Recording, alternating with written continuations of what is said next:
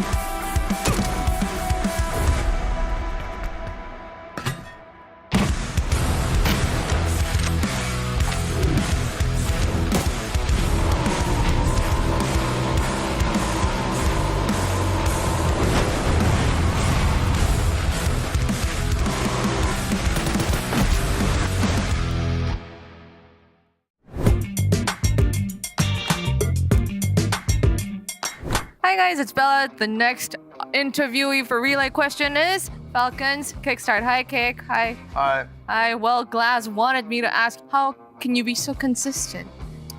Well, we've played like 20 games, so I don't know how we're consistent, but I mean, it's pretty much just based on what they do. That's how we've been consistent so far.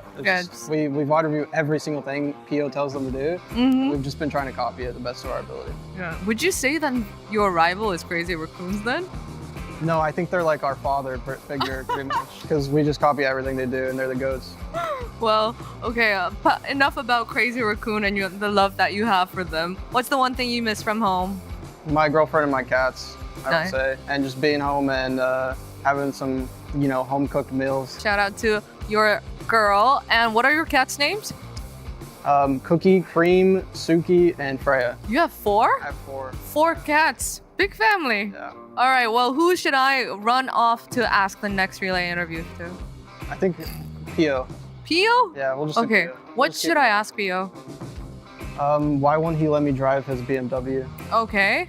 How did he make so much money to get a BMW? Okay, I'll make sure to ask him that, and I'll get back to you too. All right, thank you, Kick, for joining me. Bye. Tired of chasing the same chicken dinner? Now it's your chance to change the game itself with the PUBG Battlegrounds UGC contest. 3 ways to enter. Go loud with combat modes. Go tense with survival modes. Or go full creative with racing, parkour, party games, or whatever this is. Publish a new PUBG UGC mode for the community to play on and compete for your share of $95,000 in prizes. Every winning mode gets uploaded to PUBG Playgrounds, featured for the community to play. That's your name out there. Plus, the top 10 in every category win cash, including $10,000 for first place. And you don't have to wait for the finale. 10 creators get picked mid-contest for putting something great out there early. Then the community picks its favorites. 6 more winners will receive cash prizes and will be chosen by the players who will actually play their modes. The contest opens on August 12th. All Battlegrounds Plus players can upload their creations. Build your mode. Make your rules. Join the PUBG Battlegrounds UGC contest now. We'll see you on your Battlegrounds.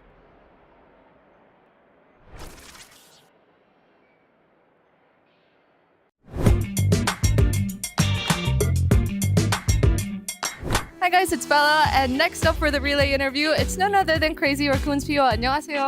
안녕하세요. Well, Kickstart had a couple of questions he wanted to know. Why won't he let me drive his BMW? 일단 면허가 없을 것 같아가지고 그 보험도 안 들어가 있기 때문에 운전하는 거 아닌 것 같습니다. And also, he wanted to ask you, How did he make so much money to get a BMW? let's hear what Pio has to say. 일단 아무래도 PGC 우승한 게 좀 컸던 것 같고요.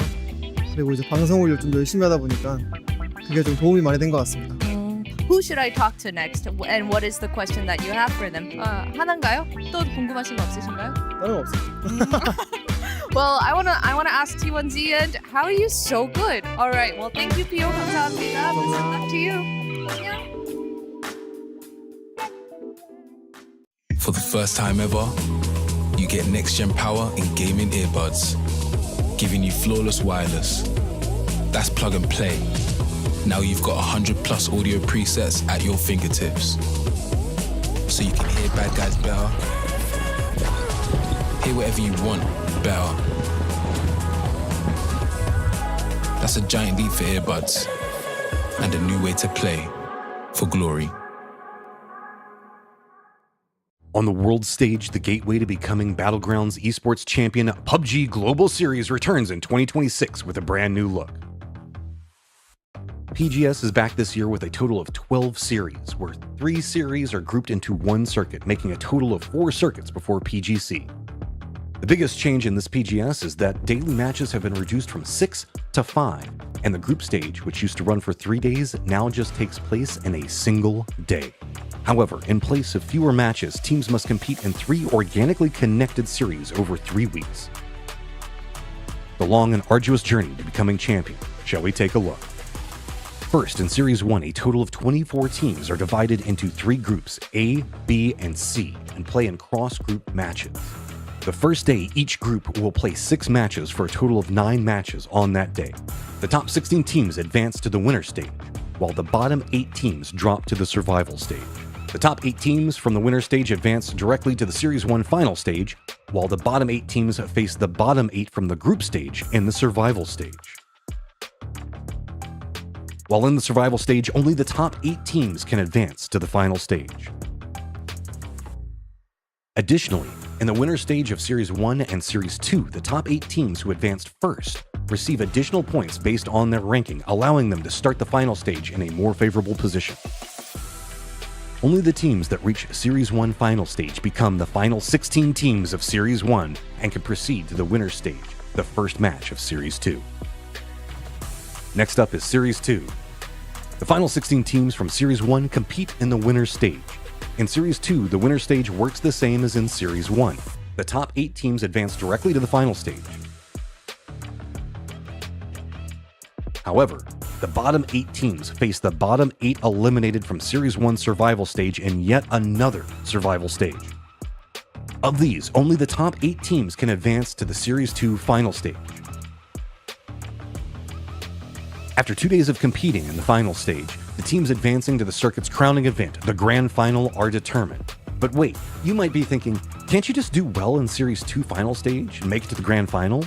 However, in this year's PGS, only teams with consistent performance can reach the Grand Final and ultimately make it to PGC. To advance to the Grand Final, PGS points earned across Series 1 and Series 2 are crucial. Only the top 8 teams, based on combined PGS points from the final stages of Series 1 and Series 2, can advance to the 3-day Grand Final. Excluding the series finale, all 3 series award the same PGS points, so performing well in only the later series will not give you an advantage. The bottom 16 teams that did not make the Grand Final must once again fight for their lives and finish in the top 8 of the survival stage to advance to the Grand Final.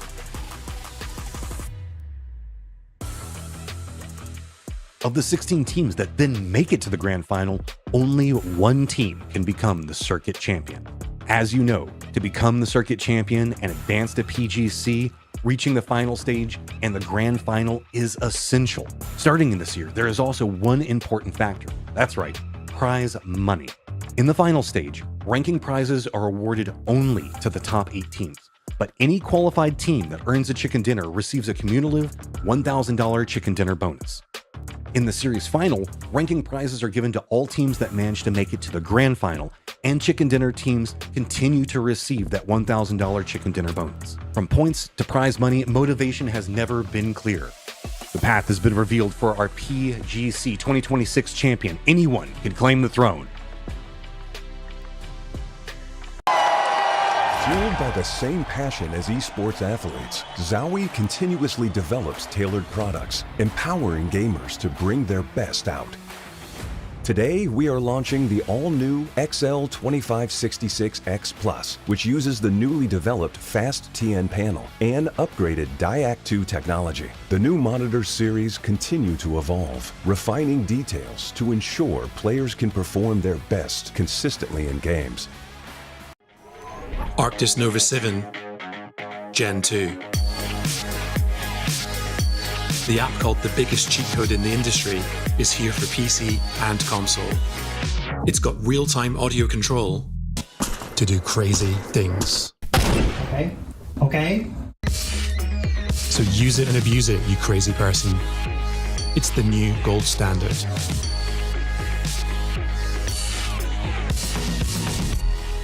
I don't dance, I don't do push-ups, I don't do anything. No, I don't know how to dance, but they know it.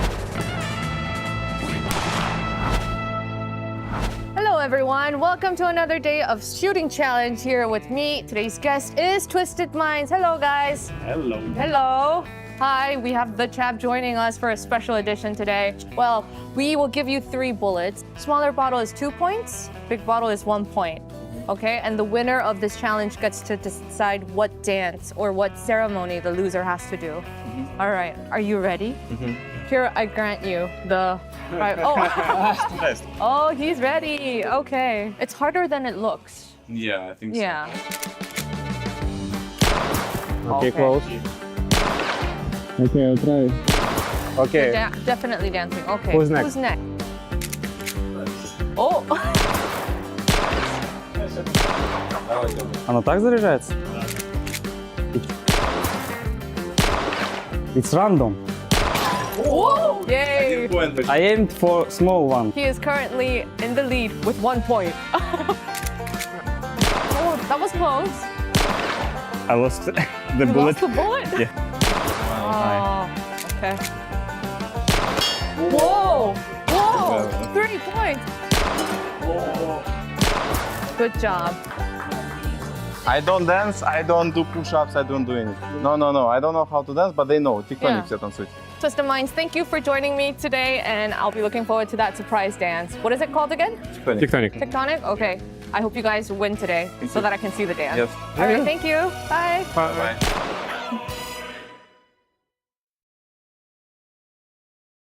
We all chase that one more game. With Lenovo Legion, it's always within reach.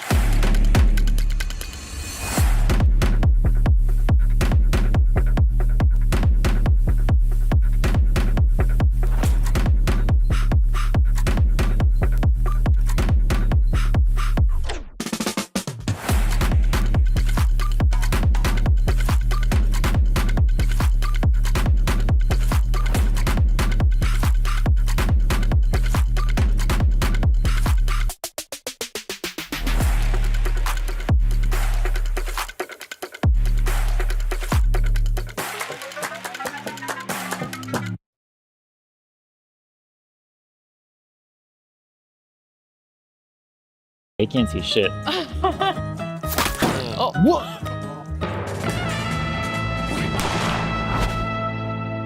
Hello everyone, welcome back to another sit-down game time with Bella. Today's shooting challenge guest is none other than Team Liquid. Whee! You guys made no noise. No. None at all. But hey, we're here to play some games. You're gonna get 3 bullets and you need to take as many bottles down as you can. Who's confident? Who has the best vision? Nobody can see. Nobody can, oh no. Here, I present to you. This is gonna be fun. These are my bad glasses. Oh, Watch sword fall. Yep. Oh, oh no. What is that, man? Ooh. Well, GG. good hustle.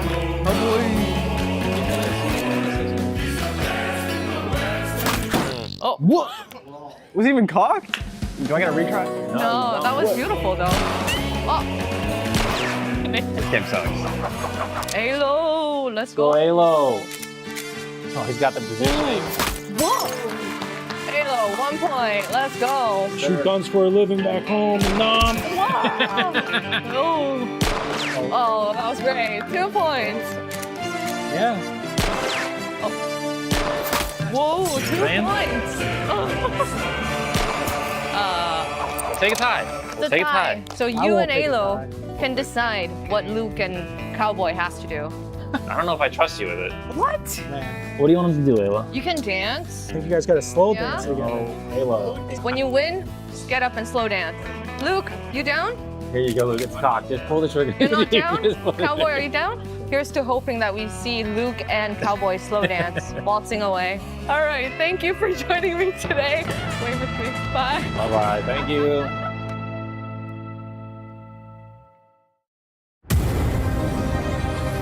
AMD touches the lives of billions, powering the technology you use every day. From data centers to your personal device, automotive to automation, curiosity to creativity, business to breathtaking, AI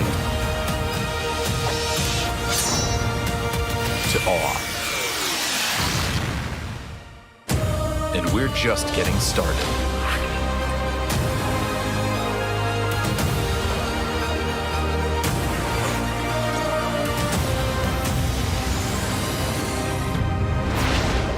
AMD. Together we advance.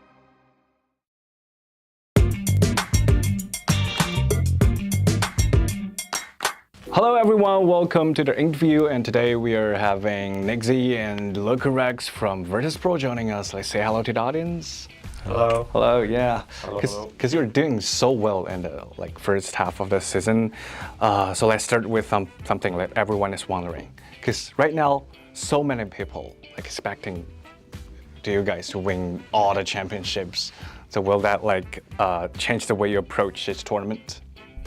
Nah. No, I don't think so. I mean, I think it's really good for us that everyone thinks we are the best, so that means that all other teams are kind of scared of us. Yeah, I agree. But I don't think we're gonna change anything in our approach.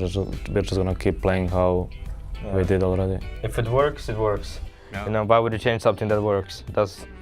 There's no point of changing something that works. So, yeah, as Lucas said, I think it's good. It's also a good thing, to know that this team is fighting us. They can make more mistakes because they're facing us. You know, so it's a good thing, I would say. So, is there any secret behind that consistency? I mean, I would just say just putting in the hours, make sure everyone understands. We just make sure that, for example, when we have a play or something, when we analyze something, that make sure that everyone understands it, and make sure everyone gives input on it, because that's the best way to improve. Yeah, I think it's just making sure everyone is on the same page. If everyone understands the play, if everyone understands what they need to do in the exact moment, it's always gonna work. Who usually brings everyone back to the track? Luca, for sure. I'm the one that brings chaotic probably. Yeah, so definitely Luca. No, I'm I calm down, and then Nix is always chaotic. Okay. And if someone watched only one VP match, what do you hope they notice about the way your team plays? I would say how ready we are in the situations. For example, this is our strength, I would say. We don't really miss chances. So when there's chance in front of us that we have a third party, something is free, we are probably the fastest team to realize it. So I would say just how ready we are as a team on, for example, when zone pops, when someone is fighting, how fast we are to third party or something. I would say that is. I think what Nick said, but I think also that we're annoying to play against, because we always do random stuff. We always change things up, so we are doing a lot of random stuff. So thanks for sharing, and thanks for joining us today, and thanks for taking your time, take a chat. Hope you guys can have good luck, best luck in next group stage. See you. Bye. Bye. Bye.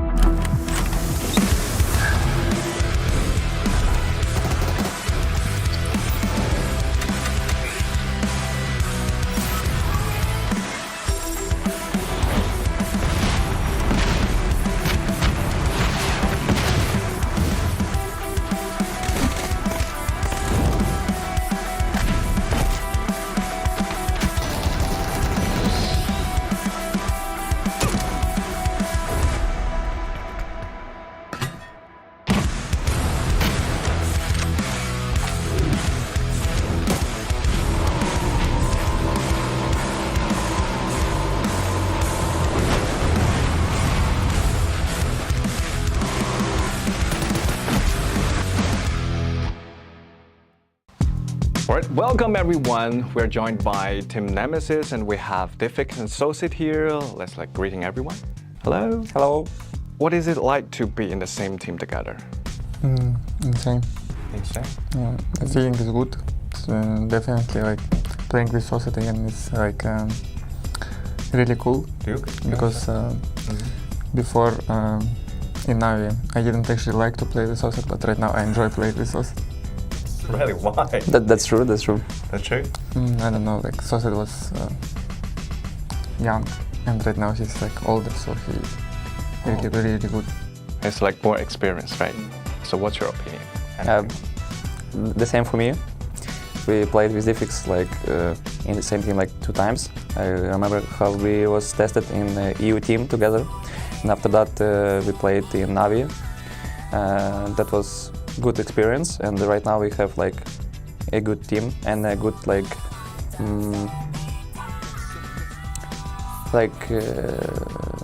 have a better experience to play together right now. So. Who adapted to the new team fastest? I think me, because I didn't have any problem adapting anywhere. In any team it was pretty easy to adapt, so I guess me.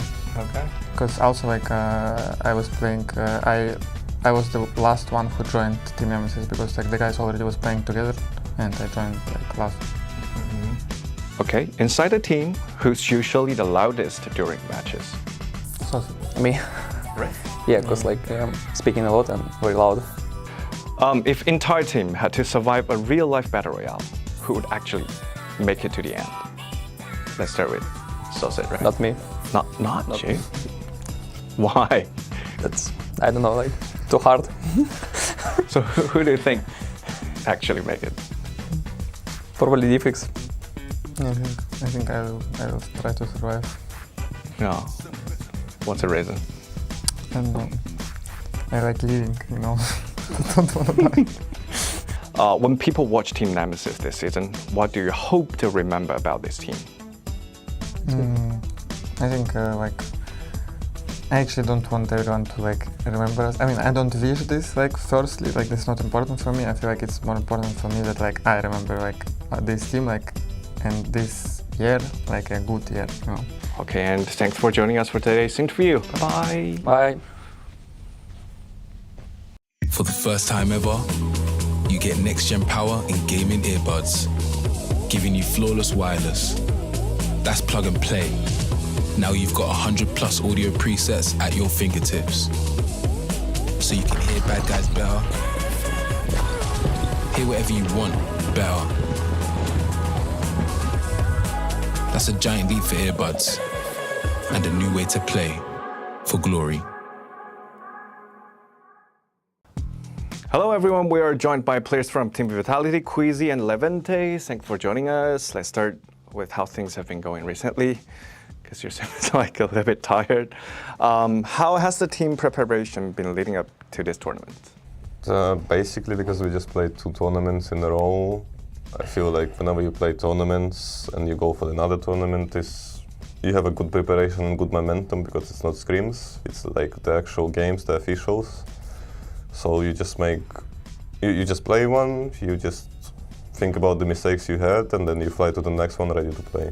So it's basically, after playing EWC and Astana and having good results there, I think we're in a good shape. During intense games, who usually keeps everyone focused? Наш капитан, Gedrox. Our captain, Gedrox. Gedrox? Yeah. I would say Gedrox and Levante, because sometimes if we play the intense game and if he smashes the table, then we need to play better. Who's usually responsible for keeping the atmosphere relaxed during the practice? It's a good question. Good? Okay. Good and hard question. It's Gedrox. Yeah? Yeah. I guess so. Our IGL. Okay. I think so, the same, but I would add that whenever we have scrims and times like this, it might depend on every player, because sometimes when you scrim like so much, because we scrim like 5-6 days in a week, some of us have like bad mood, yeah, you're right. And like if you're in a bad mood, always someone can like cheer you up. Like for example, if I'm having a bad mood, boys can cheer me up. Like Gedrox might have a bad mood, so we always like try to stick for each other because it's a teamwork game. And like sometimes people getting exhausted of playing. That's why you need teammates for. Okay. Who's always the last one to say goodnight in team chat? It's our coach, Ramazan. He's always sleeping. The top 16 have advanced here today to make a statement that they deserve to go straight to the grand final. The top 8 do. The bottom 8, well, they've got to fight tomorrow with the rest, the best of the rest, if you will, in an effort to survive and make it to the big money and start their journey to domination in the circuit. Down to the final circle. We've got JDG right on their doorstep. Okay, Fanadol. 6 kills now. Just runs forward, the crate providing some cover. Lucrux gets the knock onto one. Vanadol gets the counter knock on it. He's just up in their face. Explosions popping around him. They know where he's at. He's gonna go down. It's just Belmoth over at the tree. 1v1, peeking back between the two of them. Fulsen's gonna be walking right into Nixie's positioning. Can he get the shots? Of course he can. VP take the first game of the day. That's beautiful work by Virtus Pro. Great patience shown. 17, nice rotation. Got the cards. They're going hot at Vitality. They're going to run right into the parking spot. 1, 2, what?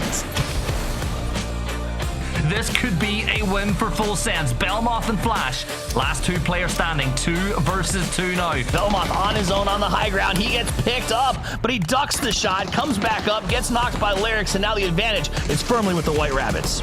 Yeah, you gotta talk about it. Like Full Sands, why did they try to take the high ground away? You lost Rushy. Flash is going to deny. And well, you gotta say, E-Arena deserving that win with how they played it. They took the high ground. They held their own. And for Full Sands Toffees, back-to-back second places. Meanwhile, Vitality pushing Pero from the other side as the Twisted Minds sandwich as he puts a retreat downhill while they have the opportunity. What a mortar from Tianjian! Poor old E-Arena, the Rock, not going to be the one that inside the next circle. To that Dorito. I cannot believe that E-Arena is able to stay alive this long as that could create a good grenade. Oh, it bounces just out. As now Wemba tries to make the shots through the smoke. Opans, though, he's going to find another one. And Nemesis takes advantage of the chaos and gets that big win. I mean, big smiles on that one. Yeah, keep control over the West. 2 down low, 1 on top. The 4th match of the day. Gentlemen, enjoy as we get ready to Rondo.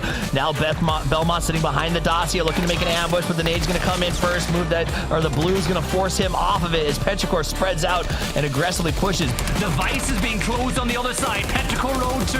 JDG 1 cold. Head-firing Petrichor Road. Down they fall. And Full Sense take the chicken dinner. Big one for them. And your PGC champions get the win they deserve. I'm not even sure Full Sense knew that was coming to the last possible second. Kiss does get the knock on the Cowboy. Luke, the guy that's been in the anchor position for so long, has to try to hold them back. Oh, no. Shots come out. He goes down as well. Alo, the last one up. Tian does go down. 1v1 Alo versus Kiss. Can Kiss pull off the impossible for Made in Thailand here? Team Liquid, he's going to hide behind his fallen teammate. It's not going to matter. Myth will get the win at the end. We appreciate you choosing to hang out with us. Thank you for spending your day with us. And until we see you tomorrow, play more PUBG. We got next, we ready to flex, we're ready to rock, headed to the top. We got next, can't settle for less. I'ma need your best, so give it all you got. We got next.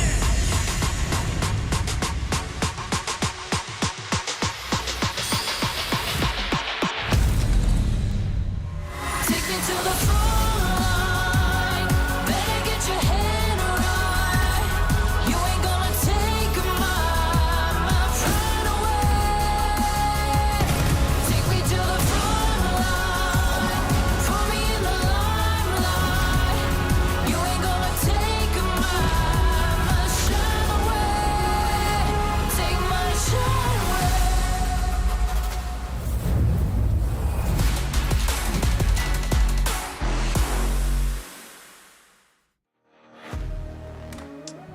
Good morning, good evening, good afternoon, wherever you're watching around the world. Welcome back, my friends. It is time for us to kick off the 5-game series that is the survival stage. My name is Tavis. I'm joined by Porosaurus, Matcham, and Gibson to break down all of the action here for you guys as we get into a very important day of play. Important, Matcham, because this is your last chance to dance if you want to start getting the run for this circuit championship going. Yeah, I mean, we've talked a lot about the fact that, okay, you know, there's an opportunity after this for the past couple of days. You know, whenever we were in the group stage, oh, there's an opportunity, there's a winner stage. This is the last opportunity that you get for specifically this week and also kind of the start of next week. And as every single player will tell you, there's nothing worse than traveling to an event and having to sit back for 5 days and watch everybody else do everything while you just have to try to plan, figure out a way to do it. It's mentally breaking. And when we look at this lobby, I think that there's going to be a lot of squads that might end up a little mentally broken that nobody was expecting to even be in this bracket. Yeah, this lobby's crazy, Poro. Let's talk about that, really, because I think this is way more intense than any of these teams expected it to be based on just who ended up in this lobby. Yeah, I mean, I think we said it yesterday, didn't we? Where it was like, no matter who ended up in this lobby, you were going to have some pretty big surprises, and definitely at the end of the day, there's going to be surprises in that bottom 8 for sure. But yeah, I mean, Twisted Minds, like, what are we doing? Falcons, like, right. Slow starts happen, and you know, bad days happen for the best teams. So we'll see if they can turn things around here. But as you said, it's only 5 games, right? So they don't have a lot of time to kind of turn things around and figure things out. They got to kind of hope that they come out here swinging. Let's take a look at yesterday's total leaderboard. Just a reminder of how the winners bracket went, as Belmoth leads the charge with the rest of his crew up there at 46 points, and it went on down. Now, the cutoff was 8th, and it stayed pretty gosh darn close to that through the entire thing, Gibson. Yeah, it really did, and I think we were going into that last game thinking that maybe two to three teams were really at risk, and 2 of those teams did drop down. I think Tyloo obviously dropped down into the bottom, and then at the end of the day, I think it was All Gamers Global. And when you speak about it, you were talking about this lobby. Like, look at how many international honors we have. We have PNC champions, we've got PGS champions, we got, you know, global champions all taking part in the survival stage today because they just weren't good enough through the groups and through the winners bracket.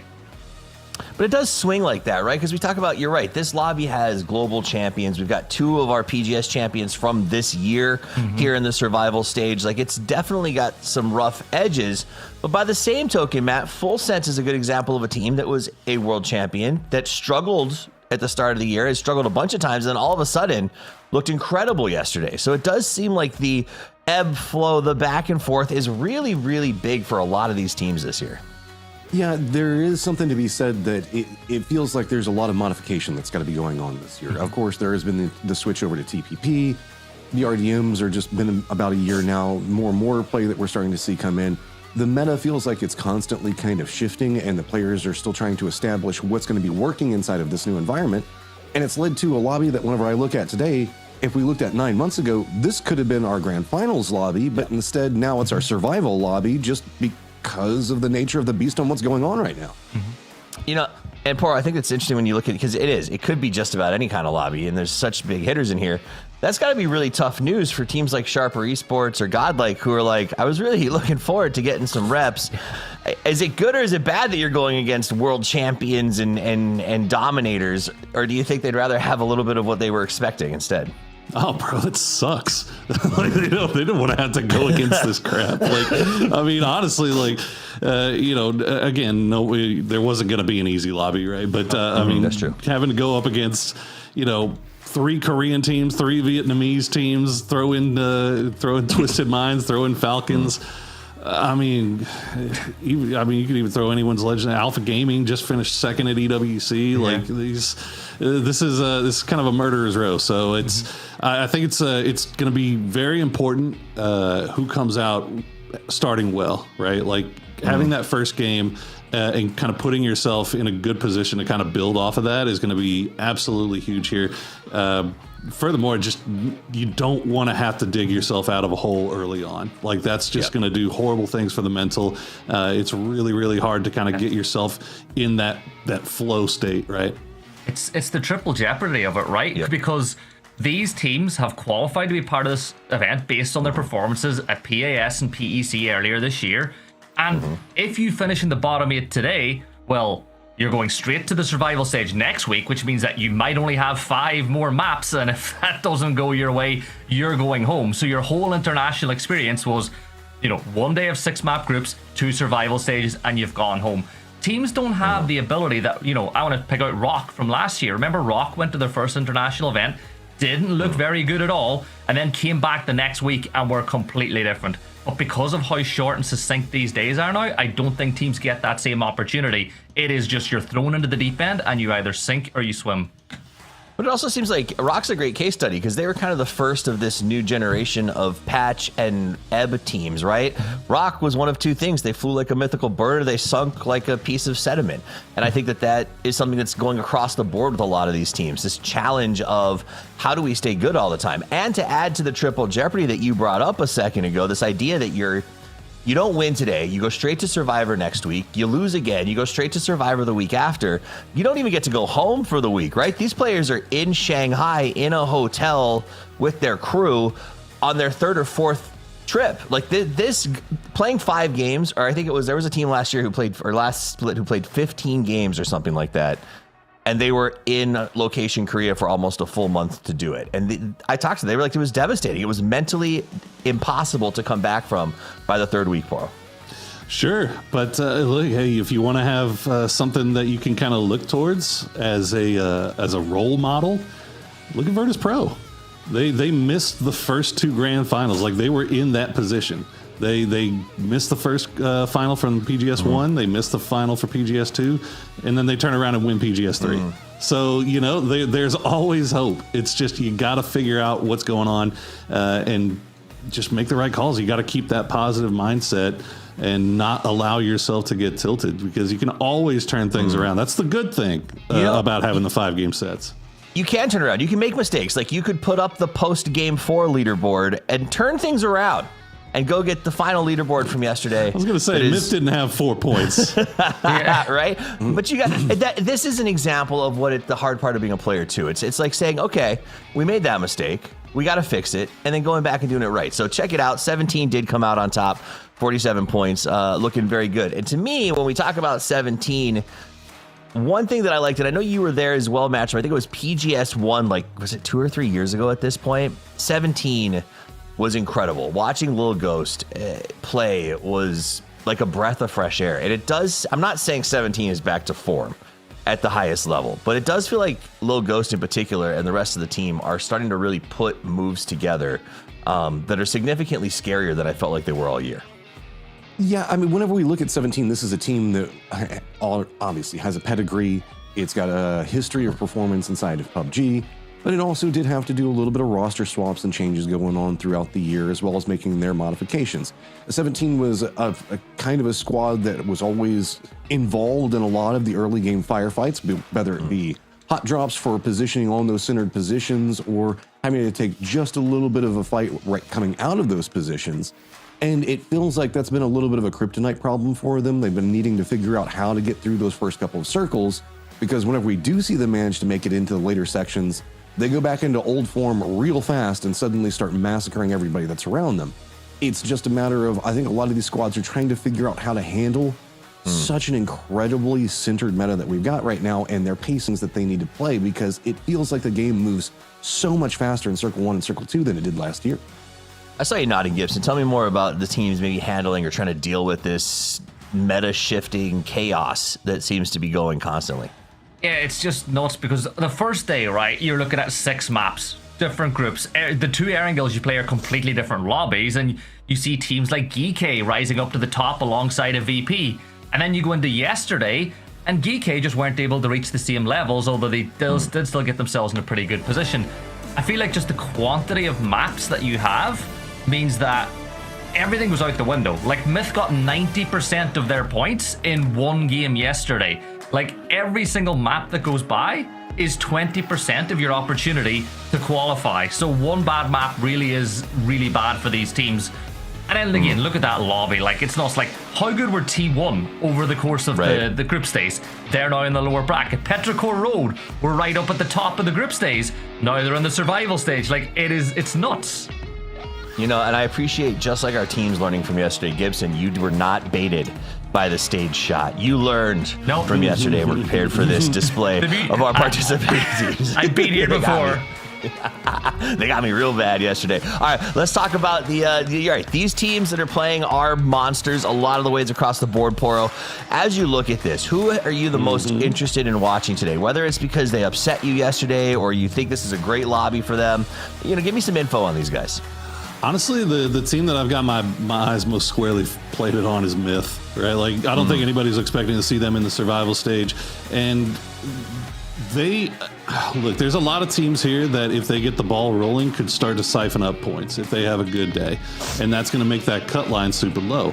I think Myth has to be one of those teams that you look at right off the bat and say, like, look, if they have a good game one and they start turning that into a good game two, if they do basically what Geeke was able to do on their first day, where they get back-to-back wins and just put themselves in the driver's seat, like, who knows what's going to happen. Back-to-back wins would be really nice to start the day. As we look at the total point 1 through 8 final stage. Who can say? Right? Okay, but this is just I'm just trying to figure out what that means, but it doesn't matter. I'm interested to see how Godlike does. I think that's one. It's provocative. It gets the people thinking. Godlike matchup. We've watched these guys, man. They've been playing in PAS. They've been playing the circuits for a very long time, and I think we can all agree that what we saw from them on day one, to me at least, did not feel like the lads. Well, they were also kind of farming those lobbies in a far easier regional lobby to kind of work your way through. We did see some successes for them in the PGSs as well, but it's an entirely different beast, right? You almost can learn some bad habits whenever you're playing in that style of lobby that then you have to transfer over, and suddenly you're not just capable of fragging out against everybody because you're going against like T1 and Myth during, I guess, a survival stage, right? So Godlike still has the capabilities to kind of figure out their own pathing through this, because I do think that they underperformed. But the question that I don't know, and I don't think a lot of people know, is, are they still good enough to fight their way out of this survival stage? This is going to need to be a real big come up for them. They do have the potential for it, but it is just going to be a hard road for a new squad, especially when you look at the fact that the other new squad, Nemesis, finding a lot of success, not playing in here. And that's got to eat at the mental just a little bit more, too. Now, another squad that I've been really interested in, Poro, and partly because we've heard rumors that, you know, Paper Thin was really involved in, like, watching and loving on this team and believing that they could be the next big thing for third person. And they've had these big ups and downs, but it's T1. To be here in the survival stage with a roster like Ian, Raining, Type, and Heather is actually surprising to me to have that level of pedigree with the current performance. Yeah, it's hard to find that consistency for them right now. Like, they're one of those teams, and there's a couple of teams out there where you're like, look, if things go their way, then they're going to absolutely run the lobby. But if things don't go their way, I don't know if I got the confidence in them to be able to fight their way out of it. Like, Virtus Pro has been in bad positions before, and they still manage to fight their way into better positions, or they get a bunch of points on their way out the door. T1 doesn't seem like they're finding that rhythm. Like, I've seen too many times now where they're making a bold send to the middle of the circle trying to play for something, but they're going in late, they're going in blind, they're going for a position where there's no way they could have scouted it before, they're losing a player as they drive through a gauntlet, and then they get to where they were going only for it to have already been taken for the past 5 minutes, and they just get wiped. So it feels like they're having some struggles kind of figuring out exactly the safest way to play now that the destructible terrain is in. Yeah, there you go. Get hard, buddy. Go. Let's go. Can I just say quickly too, we saw Twisted Minds there. This is the survival stage. This is where Twisted Minds become that call an ambulance, but not for me team. This is where they really step up their game too. So I'm up for them having a big day today. Well, I hope that they do, and they need to. With only 5 games to play and a chance to make sure that you go to the finals, have the winner's bracket going forward, and have a wonderful 3 weeks, or lose horribly, and start a slide that may be impossible to recover from. This is an incredibly important 5 games where all you have to focus on is making the top 8. And to lead us through the start of this journey on the grassy pastures is Porosaurus and Matchroom. And Gibson. Or not. There you go. I think it's me. A little bit. I got confused there for a second. Yeah. We're keep them guessing, man. Keep the people guessing. You don't want them to get too comfortable out there. It's too early. You got to keep them looking head on a swivel, guys, out there in Twitch chat world or YouTube chat world. Are we on TikTok? TikTok chat world? Do they have chats on TikTok? I don't know. I'm a boomer.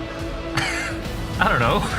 Don't think I've ever watched anything on TikTok, to be honest. That's not just dog videos. So you're asking the wrong person here. Yeah. That is honestly fair. I've seen so many bulldog videos. Like, that is literally like 90% of my Insta and TikTok is just all dog videos. Like that one of the one just excited to run up the stairs. That's been my best one of the week. Oh my god, Butcher? Yeah, that's my boy. Butcher the bulldog. He's goated. All right, well, so yeah, put your best social media pet follows in the chat, so I can come back and I can find stuff to watch. But there you go, right off the bat, the 50-50 circle, Millie or mainland. That is the question. I think a lot of people are probably thinking mainland, but Gibson, wouldn't it just be the way that this tournament has gone for that thing to hard shift down to the south on game number 1 of a survival stage?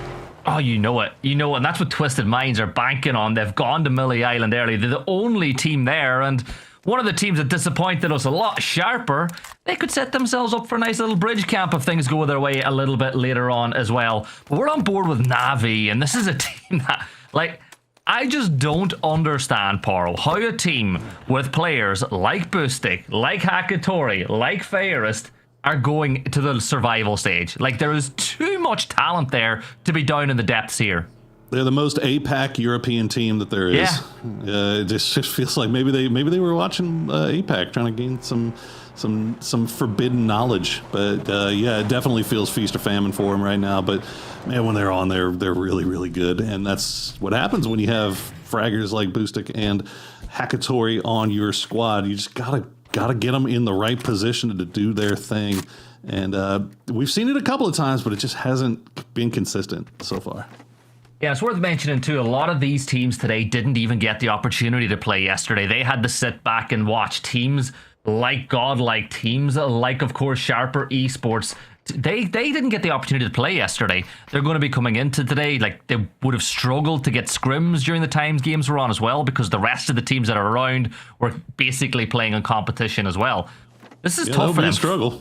Yeah, 5 maps, Poro. And if you lose, if you don't finish inside the top 8, you go straight to the survival stage next week. So you got to sit and watch everybody else play games again. That'd be brutal. I don't think anybody wants that. And yeah, I think, again, I think that this first game is going to be so crucial for a lot of these teams to kind of figure things out. Like, as long as you get a couple of points, you just can't go out with like 2 or less points. Like, get 3 or more. That at least gives you something to build off of. It puts you in range of that cut line. But going out early to some like just bad rotation or just getting kind of wrecked by a team that you didn't know was there, none of these teams can afford that. And you can see how cautious they're being.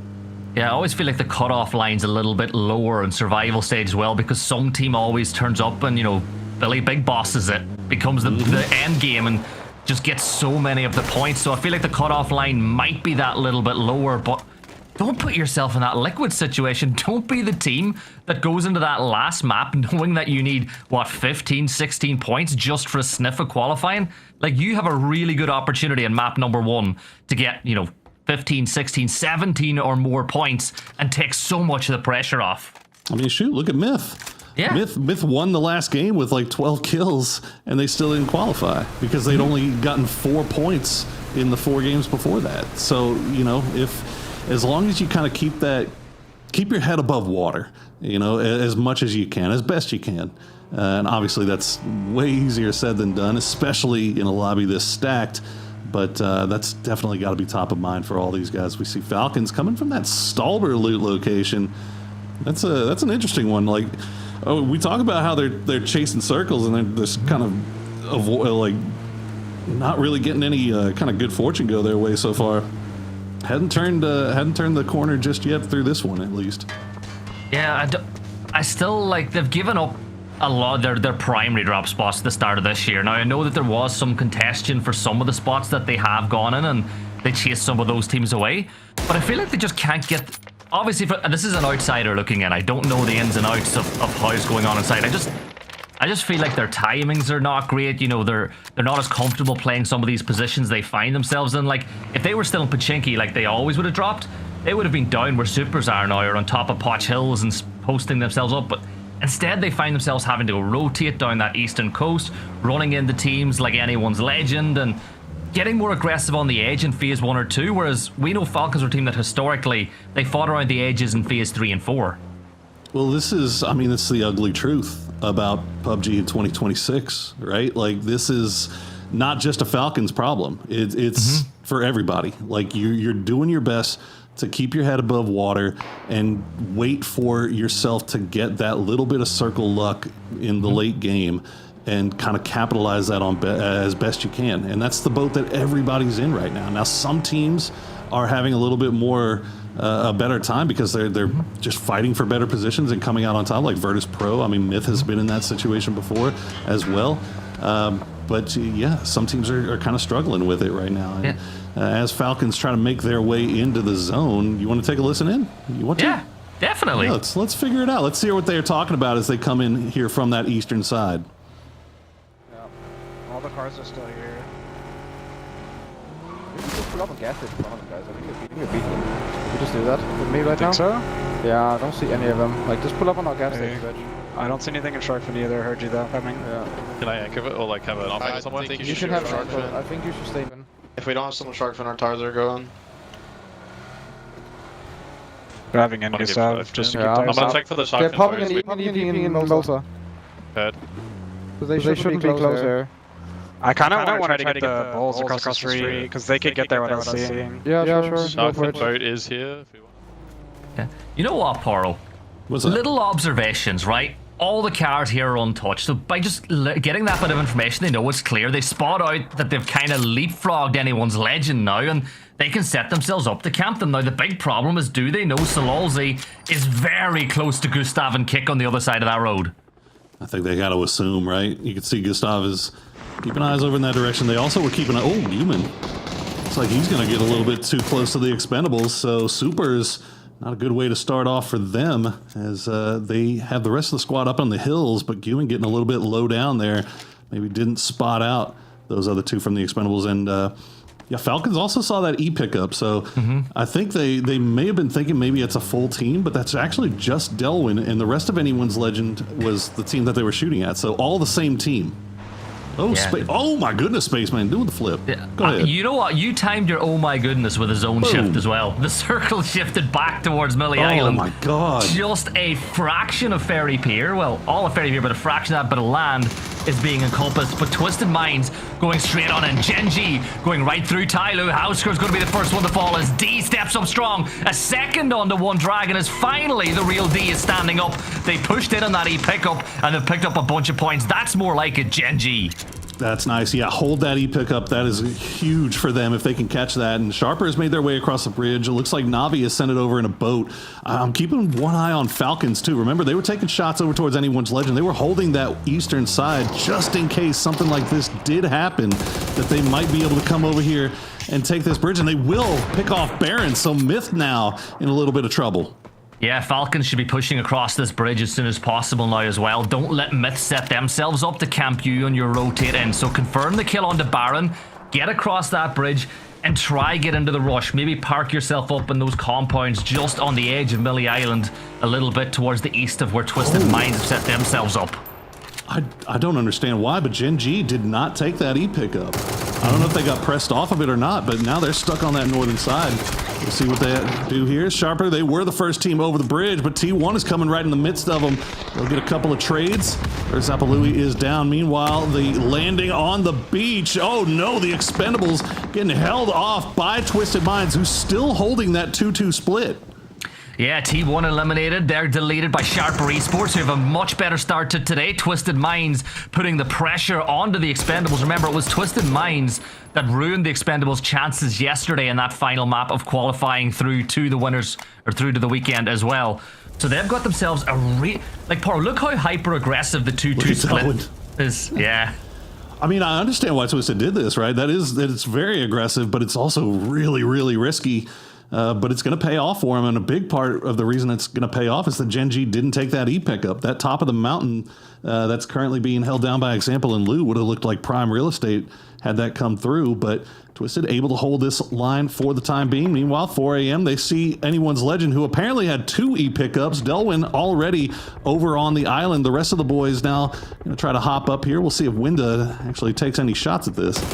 Yeah, that Doghouse Hill that they're on is one of my favorite compounds to hold Twisted Minds, because they've got basically, like, yes, the land ratio is not what it used to be. You know, we can't really guarantee that we're going to continue circling up on them, but it just gives them the high ground on the circle. Meanwhile, going through the trenches right now, you've got supers, you've got vitality, everyone's trying to kind of force their way in, and I think teams like Tyloo and Supers might just try to get as many kills this side of the water as they can before they even think about crossing that bridge. There you go. The circle will cut back over to the mainland. And now, all the teams that just fought their way between each other on the north side, they're still going to have to make their way over here, as we see that Anyone's Legend chopper kind of pulling in. You see Falcons starting to make their way in from the south side. Looks like they've managed to hold on to everybody, I think. I don't see Tig just yet, but they do have all 4 bars over there on that leaderboard, so maybe a little bit behind here is, oh no. Yeah. Oh, Dan, that wasn't great for them. They lose one. APG, 1 man down. Shen, who has final bossed a few times for this team over the course of the last few months, he's got himself the rock. He's got the high ground. But the problem for him is, I would like to see someone else at 4 a.m. push up, and that's Spaceman. I wanted a little bit of support. He confirms out that kill. 4 a.m. can now start working their way towards the zone. Yeah, I like this for 4 a.m. though. They realize the situation. They know it's kind of, in quotes, a salvage game, right? Like they loot all the way off in the northeast. They knew they were their plan was to just kind of hang around the periphery, eat a little blue zone damage, see if they can maybe catch a couple of people out. And they managed to pick up 2 points off of Alpha. Now Gen G, we see them doing the diggy hole. Once again, a big player so far this week. But you see the 2 members from Alpha up there. Gen G's going to have to keep their heads ducked down here. Yeah, looking at the hole, I'm going to go out on a limb and say that they used a grenade first, and then they've been digging around the extremities of it. If not, I think it was red zone, actually. Yeah, if not, they've been at it a long time. Oh, that's a nice way to get across. The BRDM, is this its natural? Is it its natural habitat, or is it just like one of those animals that's comfortable on both? Get up on there like a beached whale. That's like me at the beach. Yeah, it's moving about the same speed as I normally do in the water too. Well, it looks like that's actually just, well, Thunders is making a bold effort for Sharper. He's the one person shooting at that PRDM. We'll see if it actually forces Vitality away, as Super's now still moving around on the bridge. They're getting pestered here by Navi, and 4 a.m. has now made their way on the north side of the bridge. Winda and Spaceman kind of looking over in that direction and trying to figure out what their next step is going to be. And that what BRDM stands for, Boats, Roads, Drives, and Mows, right? There you go. Yeah. In case anyone ever wanted to know. Well, I have seen it mow a few people down. I'm not gonna lie. Exactly. Well, we did get to see Falcons say they did. They've got 3 on the bot side. They've got Kickstart in a compound. They're actually looking pretty good here. Is Tycon going to take down I-26 V6? Chewy going to go down as well, as Petrichor Road is kind of getting picked apart here. I think that might have been off an E pickup. Or no, that wasn't from an E pickup. Never mind. Disregard everything I'm saying. I think Petrichor Road is just trying to find somewhere to play, and they are just driving around like chickens with their heads cut off. They run in to Godlike. Now they're running into AGAL, and that is a 50% playable C3. That is brutal. Yeah, look at Twisted Minds. They gambled the house on 2 great compounds, and all of a sudden, they're not even. They're so nice. Yeah, Sharper needed 2. They've got that 1 compound. Gen G, They're on the other side, but I'm looking at Falcons, right? Can Falcons get up on this hill and maybe get some shots down onto the teams elsewhere and create a little bit of space? Godlike got to move as well. 4 angry men might be okay just playing in the water around the bridge. Like, look where HSM is. Just hang out on the island. Why not? Take your time. Ty Lue kind of in the same boat. Well, maybe not in a boat. I don't know. They're right there on the south side of Ferry Pier. Meanwhile, Twisted, they have to make a send. They go for it. The open field there. Godlike going to hop everybody into the vehicle, but they're going to run right into the waiting arms of Falcons. A lot of damage come through. Knocks haven't come out just yet. Only one so far, but that's a great grenade from Tig. Finds Fana, finds Tony. And now Falcons down to just 1 left alive here for Godlike. Let's see if they can take out Haven. Yeah, this is not great for Godlike at all, but it's really good for Falcons, who need to increase their performance over what we saw yesterday. Though. Yeah. Oh, no. Good work on Alpha, though. It's not stealing, it's taking advantage. They knew, they saw the fight, they took advantage of it. Oh, absolutely. And, oh, okay. I guess that kills him. All right, Haven is down, Godlike is down. That's 14 teams eliminated now. Falcons will at least manage to secure that 2nd point for themselves, as they still have to fight their way in from the south. Tiggleton's on the mortar, though. Yeah. So, I have a question for you. You know the way the game has to end on land? Like, that's really the only rule that we have now. Is there a world where this could finish on HSM or Ty Lue over on the pier? There's definitely a world. Oh, goodness. Okay, Shen. There's definitely a world. I don't think it happens. Hopefully it doesn't happen for these guys. Either do I, but it could. Where are we shooting here, Tig? What do we got eyes on? Is it Alpha? That might be Alpha. Yeah, they're aiming kind of around that shed. But Alpha, you see there, dug in. Simon T and Tycon have those off angles. They are down to 2. The Falcons being really careful about how they approach this. They definitely spotted them before they came down here. So Tig will hop out of the vehicle before the grenade hits. Kickstart, they've got one pinned out. That's going to be a good grenade. Gets him low, but doesn't get the knock. Kickstart's going to go down to a grenade from Tycon, but Tig will take down Simon T. Yeah, Tig tried to go flush that one out, but he got caught out trying to run into some cover, leaving Gustav and Shrimsy the only 2 players up. Can they regroup? They've created somewhere to play, but are they going to be alive to play it? The trees, the branches provide some security for Falcons. Shrimsy, you got to be Hemsy this time to keep your side alive. That is so tough to dig him out of that. I mean, he's got the trench dug on the opposite side of the rock. Yeah, blue zone grenade's about the only thing you can do. Good work there by Shrimsy. Tiggleton, we'll see if they get rezzed. Doesn't look like he will. Maybe he will. I think they're sticking him right now. Yeah. Nope, Tig's going to go down to the blue. Tycon will at least retreat back to the shed, but they don't have that same cover he had around that rock. It's a 3v1 now, though. You can't let Tyler. I know Tycon has the cover and he's got Peeker's advantage, but you cannot, if you're Falcons, afford to lose this fight to Tycon. You got to get your day going right. Yeah, he's doing exactly what he should do. Slowing it down, throwing the smokes. He's still got another grenade left, because of course he does. Why wouldn't he? Nicely cooked, but it's going to sail a little bit too wide. Tycon will hop out. Flash is going to get dropped. He's going to blind himself just a little bit.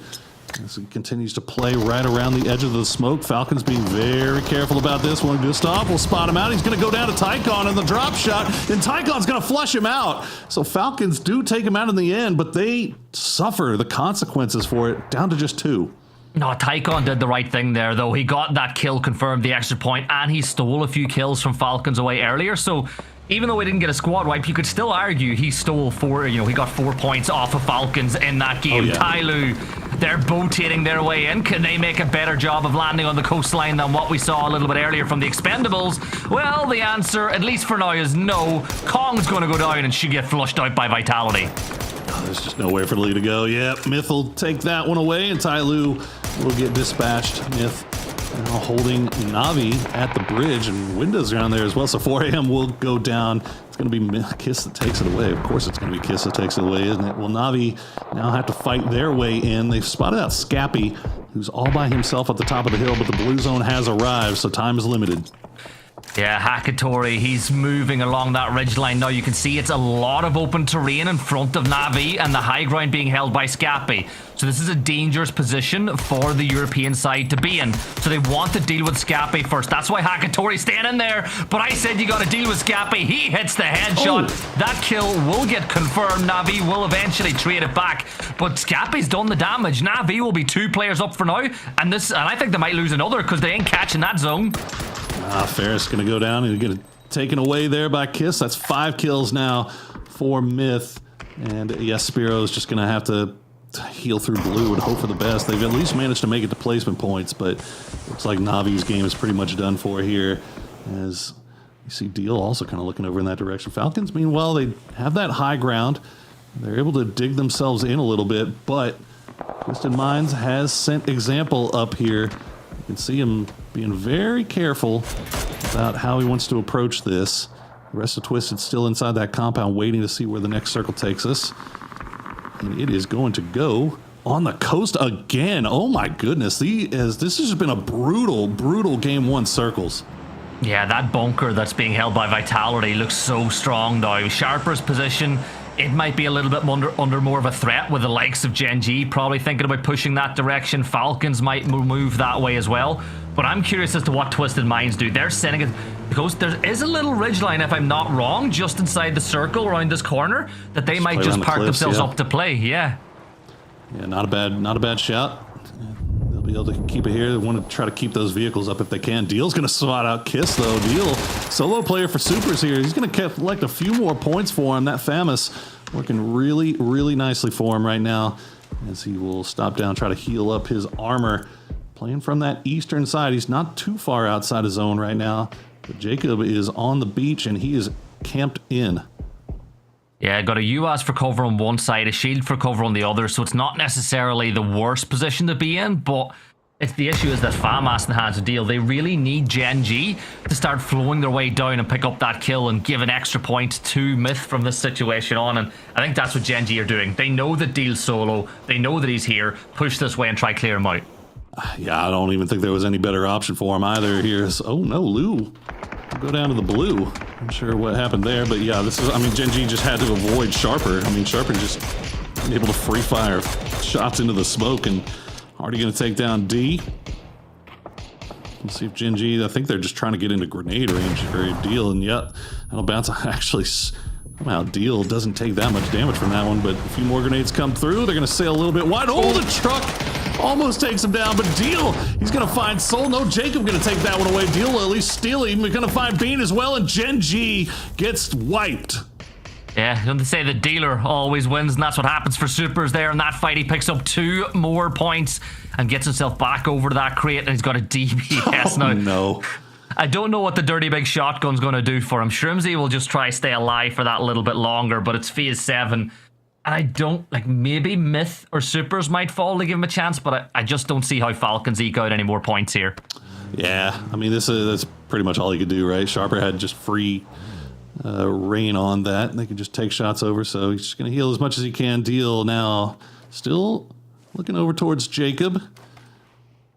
Jacob perfectly content to just lay low for the time being, as we see we're down to bandies and we're down to nothing. And there goes Falcons. Not a bad start, all things considered. 4 kills and a top 5 placement. Actually, top 6. Did they get top 5, actually? I think Myth got taken out before they did. I've got good news and bad news for you. What's that? If you're a Falcons fan. Good news, they got 1 more point than they got in game number 1 yesterday. Bad news, they didn't get much more over the course of the rest of the day. Look, man, 7 points off of this circle when you looted in Stalber. I'll take that all day long. I will take that. Well, Deal all by himself. I don't think anybody's going to be too concerned about him for the foreseeable future. So let's see if he can actually pull off some magic here for Supers. Meanwhile, now Twisted Minds are in trouble as Sharper still just gets free range to play around these roofs. Vitality, they're not interested in hard peeking anybody. You can see them just lying prone, waiting and hoping that Sharper will maybe take out Twisted before Twisted gets to them. Yeah, I'm looking at this kind of Final Four too, and I think that the Supers are hoping that Deal can do something similar to what JDG did at the very first game yesterday. 1 player left alive and managing to get in to that top 3, top 2. Twisted Minds, blue zone at their back now. They've managed to force their way up to this first rock. Can they front up on this bunker? You know how difficult these bunkers can be to push from the beach, and the problem isn't really Vitality. It's Deal on this off angle with the minis going to be Twisted Mind's real problem for that push into Vitality. I mean, he's going to be a huge problem because he can actually take shots at this and not have to worry about getting shot back at from Sharper because they just don't have an angle on it. So Batu's going to be the one that creeps in first, tries to get close enough to that Vitality position. I'm not sure what Twisted is sitting on in terms of offensive utility at this point, but they've got to have something if Batu's making that push. And yeah, we see grenades already being sent in return from Vitality. They are going to sail a little bit wide. So Batu playing up close. See if he's got him picked out. Nice grenade from Batu will take down Hello My Bad. Yeah, the Blues only doing some damage. Thanawat stopping Deal from getting third partying on this fight. So everything kind of falling in favor of Twisted Minds now as they make this push. 1 player left for Vitality inside the bunker, inside the trench. Can he stand tall? 2 Blues only. It's thrown back this way. That'll hold Twisted Minds for just a little bit. Example, falling back. Batu taking damage as well. And now Deal's got the off angle. Thanawat can't stop him this time, but Twisted Minds still keeping the 3 bodies alive. And you look at Sharper, I mean, 5 kills right now. They've got a full squad. They know exactly what's going on. There you go, Levante will get taken out by Deal. So another point picked up there by Supers. And now Thanawat going to send the present of the coop with the C4, but it's not going to be timed right. And it will not affect Twisted at all. But Deal, still a problem here. The biggest problem for everybody right now is Twisted has their hands on that P90. And we see what that thing is capable of doing. Turns the tide of any fight in the late game, and it's in the hand of Perfectix. It's just a terrifying prospect. Yeah, it wasn't even the timing. I think it was the pole. There's a couple of poles on the edge of that bunker, and that stopped the coup from getting in there, and that would have taken down one of the players. That would have got Perfectix, and then Sharper would have flooded their way in. Sharper on 10 points so far. 11 for DNS, though, as Deal has been able to put a ton of work in as he picks up that shield and tries to close that gap a little bit more inside the zone. But you gotta say it, Sharper looking so much better today than what they looked on day 1. What a difference getting a compound in a weird circle makes, huh? In the middle. Yeah, dead center. Well, look, hey, we've seen what Sharper's capable of doing in those tie qualifiers. They were absolutely dominant. And if they get a little bit of momentum going in their favor, then maybe they'll find a little bit of that magic once again.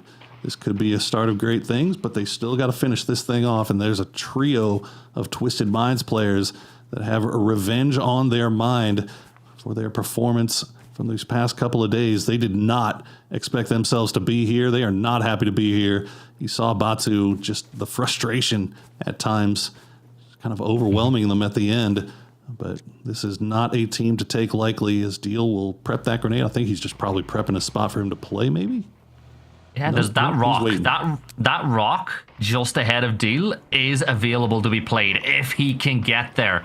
The question is, is there a line of sight for Thanawat on top of the ridgeline that will spot Deal in that position? They are distracted right now by what's going on by Twisted Minds. That smoke will reveal Deal's position. A quad of nades being tossed towards Twisted Minds now. A couple of them caught in the tree. This one bounces and Thanawat gets himself one. Is that the go signal now for Sharper? Yes, it is. It has to be. You have to capitalize off of that. It wasn't C4, but now you've got it laid down. They've put the smokes down immediately. Thunder is at least trying to get a little bit better position. That's a good Molotov. Is actually going to stick it, and look at the damage coming through on both of them. They're going to go down, and now all of a sudden Twisted down to 1 player, so the utility usage from Sharper absolutely ideal, but Deal's going to go down to the blue. Twisted Minds will get second, and Sharper gets the first win of the day. Yeah, big turnaround in fortunes for this side. They were the butt of a few jokes, I think, on day number 1 of groups, but this is a much better performance. Yes, they got center circle. Yes, they had the strongest compound in the zone, but they still chose their timing perfectly. And how good was that nade that was thrown that allowed them to open up that fight, Toffees? It was a good nade. I mean, I was really hoping Deal was going to pull that off. Yeah. Like, little ghillie suit on the rock and the smoke out there. Maybe let him know he was around. But no, they played it well. Twisted Minds had a great compound, though, Poor. I mean, they went there, in the first, I think it was second circle, they headed over there. Okay, yeah, they dropped and went straight out to that spot. They held the split. It was really, really nice, and I think that was like the easiest win of their life if the shift had just stayed slightly to the left. That's the brutality of the whole situation. Is that those late game shifts, especially now when you just can't really predict anything that's going to happen. Nothing is working the way it used to. But I mean, look, I think Twisted's still going to be happy with it. You know, they would have loved to have been able to win that fight at the end, but they were in a really, really tough spot. Sharper, obviously, in the best position to get that win, and they did exactly what they should do. So that crash that we just saw in the highlights, Tai Lu was preparing the E-pickup, and that was Gen G that showed up and decided they wanted it instead. Is that how that They didn't take worked? it, though. Yeah. Yeah. It was really weird to me. So basically, they just saw a balloon and were like, points. Let's go after it. Yep. Love that. I love that. I love that attitude. I mean, whenever we look at it, I don't blame anybody for it because, like, we can talk about like all the teams and whatnot, but it feels like, in all honesty, this was the Circle is the villain game without a doubt. And I saw Circle 1 and I was like, oh, that's terrible. I saw Circle 4 and I was like, wow, that's even worse. Then we got to Circle 6 and I was like, okay, this is just one of the worst coastline games we have seen, and it just led to things like the Gen G push, right? You just, at a certain point, you're like, okay, well, I might not make it in the Circle, so it's just time to murder everybody on the side, and it meant that we were coming into like Circle 6 with 18 alive, just because everybody was having to fight so much earlier. It's brutal. Well, let's talk Sharper, all right? Let's talk Sharper, because Sharper finished the group stages in last place with 15 points. They come out here in game number 1 and put 18 up on the start of the day. I mean, it gives, and that's the definition of a turnaround. Yeah, it is, and it puts them in such a good position now. They've got 4 maps left. 10, 11 more points would be perfect for them over 4 games. Sharper can do it. All they got to do is be patient and be smart. Don't try to force anything. But as I said, they were the brunt of jokes on the first day because they just weren't good enough compared to the level we know they can get to. This was a lot better, and hopefully they can continue that momentum on. Exactly. It's nice to see them playing a sharper game, and I do hope that continues, though I will say I'm a little skeptical because this was a weird game in general, Poro. 50-50 milli-circle to start us off, and then 4, 5, and I believe 6 were all slides towards water, like 50-50s and beach circles the entire freaking time. Yeah, it's brutal. Like I mean, I think it was Matt that said it. The primary antagonist of this first game was the Circle, and Sharper actually comes out on top. So credit to him and credit to Tanawa. The 5 kills, not too shabby, and cleaning up Twisted as quickly and easily as they did was obviously that was the whole game for them essentially. Yeah. And Twisted, like you said, really good spot out of the gate. I'm also impressed with how many points Soup was able to get out of that one despite the situation they found themselves in after coming across the bridge. So a lot of salvage. That said, I think that creates a really tough, good job for the man of the match to Thanawa. I think that creates a really tough situation, Matt, when game 1 of 5 is a salvage game for most of the players and most of the teams on the map. Is that keep it fairer in the race, or is that disaster for a lot of these teams as we start out?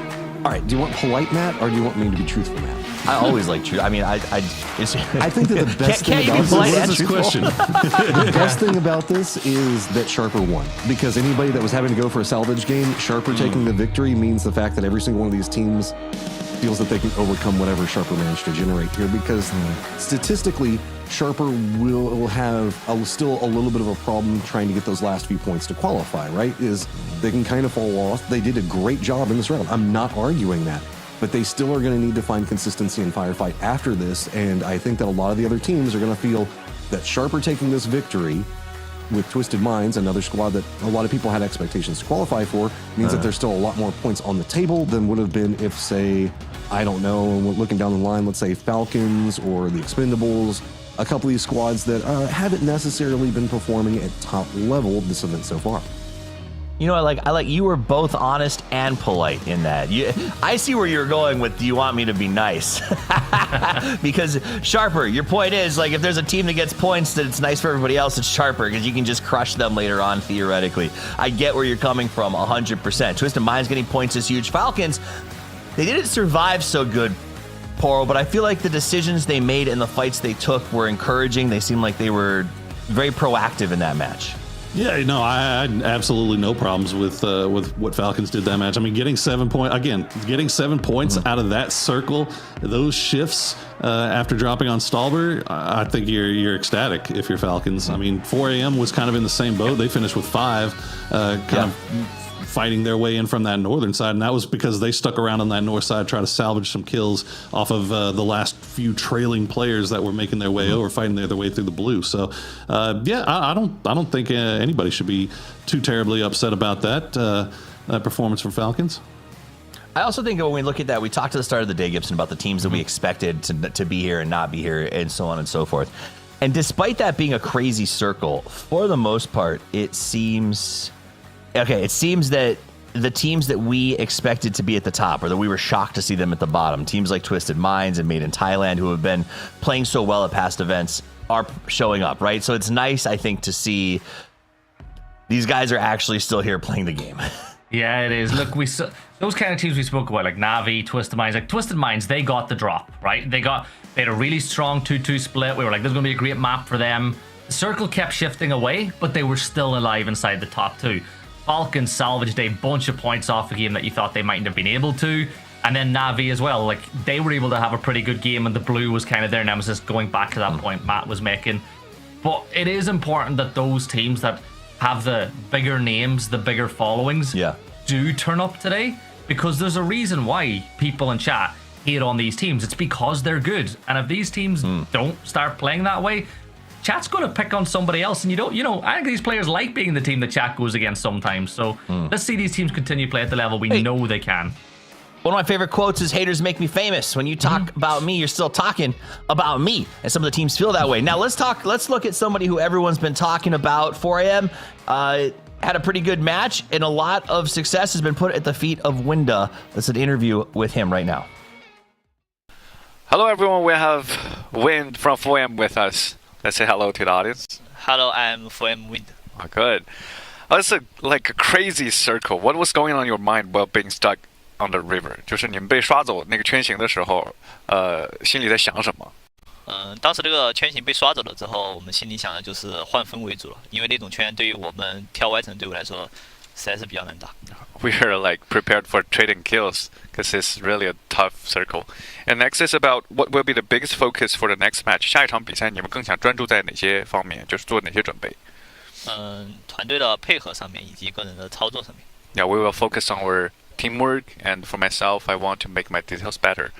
And the third question is about any message for the fans who are cheering you on. 有没有想对支持你的粉丝说的话？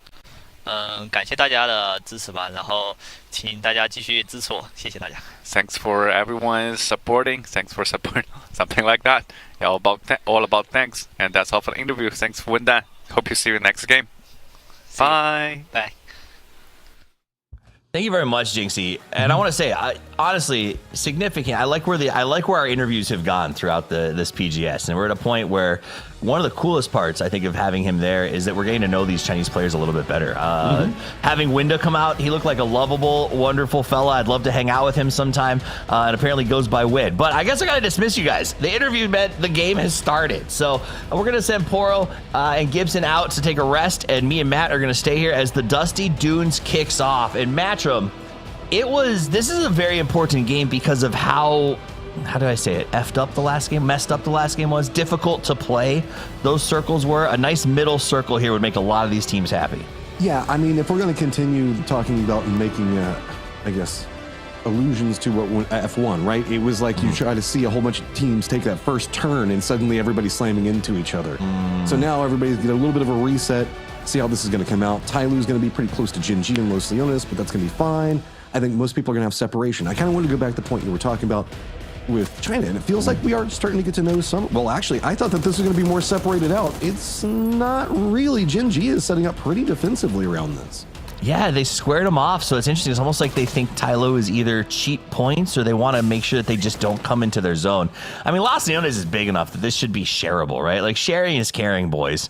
And I assume that this fight will slow down as they'll both go to loot. It just feels like maybe Gen G did a little paperwork and was like, I think if we drop some guys here, we might get a free air kill. And once that doesn't happen, I would expect we go back to good old-fashioned looting.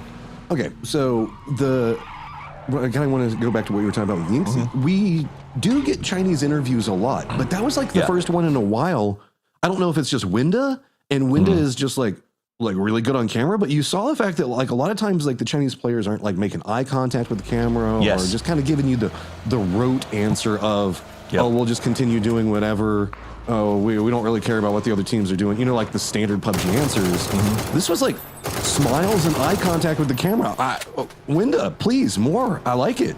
Yeah, I mean, I think it was insights to him, and instead of saying the politically correct answers, it was like, I just want to make my team better. But I was genuine, and I really appreciated that. So, and I appreciate seeing that, especially from a player who has been coming into his own lately. Over the last couple of events, Winda continues to show up in our highlight reels. He continues to show up on our stat leads, and you get the feeling that he will be one of those players that as the Chinese region evolves, it's going to evolve around him. He reminds me a lot of like when Hackatory first came out, right? This idea that like he was showing up for interviews for the first time, be a little bit nervous, but pretty honest, and is a generational talent that you can build regional PUBG around. And I do think Winda seems like that may be the future for him. As we take a look back at the highlights, keep in mind, this is the last game. Just a reminder of what happened that you saw about 5 to 8 minutes ago, in case you forgot about these grenades. Yeah, nothing too crazy. I'll kind of give you guys an update with the way the circle popped over into the west. People are going to start doing their rotates, so we're not missing anything too dramatic right now. But yeah, I don't know. It's just really cool to see more Chinese personality coming out, because anybody that's actually watched PUBG for a while knows the Chinese players have way more personality than we put in the interviews. Like there is always the time whenever Akeleft jumped on Shrimzy's stream, right? Whenever everybody was doing this, like, 2 years ago? So all the players actually get along pretty well, even like cross-regionally and stuff like that. So it's give us more of the personality out. Is I think that we're back over with Sharper. Yep, this is going to be down in Valdemar. They're going to be down into the southern section of the circle. We do have that western section of it that's kind of locked down, but it looks like the center is going to be around Brickyard that Vitality's got on hold. Is this real? Are we back in the real game? The desert gives it away. Dirty again. So yeah, Here we go. Here we go. It's fight time. Aw, that was underwhelming. That was all you missed, guys. You can see the replay didn't necessarily hurt you, but it is kind of fun to get a replay into a replay. Looking out, rotations are coming in. We got Tyloo coming in from the, looks like it's going to be south, going along coastal, so probably going to be looking at one of the compounds just to the east of Valdemar. And Toffees, you were kind of, this is the old MPL circle. We talked about this a lot back in the day, and I think that you were one of them that kind of coined the conversation around the big verticality that happens and how like all these hills are islands. I hate driving through this area, especially if you're going horizontally, right? Like the flow of this map is deeply vertical. No, even after all the changes, like everything in this section is about going south-north and north-south. And as you saw, Na'Vi flipping cars, just trying to make their way across this debacle. And it's one of those things, like if you can make it to actually where Sharper is right now, those hills off to the left, just north of Valdemar, it has such a good chance of converting into high points if they get a shift in their favor, all the way up to Monte Nuevo. And if it goes that way, it just becomes such a nasty cluster that's impossible to push up to. But yeah, this is one of those sections of the map where if you don't have the spot already, you really have to consider how does terrain play into my ability to viably make these rotations. Because I have always been shocked at how wide the sight ranges are for anyone who's got high ground here. I'm a bit nervous for Sharper in the way that they're playing this. A full 4-man split down into the south. They've moved into the hills where you can kind of see the SP markers. They've got ones onto the west and one on the east. A lot of times when people have to make the push onto these hills, it's just a commitment push. It is. So a solo isn't going to scare somebody away whenever you're already up on top of these hills and there's only 2 buildings that you have to pick from. You're just going to crash that one building because you don't have any other options. I will say if you see these being the focal point for that. Yeah, but if you play it right, and I'm hoping Sharper will do this, you are putting those solos at high points. So you take a couple of shots, and if the team doesn't swerve off and continues with the full commit, that solo should have an escape plan, right? Because they're so high up, like it's easy to jump on a bike or a car and zip out the back to one of your other teammates who's holding a different ridge line. So I think that's the only way to play it, is you need to have full visual of how do you approach this high ground. But all of those are crashes. Like, watch Petro, like, imagine your Petrichor looking at that high ground. Like, they see you coming from miles away, and they can already pop a few shots. If Petrichor chooses to push, they just fade backwards. If that is played correctly, we'll see if Sharper manages this area very well, because Petrichor is pushing on them. We jump over to Alpha. They had a decent start, 6 points in the last game, and now, again, taking shots from that high ground. Those high positions on this part of the map, you're not getting tons of kills off of it, but you're controlling the flow of the map. You can force Alpha to stop down or possibly even move towards where you know other opponents are, so it's not your problem anymore. Quick update on that Sharper situation. Looks like they are starting to regroup in more of a 2-2, kind of 3-1 style situation on both sides.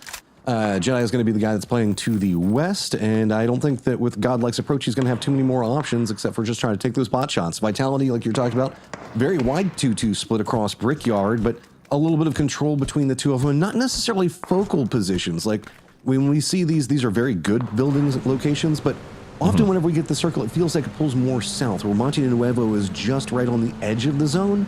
So with it being more centered, this is a very strong split to have some control, but again, also have to be very careful about crashes because most of the teams are going to be coming in more from the north. We haven't seen the commitment on the island hillsides yet, just because there is still enough space to play in that northwestern area, or northeastern area, sorry. I agree. It's also one of those things where you just know that up on that left side, up where the unplayable is all the way over to the south road out of Monte Nuevo, there's only about 6 spots that you can truly manage without more teams, without getting completely torn apart or having no vision. So the east side of the map is going to get incredibly congested coming out of Chumacera. And as the circle pops towards Brickyard, that hill line we talked about just south of Monte Nuevo is going to become very important. Sharper immediately mounts up. They're going to fall back to Jedi's position. Probably not use the zip line, but they could if they wanted to. And they're going to go over there and be able to hold the south side. Petrichor is the ones who made the right play. Early on, they sort of pushed SP back to get that spot. They do have to be careful, though, as there's going to be a lot of folks coming in from the east looking for fast real estate. Look at that. It is like the Great Migration. If Atterbury was here, he'd be like, watch as the PUBG Majestic player fires from the high ground, trying to maintain control over his territory.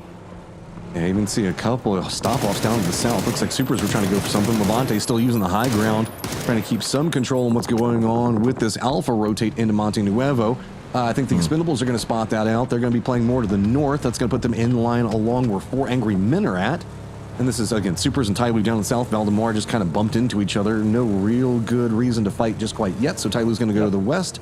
Supers are going to go to the east. Genji's also pushing Hillside back behind Navi. And Tyloo. I want to double down on what you said, Matt. There's no good reason to fight in Valdemar, ever. Okay? Ever. Just if you find yourself entering a fight in Valdemar, it's not worth doing. It's like fighting a 2-front war. Never take a 2-front war. Always just get out of Valdemar. Yeah, unless the circle just pops on top of it, you just got to get out of there. No, man. Like the I still won't go in. makes so much I'll go in the verticality. blue and die. Keep me out of that city. Yeah, it's a bit harsh over there. Sandstorm's going to be over to the northwest. Myth's going to be trying to use that to get into the circle. Sharper, still pretty centered up in there now. 2-2 has the fortification in play. They do have some encroachers down to the south, and to the east of them is going to be Navi. Not easy sight lines to go for peaks onto that. It's more control over into the west is what Sharper's going to be going for. Anyone's Legends just going to be the north of them. And here's Myth now trying to stretch in. Is while we do have a Miramar circle over here, remember that it is kind of like what we were seeing in the last game with the coastlines and everything like that, because there's a no man's land along the wall to the west that's eating up a lot of space, and a lot of teams are just trying to cluster next to it for some safety because they haven't had a chance to scout things out over here, and just kind of using the wall as an idea to know that nobody can like sneak up back behind them. And Tyloo, I mean, he's still just dealing with Supers. Anyone who's ever been a rat in an extraction game knows you just put your back to the wall when you have no other information. And that's what these guys are doing right now. You see Team Vitality taking a couple of shots from the high ground. They're relatively comfortable with their spot at the moment, as everyone has found real estate. And now this is a waiting game as the next circle shrinks, because everyone should be mounted a minute early. Have your next transition planned, because right now most teams have a spot to hold, but the next shrink is going to be absolutely brutal. So looking at this, the north is going to be kind of the Badlands. It's going to be more open fields. You can see just west of Monte Nuevo. A lot of people are hoping it doesn't go that way. If it goes down to the south, we'll still have the verticality in play.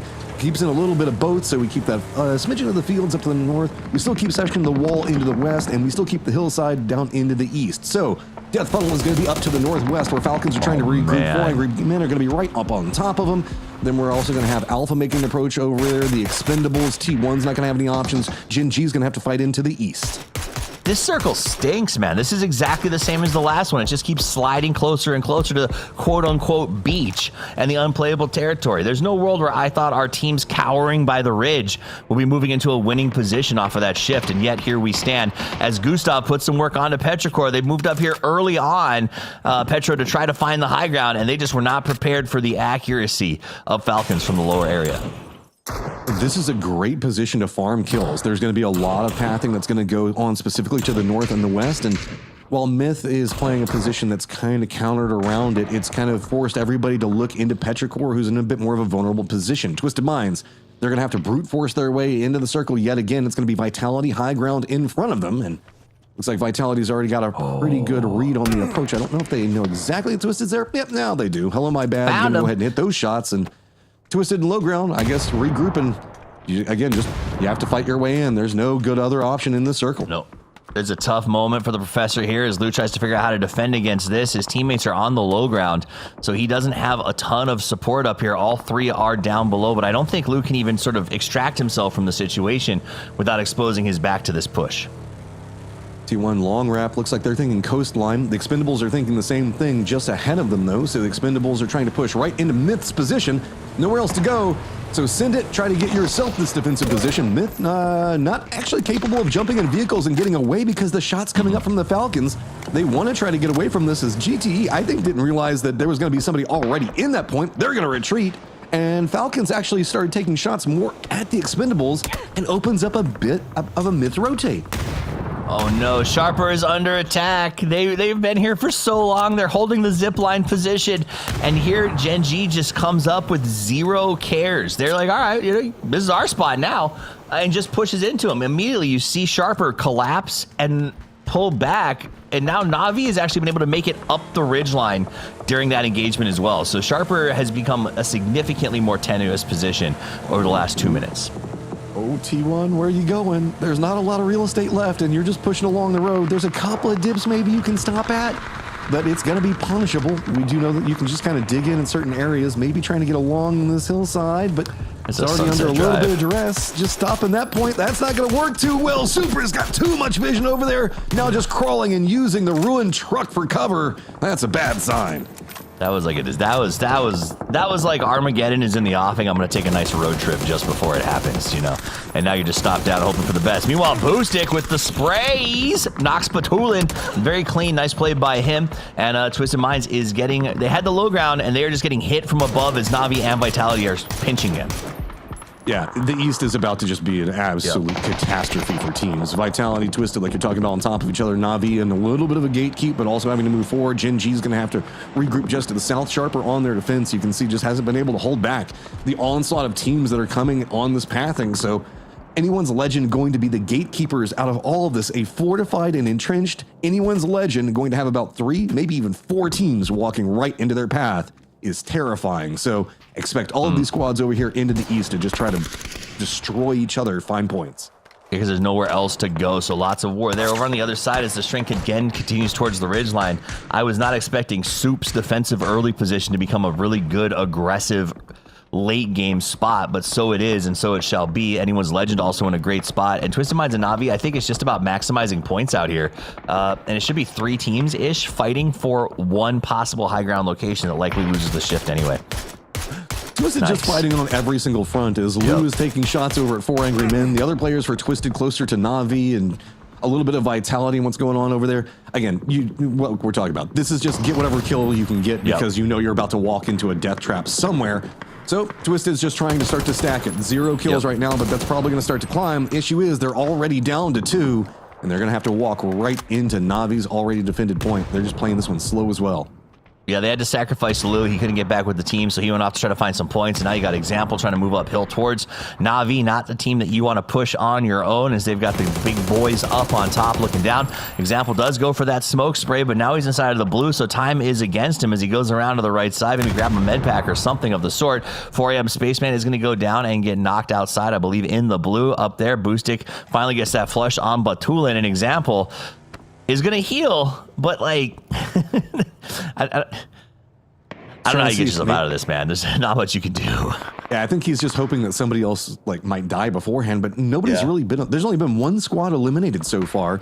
Everybody's doing enough to just try to survive. So tries to get the meds, goes for the shot, and doesn't get the knock. But I don't know. He's done enough. The blue zone coming in really quick is going to make that problematic. Yeah, that's actually wild. This is like I know I'm going to die. Oh, he did it! What a monster! Oh, and also getting hit on the other side of this one. Na'Vi in a lot of trouble now. Gen G spotting out exactly where they're going to be trying to get from. And Perfectix example, both odd out, different sections of the map, just kind of trapped. 4 Angry Men kind of in a similar situation is now blue zone going to be right on top of Vitality. Where do we go next? Is nothing's going to be too good. That's going to be right on the field side, or the hillside, I'm sorry. So Sharper going to feel good about that one. Let's see that queued up here as Ferris and Na'Vi now can turn their attention to the next move, which is going to be dealing with Gen G. Gen G drives on by. Bean actually gets knocked on the fly, will go down. Gets flushed by Ferris for some free points. Twisted Mind's finally eliminated. Elsewhere, as example, has been slowly trying to make his way in, but Vitality's actually coming here on the Na'Vi position potentially, as they heard about that third party and want to try to thread the needle. Okay, that means that the new firefight could be against Vitality and Gen G. A couple of shots already going between them. To the north, Falcons need to go through Petrichor Road to even touch the circle, where the remnants of T1 and Anyone's Legend are also going to be trying to fly for. To the northwest, we've got Myth getting pretty much shot by everybody that moves. Over into the northwest, it is going to be Falcons taking shots at them, as well as Godlike. Godlike's going to have to deal with supers and a gatekeeping position. So pretty much the way to look at it is Anyone's Legend to the northeast, gatekeeping. To the northwest, it's going to be supers, and then we've got kind of Sharper holding back whatever's going on in the west, while Vitality and Gen G are just going to have to scrap. Come on, Falcons. They got to save Himsy. Falcons came from a lower position. They've been kind of worked their way uphill towards Petrichor for a very long minute here, as they've used everything from emergency covers to the cars to try to make it up this mountain. Petrichor holding them aggressively still, but the real issue is that Myth in the offing has been picking them off as they try to go up. So they do see Myth send it forward. Tiggleton is in a position to pop a grenade and toss it down there. He saw the car stop, so he knows where they are. The grenade looks good. Bounce, boom! Tiggleton gets a knock on Scappy. Second nade goes for the follow-up, and Big Tig making the plays, the nades, the booms, the bops, and now that's 2 down. Falcons able to hold their right flank against that Myth push. Oh, that ridgeline was everything that Myth wanted to try to get away from. Now it's going to be Falcons just swooping down on top of them. The issue is Godlike and Supers are still going to be over here. No clean, easy sight lines. Just trying to see if they can find any kills on this. Rolls right in. Kickstart's going to be trying to find somebody in the smokes. But there's too many cars stacked over here. There's too much wreckage. Baron survives for longer than I think Falcons were expecting. They still have to get in the circle, but they've been entirely revealed, and Supers are now just taking pot shots at them all over the place. But they drove in there. Kickstart angry, and they make the play at least. They were mad. Myth came in from the right side. They came down and said, all right, we'll do what we have to and make some clear out, get some points on the board. Godlike stacked up desperately. They also went to the road, but their road run not going quite as cleanly as the Falcons did. Petrichor is like, all right, we'll keep this fight going. And Falcons moving over here is a fascinating choice, Matt, because it's not a win condition necessarily, but it puts them in a chance to get a lot of points and pick up a bunch of things off of these fights. I mean, I'm not used to seeing the Roadrunners getting this demolished. The Coyotes on the outside are just finding everything right now. Falcons, no path into the circle. It is just absolutely brutal over here as the new circle pops, moves into an even more open section of the circle. The hillside's going to have to be eliminated, but a couple of shots coming up from Shrimsy. At least get the knock on Haven as he's going to be limping his way forward. There is just nothing to be had over here as now Falcons going to have to deal with Petrichor Road on a side flank, and Super's going to have to deal with a much closer situation. And Godlike, while Tai Lu's got the compound and control over pretty much this whole circle. Yeah, Godlike goes down, Soup moves forward. Falcons are eliminated off of a very bold play, but they were able to put some kills, a decent amount, 4 on the board as they continue to grind up towards that top 8 positions, which is what matters most. Petrichor, knowing that Falcons is dead, now has a little more freedom to try to make their way to the circle, but the circle moved away, which means that Tai Lu, good Lord, save us all, Tai Lu is in the domination position.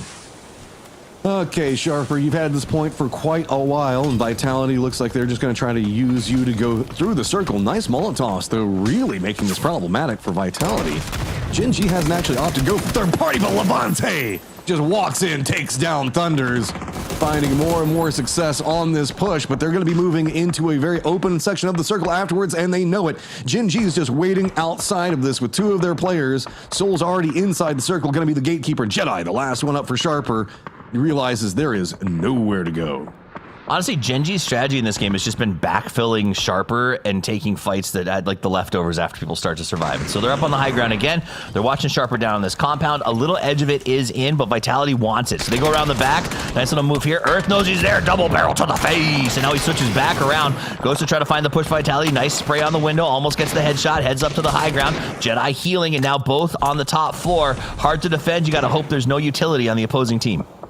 Smokes down in the lower section to see if they can stall out anything, but Quizzy doesn't even care. Shoddy is coming up. Levante gonna also get a piece of it. So Quizzy, Levante finish the fight, but now have to get into the circle. Gen G, they didn't waste any time. They used the distraction of what was going on over there with Sharper to jump right into the circle. So they're defending up pretty much the center point alongside of Ty Lu. Petrichor Road's gonna go down. Anyone's Legend now fighting in from the north. New threat that's gonna be close range is gonna be Supers, but Supers playing the ridge down next to the road for the time being, trying to find some safety, as now they are the most western team. But I don't know where these mortars are going. Is it going to be Anyone's Legend? Is it Supers, or is it just to cut a hole for somebody to hide in? You never know these days. I think it's just cutting a hole to move forward potentially, as you do see this coming out from Levante. He's trying to drop him before the blue comes in. Anyone's Legend, who just had a trap set for Petrichor, is now in fighting with Soup, as Soup used that chance to try to come in on a third party. It's not a place you want to be. Anyone's Legend is on a shack that means almost nothing. They have a P90, but with those blue zone grenades, they have to jump out and go into the open. So they're worried about being exposed. Heaven gets a nice cooked grenade back up and running. Human's able to go ahead and finish off Delwyn with the blue, and they're pushing them out of that shack and into the open. Oh man, Vitality was just hoping the fact that Anyone's Legend was distracted by the Supers, but nope, not enough. Instead, it's just going to be picked apart, too many directions on it. Vitality didn't have too many options except for just use that one chance that was presented in the firefight with Supers, and now Gen G's going to have control over the south. Ty Lu finally has to leave their compound, but Anyone's Legend starting to come alive over into the north against an 8-kill Super. Yeah, well, you gotta let the soup cook, man. And that is what they are doing. You know, last game we saw Deal. Even with a recovery game, was still, I think, able to get like 6 points on the board. And now here they are with 8 in a decent spot on the circle from slowly working in from the outside position. Meanwhile, Gen G fighting for their life on the top of the hill, but the push is coming. Ty Lu says, not today. Up over the top, we've got a Panzer, we've got a Gilly, and now we got 2 kills.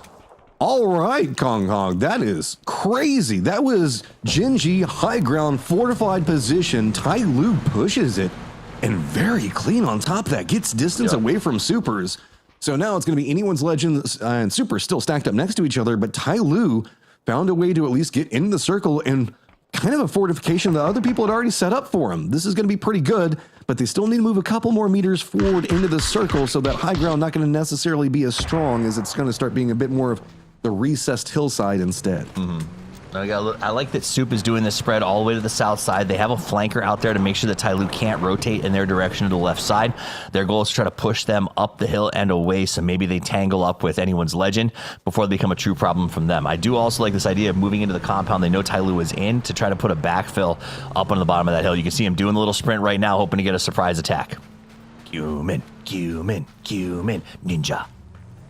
Play the timings on it. Ty Lu does manage to get a little bit lower down. So they're going to be able to play on that side for it. So the thing about this is, if this firefight breaks out the way that it's kind of stacking right now, Anyone's Legend can go for it. Human does get that one. Here we go. Does he go for more? Nice play there. The ninja attacks, comes straight up over the top, gets the flush, throws the grenade out. He snuck up when no one was expecting it, gets the one dragon flush, and now he's going to zip back, use the cars for cover, and here comes the rest of the squad. The cavalry has arrived, and it's accompanied by the hubris of grenades as they throw plenty of utility, open the charge, and now Ty Lu is left with Lee just barely hanging on. Oh, and he's just got to retreat. Anyone's Legend not playing this aggressively because they lost track of where the Supers have gone, but Supers are just stacked up on top of Ty Lu. They want to finish this fast. Couple of shots are going to come out from Halsker, but you got to get the knock on to Guman, the guy that started this all. 7 kills for Guman, 12 for Supers. And eyes back on to Anyone's Legend as Anyone's Legend's Destroy finally gets in the circle, realizing that he can play that hillside. Supers in control over tons of the circle. They've now got multiple ridges to play, and Anyone's Legend in a lot of trouble but they still have high mass. You ordered soup? Well, it has been delivered. As these guys come up over the top of the hill, that was a textbook play on how to get rid of Tyloo and open the door to the master control of this map. There's nothing they can get behind them right now. They have a really good spot, and they've just got anyone's legend hunkered down and hoping for the best. Remember, AL was just in that shack, got pushed out, and have nothing to work with. This is going to be kind of a slow down pacing. It feels like Supers does have a couple of paths that they can use to try to get center control. The most obvious path already being kind of defended by Destroy. They've got a read on pretty much the easiest approach that the Supers are going to go for, and they do have themselves a nice weapon to try to hold that back. IMS is going to be kind of holding closer to that center dot, but he's going to have to go for a bit of a profile up on top of the hill whenever he does. Of course, Supers having the man advantage does mean the fact that they assault this more western side and pathing. Even if that unloads on them, they should be able to get at least a knock back onto it and put it down to just Immas. It's a matter of how much work anyone's legend can put, and a lot of it's going to come down to Destroy. It feels like Destroy's going to have to be the intro on it. He's already been read. Just look at all the utility coming out on top of anyone's legend, and this is just full-on damage control already. There's nothing to be done. Supers just have dominance in this game. Mollies really are this new meta growth. We'll talk about that at the break. This idea that you can use it without helping your opponents. Big spray from the high ground. Soup goes up with the car. They make the big push. Destroy's got a P90, but he is overwhelmed. He is outbalanced. The car pushes him out of the smoke. It was an assist play. He drove through the smoke so that he'd have to be bounced backwards or walk out and die. Gets killed. The Soup is killing it. And gentlemen, as we bring back Porosaurus and Gibson, essentially qualified for the final. Yeah, that wasn't an appetizer. That was a main course from Supers that time, and I'm all about it, man. Or what'd you think of the game? What I think of the game? I thought it was it's a fun Miramar game, wasn't it? It's one of those ones where the circle shifts that kind of everybody leaves everybody fighting for that high ground, and honestly, Supers, like, I don't know how they managed to avoid all that nonsense over there on the west. Like they were patient. They put themselves in good position. Like, they managed to capitalize off of Godlike. They waited out Falcons. They waited out Pero. Like, they looked really, really in control the whole second half of this game, essentially. I think that was key. Is they found a good spot on the side. They waited it out, and the longer they simmered, the better they were. As they come up, that backstab onto Tyloo was absolutely gorgeous, Gibson. Sending the flanker around to get that sort of sneak attack from Human was really what opened the door for them to get the win. Yeah, are you saying that Soup's sometimes better the next day? Because it seems to be that way for them, and they made a lot of good decisions that game. What I said. That was one of them, right? Where you send somebody off, you bait the information, you get the kills elsewhere. This is a team where we don't see that enough from them. I think we need to see more of it. That was a much better performance. And I think for even Korea as a whole, I think this whole event, we've not seen the best from a lot of these Korean teams. So it's nice to see Supers get a win early on in day number 2, and hopefully they can keep it going, because I think the final lobby at the weekend would be better if Supers are in it. Let's talk Falcons for a second, Poro. They went up the hill towards Petrichor. They got a knock. They got hit from the right side. And then they made a play with, I believe Choppy from chat described as a play with some chest hair, as they took that risk and went down to the street and then kind of got caught up down there and dismantled. Do you like that? This idea? I agree with that. I think that it has. The Falcons seem to be playing more aggression forward lately. Do you think that's working for them? I mean, it's all relative, isn't it? It's when you talk about, is it actually working? But I mean, you can definitely see what the plan is, right? Like they realized the situation they were in coming down from that northern side. They had to chase a circle. Everything that was worth playing or good to play for late game was already taken. So they saw an opportunity to go for points on Myth, playing on that street side, and they went for it. And then they just had to kind of hope that they could maybe straight up win the fights with Godlike and Supers whenever they came down. They just ended up taking a few too many knocks, and then Petrichor Road was in a good spot to just hit them with the easy grenade. But I mean, this is what Falcons' plan is. Go out there. If you're in a good position to go for a win, play it, obviously. But if you're not, salvage game. Get as many points as you can. Just don't go out with 0. Yeah, I want to add to that. Man of the match. Just asking the question. Anybody have any wild idea? Could be anybody, really. But yeah, I want to kind of add to Poro's point, right? You were talking about like Falcons pushing for points on the road. that was very different than what T1 did. It was different than what Godlike and Myth did. Like, Myth tried to get to the road to play the Valley, which was the wrong thing to do. Whereas Falcons are like, yeah, we got a couple knocks. We're going to go down there and get those kills.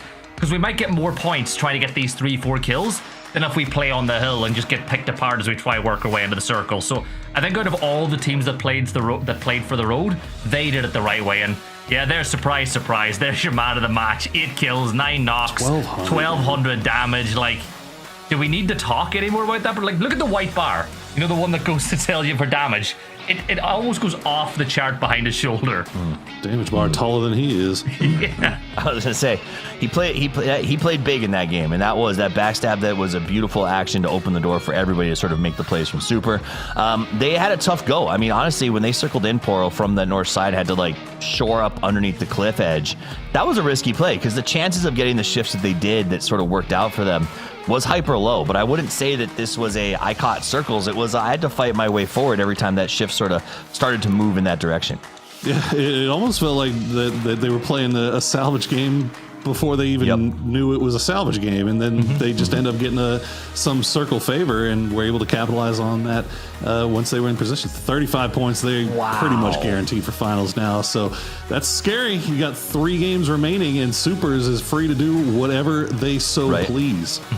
Hashtag qualified. But more importantly, from 2 down, we're going to leave out some of the bottom. Do 2 to 12. It is a 1-game jump into second place. So it is still wide open. And a big part of that, Gibson, is the fact that the points have been so distributed up towards the top. All right, now what we're going to do is actually I heard an interview is ready. So we're going to jump over right now to see who Jinxie caught up with.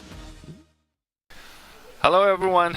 It's great to have Quizzy here again. Let's say hello to the audience. Hello. Yeah, let's start the interview. The first question is, what's your biggest challenge today? Because it's a survival stage. What's your challenge? I think it's just qualifying, I guess. But as we are used to qualify through the survival stage, I don't think it's gonna be new to us. Just play good, get the points, and get to the finals. All right. Love your confidence. And what's and you answered the second question, so I'm just gonna skip. The third is about which team have impressed you most so far? Probably 17 yesterday, because they just got the first place and they're always consistent on every tournament, and they're always a good opponent to play against. And it's just fun because we are friends as well as the teams, so it's always pretty fun to watch them.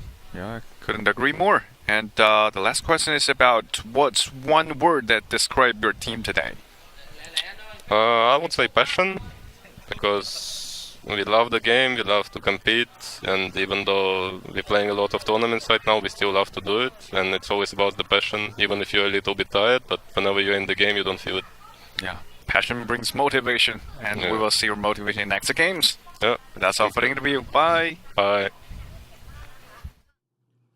Passion brings motivation, but I'd say they have a passion for fashion, as I love the way they wear the jacket. Last time we were in Shanghai in the same studio, it's not lost on me that all of the players were wearing the half-slung jacket because it must get pretty cold in there while they are operating. Now, we are going to be operating for a little while longer, and it is about to get very cold out there with only 3 games left to play. After this short break, we'll be back when it is truly go time for everyone who's not currently in first. Don't go anywhere.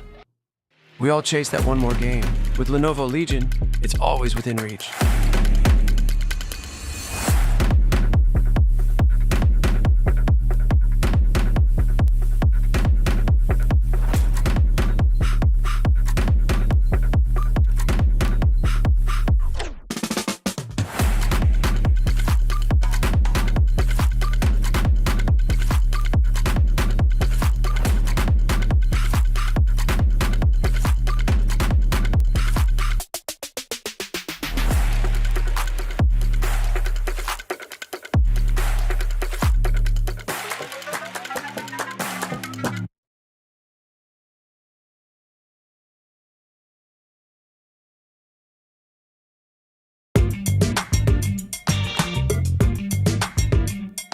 Congratulations on advancing the winner stage, and we're having Hactory and Furious from Navi with us, and our interpreter, thank you.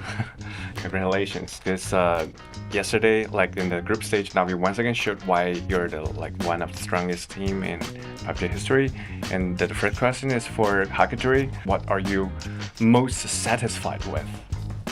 Більш задоволений тим, що ті висновки, які ми робили до цього на минулих турнірах, спрацювали, і це допомогло нам пройти у наступну стадію. And next one is for Ferrist. Like from your perspective, what do you think the team did especially well, and what do you think anything's not? Нічого особливого не було. Просто в своїх іграх допускалось мало помилок, тому нам вдалося пройти в winner stage. So when the pressure is high, what helps Navi stay calm and make the right decisions? Чесно кажучи, навіть по цей час не відчувається ніякого тиску. Напевно, тому що у кожного є своя роль, кожен розуміє, що йому треба робити, і від цього залежить вся наша гра.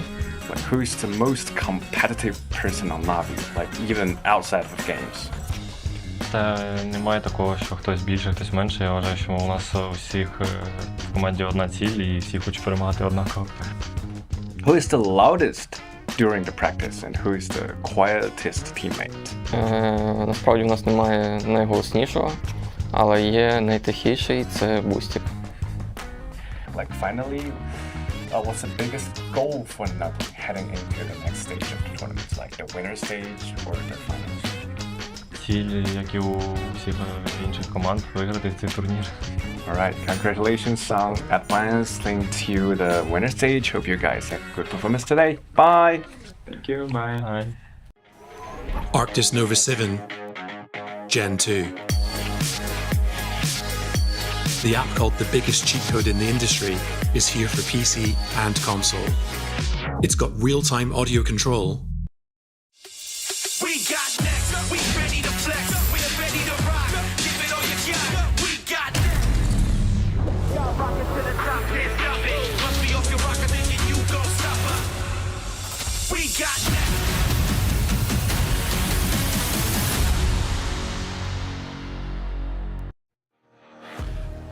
Welcome back. It is time for game number 3 in just a few minutes here from beautiful Shanghai, China for PGS7. We're in the survival stage, where it's important for our teams to make a statement that they deserve to be in the grand finals. And if they make it there, they get to play in the winners bracket next week. They have a chance at going for the cup.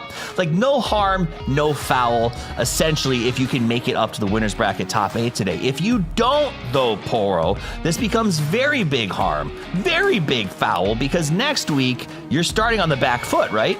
You absolutely are, and nobody is happy about that, and nobody wants to have that happen. Nobody wants to sit there and watch everybody else have fun, like a Squidward meme, like staring through the blinds.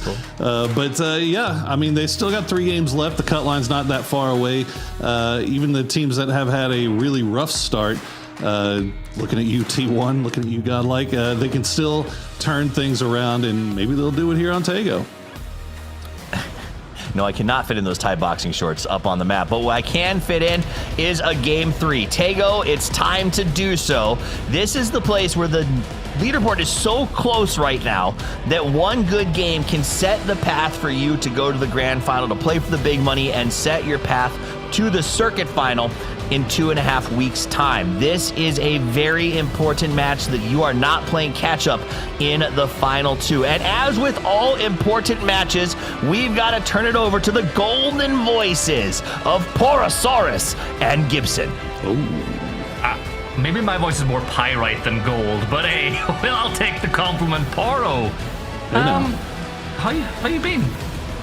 How have I been? I've been fantastic, my guy. It is 6:18 a.m. and I'm getting to watch some baller PUBG. No map stream? Yeah. Has that kicked in for you yet? No, don't worry. It's not there for me either. You're not going crazy, but we're what? I just want to see where everybody's dropping. Yeah, we're what, 40% through all the action today already. There's 3 games left to go. The cut line is really low at the minute because supers have been taking the majority of the points so far, and Is it one of those things where it's a good thing for the viewers when the cut line is so low, but it's a terrifying thing for the players, right? Because you're going, where are we going to find these points? It's scary, yeah, but it's also, it leaves you with that sensation of hope, right? Mm-hmm. Like, especially if you're below the cut line, especially if you're a team that's kind of been chasing circles and been put in bad situations, and you just haven't found a bit of luck to go your way so far this weekend. You might be okay, Solozzi, that's ambitious.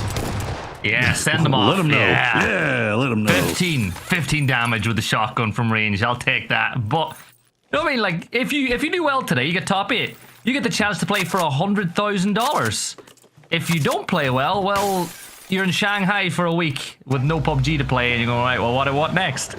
Yeah, well, I mean, the other thing is, I mean, obviously the money, huge deal. A lot of people very excited about that, but the top of mind for all these players is getting a PGC at the end of the year, right? Like, everybody wants to get there, and we're starting to run out of time, man. We're halfway through, and if you don't make this final, you don't find yourself fighting for those PGC points. All of a sudden, you find yourself kind of pushed up against the wall here as we get the replay highlights from last game over there on Miramar, where Supers managed to secure themselves a victory.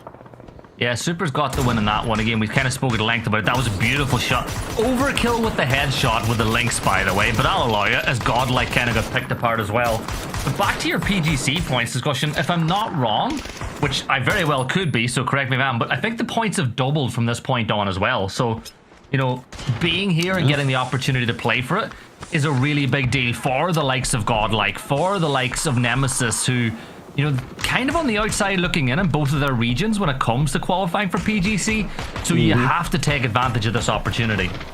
Yeah, a lot more on the line as the year progresses, right? So, yeah, keeping an eye on our current game. Nobody's fighting yet.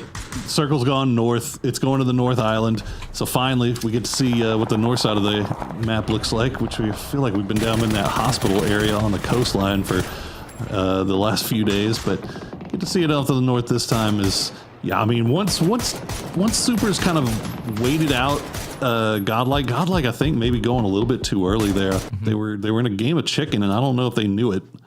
Yeah, I saw a tweet as well. The coach was kind of talking, and he took full responsibility for the poor performance in the groups. He was like, look, we came here, we decided to, you know, I made the decision for the team to play differently than how we expected or how we played regionally, and it didn't work. And he said today they were going to come out and play what got them here. It's not quite worked as well. You know what, bearing in mind you're playing against a much higher level of competition when you get to these international events, but I just feel like they're struggling with the pacing. Like, they're finding themselves rotating off pace, you know, getting into positions later than they should do. And I feel like a map like this now, where the circle's gone north, they have a really good chance of crossing that bridge by fishing camp nice and early, getting into the circle where, yeah, guess what? Supers have already secured center point for themselves, because that's just what the team on top does. Not a bad way to start there if you're Supers. But the one thing about that part of the map, though, is something that we see all the time in Tego, right? It's all hills, it's all trees, it's all forest up there. So we'll see what they decide to do, if they just entrench themselves, dig themselves in early, or maybe opt for a little 2-2 split. They're going to get some presence. That's a good thing, right? Tyloo going to take that E pickup all the way from that southwestern side, and it's going to send them right over dead center circle. So we'll keep an eye on Tyloo to see where they go. Yeah, let's just give the team on top of the leaderboard the Tego drop as well. So you've got basically everything you could ever want and more to work with, and they'll say thank you very much. And if you remember the first map you and I casted, we saw what Deal was able to do with the FAMAS. So let's see what they'll be able to do this time with an arm in the back pocket. Yeah, that's even better, right? Let's give the team on top of the highest point of this section of the map an arm as well. Why not? Give it to the Bobsong head. Mr. Deal has been cracking so far today. Super's playing with confidence, playing with momentum. As we get to see that crafting AI, trying to figure out exactly where these teams are going. As Twisted Minds, you're kind of stuck on a bridge here. Where are we looking? Okay, nobody out there. I think they're just defending themselves from Yongchon, just in case T1 was going to be looking over in that direction. but the rest of the team already kind of uphill, so we'll keep an eye on that as we check in with Anyone's Legend. They're coming in on that western side. Looks like they'll avoid Gen G for the time being. Yeah, like the Vitality projected rotate is actually probably the one that I think they will actually make, going to that very northwestern side, just on the edge of Wall Song. For sure, yeah. Like, that's a great spot to be in. Godlike as well. Do they go the far side of Godok? I think they will. They'll make their way into the circle too, but Falcons, they have a great opportunity with Kickstart in the sky, scouting ahead of them, to move all the way, like, they're clear all the way to Army Base here, Paro, was Baron trying to catch out Twisted Minds. Yeah, this is what I was worried about, Twisted Minds. They didn't know exactly what they were pushing into, but they only sent one, they sent two. Batu, an example. We'll see if they can retreat off and go and rejoin the rest of the boys off to the east of Yongchan. Looks like they should be able to, so good on them for avoiding any catastrophe there with Myth. But now they still have to deal with T1 over here on that western side of Yongchan. We've already zoomed in the map, so I don't see if anybody else is making any long rotations over towards the east. Yeah. Oro, how's your Portuguese? Not great. Well, then let's listen to Godlike anyway. Let's hear what Godlike have to say. It's sitting in 15th place. Yeah. Não, rotação vai passar você, Tony. Vai pra você. Vai pra você. Recua que nós tem... Vamos pegar na sua frente, tá? Não, mas vai ter um jogo. A gente tinha craft do Glad agora. Tô avisando só. Vou parar mais na esquerda que no vejo direto. Tô passando. Vamos acompanhando o heavy aqui, Tony. Tá, começa a fazer, guys. Linha. Pode começar, tá? Você acha que faz amarelo? Vai por cima aqui, heavy. Não? Pode ser por cima, então. Mas vai pro meio da safe. Aquela lá, né? You know what I love about these interviews? First of all, it's the tone that some of the players take compared to others, but secondly, the difference in graphic settings between the players, right? Like, you can see some players like the contrast turned up more, some don't, some like to play with a aspect ratio a little bit wider than others. Like, as well as just listening, you can see how different players play the game.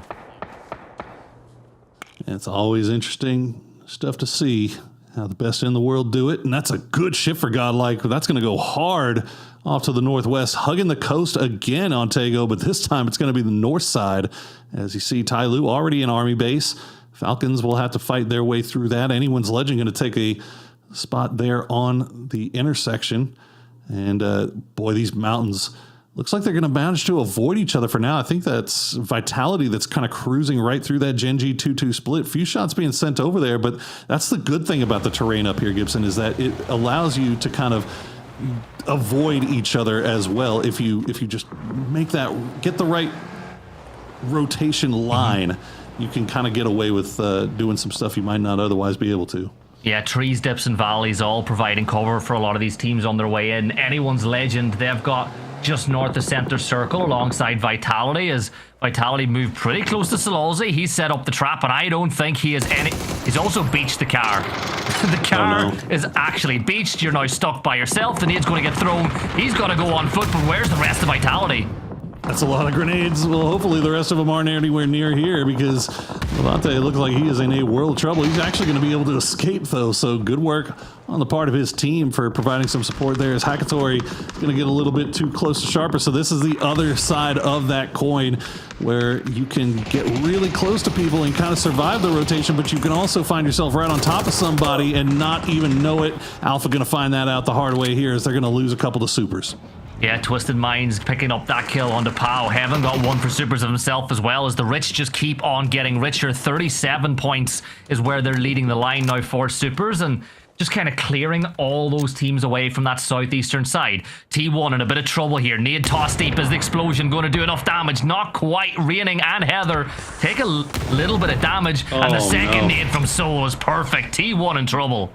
Oh boy, T1 in trouble all day. That's the story so far, isn't it? And now they're going to lose another one. Heather all by himself. T1 has looked so good at times this year, and they just have not been able to find it in this week so far. We'll see if they can maybe pull off a miracle with 2 games remaining. If not, we're going to be waiting to see them till next week.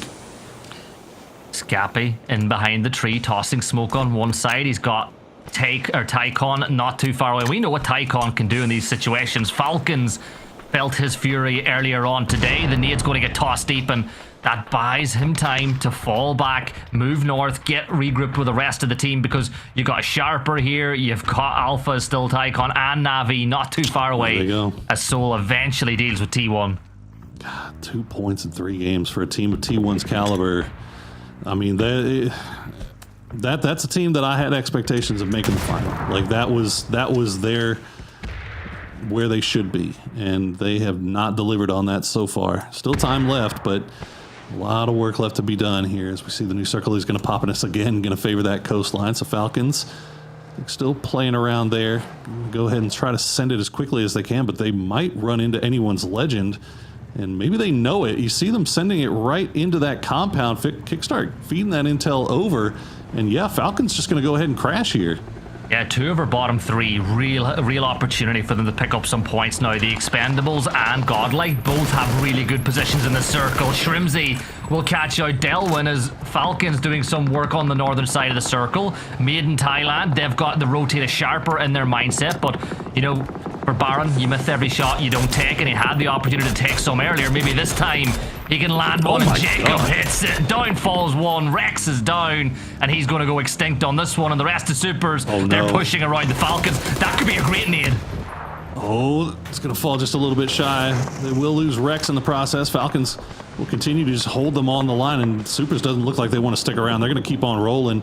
And Guman will actually hop out, but I think it's because he had to. He had no other choice. Anyone's legend, I'm actually surprised that they allowed this crash from Falcons to happen. They just never collapsed on it. They're just slow, and you can't really get away with that in a lobby like this. As Gustav now going to try to spot Himass through the smokes, but nice smoke wall laid down there by Sololzi, and Himass will allow Anyone's legend to keep 3 up. So they'll just be trading shots across the street for now. Yeah, Falcons now, they've got Supers just to the north, Anyone's legend to the south, and well, anyone like Vitality, they've got to be very careful now because they might push towards Anyone's legend, and that could open the door for Supers or Gen G to backfill them. Wind here, or Winda, as we're going to continue calling despite being correct earlier, will play the coastline, but he has a long way to go on feet. And what, Dragon, you've heard the steps. Come on, you're bound to have heard that. Definitely heard some. Got that M249. Keep that thing going. It doesn't matter. Winda. Nice 1v1 there. Dragon's going to be kicking himself over that one. He should have won that every day of the week. And now Lee is in trouble too, and he's going to go down. Winda not waiting any time at all before he just folds Tai Lu like a lawn chair. Well done there by the solo for 4 a.m. Yeah, now Navi are in a ton of trouble here. Thunder's getting up on top of the ridgeline. Navi fall, and Sharper pick up their 22nd point. I'm waiting for the point that we get Sharper fighting against 4 a.m. so we get like Earth Wind and maybe one of them will fire off the other. You know, it is nearly September after all. Oh, I love it. I love it. You know my old self loves some Earth, Wind, and Fire references. Well, GG. And the Expendables in a good spot there. Take down Gedrox, who was doing a little bit of exploring. The circle will finally pull away from water, so that's great news for the Expendables. Great news for Gen G as well. They have complete control over that south side, and we'll see if they can get away with this. Petrichor Road over there on the southwest looks like they're in vehicles. Don't know where they're going to go just yet. You see 04MB kind of looking over in this direction towards Gen G, but they haven't made a commitment either way just yet. Sharper still just keeping eyes on Myth, trying to cause problems. They know that they got Vitality in front of them, but look at that. That's just free fire down there on Myth. Yeah, bad news for Godlike as well. That circle shift completely evicting them away from that shark fin point on the north side of the map, so they'll need to force their way in. I think at this point in time, they're just trying to send Supers a little bit deeper, as Wind will continue to be a menace from over on the coastline. He's got his car now. He's got his teammates back. Like, Wind is now living his best life in this situation. But the problem for him is you got to run directly into the firing line of Falcons and Anyone's legend and maybe even Supers on this rotate. So I think they're going to go south, and that could be the problem. Yeah, I mean, this is the only option they really have. Ooh, he's going to see Myth in their little hidey hole right there. Big shots coming out from them, but nothing producing for Myth, as they'll have to keep the smoke cycling. Shrimsy's going to pick out Shen. We'll see if he actually gets that kill. Of course not. Kiss is going to steal it. Feels like Falcons have lost about 5 or 6 points off of Nox being stolen away from them so far today. And those 5 or 6 points could be the difference between qualification and not playing at the weekend. So always is, especially when you're around the bubble. Like, it's okay if you're supers and it's happening, but when you're in 8th place with just 2 maps left after this one, you got to confirm every single knock that you get if it's feasible to do so. Vitality, they've still got the south side of the circle. 4 AM have created their little dip that they're going to play at the base of this tree as they're rooted in there. See what I did there? As we've also got, it's not just, not just you and Toffees. Sometimes I can get one in them. It's not me. It's never me. It's always Toffees. Well, okay, I did actually get to see the updated stats. Falcons have stolen 1 kill and had 5 stolen away from them. So that's 4 points picked out of their pockets, which they're sitting on that cut line in 8th place right now. You don't think they'd be preferring to be sitting on 16 points in 4th rather than 12? I gotta tell you, it's tough, man. Those points are so tough to get in this lobby. Yeah, Sharper getting held now right against the blue by Scape from being in Thailand. He's got the Dacia for some cover, and these bushes will make him a little bit harder to spot as well. So some tires will be popped, meaning that at this point he will have to go on foot from here. Levante with the ace manages to hit the first few 16 rounds in reserve, so he's going to switch over to the nade, tossing it towards Soul. The shots come in. Soul's going to get nailed by Quizzy. Gen G, they just can't find it either. It's been a rough day for Korea. Well, with the exception of supers, obviously. But actually, you know what? Gen G not doing that bad, right? It's just overall, Team they're 5th. Yeah, they're 5th place. This is obviously not how they would have liked this game to go, but they still have Bean and D up. We'll see if they can pull something out as we check in over here with the aforementioned. I think that's D. Quizzy, meanwhile, they've spotted out Sharper with the blue at their backs, tickling their heels. They've also got Tycon right behind him, snake in the grass. Sharper might be in a little bit of trouble here. Yeah, Levante tossing the molly in towards Jedi, and that one just not landing far enough to do any real damage of note, but it buys him time, right? You toss the molly, you know he's not going to peek, you fall back to your teammates. But let's not forget, did you just spot that little bit of alpha gaming on the edge? Still 1 player up could cause some problems for these teams. You can see that replay of poor Navi, man. This I feel like I'm getting deja vu. I feel like I've seen this happen about 3 or 4 times this weekend, where Navi just pulls up into somewhere and they get absolutely roasted by a solo. Thunder's beautiful work by him. As he's getting a little bit of support from his teammate, but that was pretty much all on one guy here. That was nice, though. Slow-mo makes everything look cooler, though, doesn't it? Oh, Thunders. Absolutely. He clears them out, and there's the headsets coming off. That's the sign of a defeated team. Sharper back into the action, though. This time it's Levante going head-to-head with him. He'll manage to catch Thunders, tossing the molly over the other side with the blue zone nade. Sharper are deleted. D actually third-party that one from Gen G, as they now move up to 17 points, and there's still 11 teams left. All right, there we go. Gen G, they do lose 2 unceremoniously, but the solos, or the duo, still managing to find points here and there. Good work from Vitality here as well. 5 kills now. Find themselves in 3rd place overall, 21 points. Great place to be with 2 games remaining. They still have to make their way into the zone, but it looks like they should have a pretty easy path in, as Levante will spot out. Actually, it's going to be Scappy that takes down Quizzy. Might be able to get that res. Good smoke laid down by Levante. Quizzy is actually closer to zone, so they should be able to get him back. Yeah, they're going to bring the car up as well to provide a little bit of cover, so if any nades are tossed, they'll hope that they bounce off that pony instead, and that will give the opportunity for Vitality to get back up to a 3. Tiggleton, looks like Falcons now have left their compound, playing the north side of that road, catching out Deal, but are they able to confirm it? It doesn't look like Supers are in any rush to get there, and Godlike, on the other hand, going head-to-head with Twisted Minds, and that'll be a great knock from Fana, but Godlike in trouble. They're sitting in 15th place, 2 points on the board, and they're getting pushed by one of the best in the business. It's great utility use once again from Twisted Minds. It's down to just Tony and Fana. He takes shots at range at Supers, but yeah, I see Ming Ming has an angle on him as well. This is tough sledding for sure for Godlike. Just get a point here. Get something, man. 1 kill before going out would be at least something to try to build off, as it looks like he spotted out Heaven, did some damage, but don't get the knock. Meanwhile, Petrichor Road still 4 strong, playing in from that southwestern side. This could be a good game for them. They've only got 1 kill so far, but a good game could turn around their fortunes here. Yeah, it looks like Petrichor Road have managed to get themselves tucked in. Made in Thailand will fall as Hello My Bad finishes off the work that they started on the Myth a little while ago. Lou holding the circle, and an Example is just waiting for the move from Godlike. Like, Lou's going to feed the information. Godlike's going to get the shots off on the... Or Example will get the shots off the Godlike. I just don't envy this position at all. And just as I say it, Example steps up. He gets one, and Fana... I know that you're fantastic, but I don't know if there's much you can do now. That's a dirty angle, for example, isn't it? Just peeking through that little tiny hidey hole as Anna will try to hop in the vehicle and see if he can maybe get through. He's actually going to go for the rock, surprisingly. I thought if you were in the vehicle, maybe just send it for the road and hope for the best. Does get the knock and will go down in the end. So maybe he'll be able to pick up a point there off of Example. That's something. Yeah.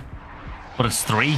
The other team that are sitting alive at the bottom of that half of that leaderboard really is the Expendables with all 4 players up. They've got the south side held for now with Vitality and Gen G not too far away. But at some point, like, when the Expendables were good, like when they were really good, yeah, how good are they? But they third-partied everything. They're not really doing that over the course of these PGSs this year. That's been tough. It's been tough. I mean, look, we've beat it to death at this point, but so many changes this year, and teams are having to adapt really, really quickly, and it's very difficult as the grenade will come through, and D, Hello My Bad will go down. D's going to go down to Duck Shoes, though. So Gen G now just down to Bean, as the Expendables still kind of doing a little bit of farming there on that southern side. Only 2 kills, so I guess we can't really call it farming just yet, but in a good position. On that south side, Petrichor Road have that higher ground. Falcons in control of the north, and they've managed to make it across the road as well. So good late game prep for them. Heaven, I think he's been found out.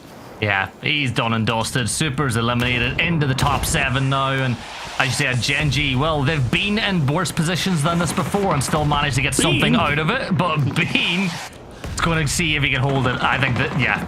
One thing about the Expendables. You don't want to be in a 1v4 against them, because they are going to just run through you. Goodness, we're not even going to talk about the fact that Anyone's Legend just mortared 4 a.m. to death, and they do manage to make it across the road, so they'll play in this late game here as Chewy's going to spot out Kickstart, and unfortunately for Falcons, Kickstart is just all the way on the side here. We'll see if they can actually get that res up, but that might be a sign for Pero to just start making this wrap down. This is clever from Kick, staying up on top of the rock. Yeah, but it's clever from Kick to stay high because it's harder for those nades to flush him when he's on that position. So you just kind of keep Gustav holding them back. Tiggleton will do the same, and that will allow for the res. The terrain really working in Falcon's favor here, and Pero, they don't really want to push down the hill because of the high ground and then put yourself in a bad position for later on. So I think both teams are doing the right thing. I gotta be honest with you, man. I have not been super impressed with Petrichor Road's utility usage. Their grenades are just not landing so far. So maybe that one is. Oh, might be time to go back to the training range there for Petrichor Road when it comes to throwing those grenades. Now, obviously, that spot that they were at, trying to throw it down the hill and land that, really, really difficult. So, not too surprised that they weren't able to hit that one, as that one's going to bounce to destroy. Oh, Tiggleton finds that one. Oh, go ahead. And it's stolen. And it's stolen. Of course it is. I mean, they're minus. I think they're -6 now overall, unless they've stolen a couple here that I haven't caught. But keep up with this. The Expendables now taking it to Petro. Yeah, you said they'd be in second place now if it wasn't for all those kills being stolen away. That nade lands right at the feet of Huang. He's going to get caught by Ming Ming. And this time, Petrichor Road are not going to rest on their laurels. They are flooding south now towards the Expendables. This utility usage is going to be a little bit better. Stepping up his Chlorase, and this is what he can do, but I-26 will knock it back the other way, and the Expendables now getting pushed by Petrichor Road, and this fight they are third part, or they're pushing hard.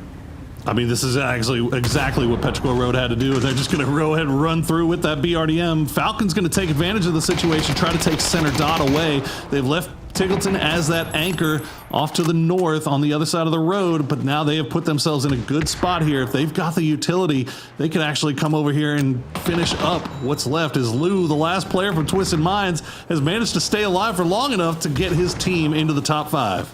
Yeah, and maybe there's even more for it as well, because he's going to phase north, which will give him a little bit more cover. That's another great nade, but I want to go back to that opening nade. Can we give Huang some credit for how good that first touch was? Like, he killed that nade right at his toes. What a first touch. Unfortunately for him, it wasn't a football. It was an explosive device. So, you know, we might learn something off of that one. But it's a 4v2v1v1, Paro. All right, Falcons. This is your time. This is your time to try to capitalize off of good position. This is what we talk about. You put yourself in position to where you're hovering around, just hanging around to where if you do get a little bit of circle favor and stuff goes your way, you can capitalize on it. As Petrichor Road trying to hunt down Lou. They're rolling around in the cockroach, and Lou is just gonna dance. He's like, oh, I dare you to jump out. Please jump out and try to kill me. I will take this immediately. Yeah. Just keep dodging. Oh, send no, him in the blue. zone. Yeah, don't be doing that, Petrichor Road. This is not the play.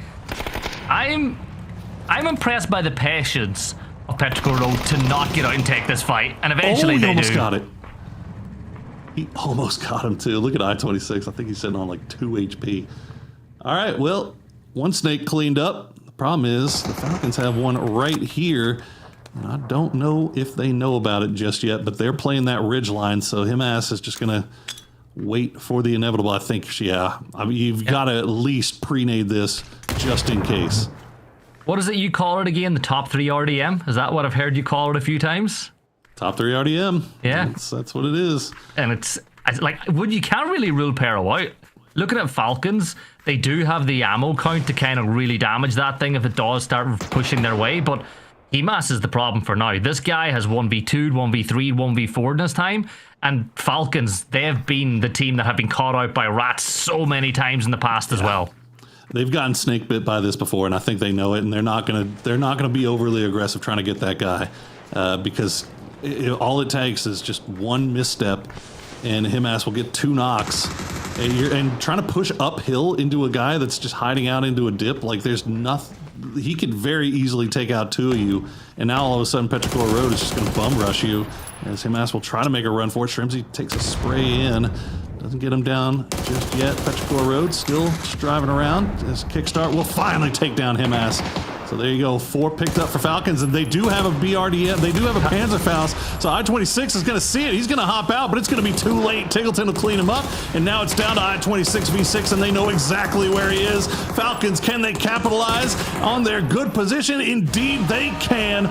Big win for the team in green. Yeah, big for Falcons. They needed it after yesterday's performance. That should put them up above the cut line. They'll probably be in second place after that one. And we've been waiting for that all week long.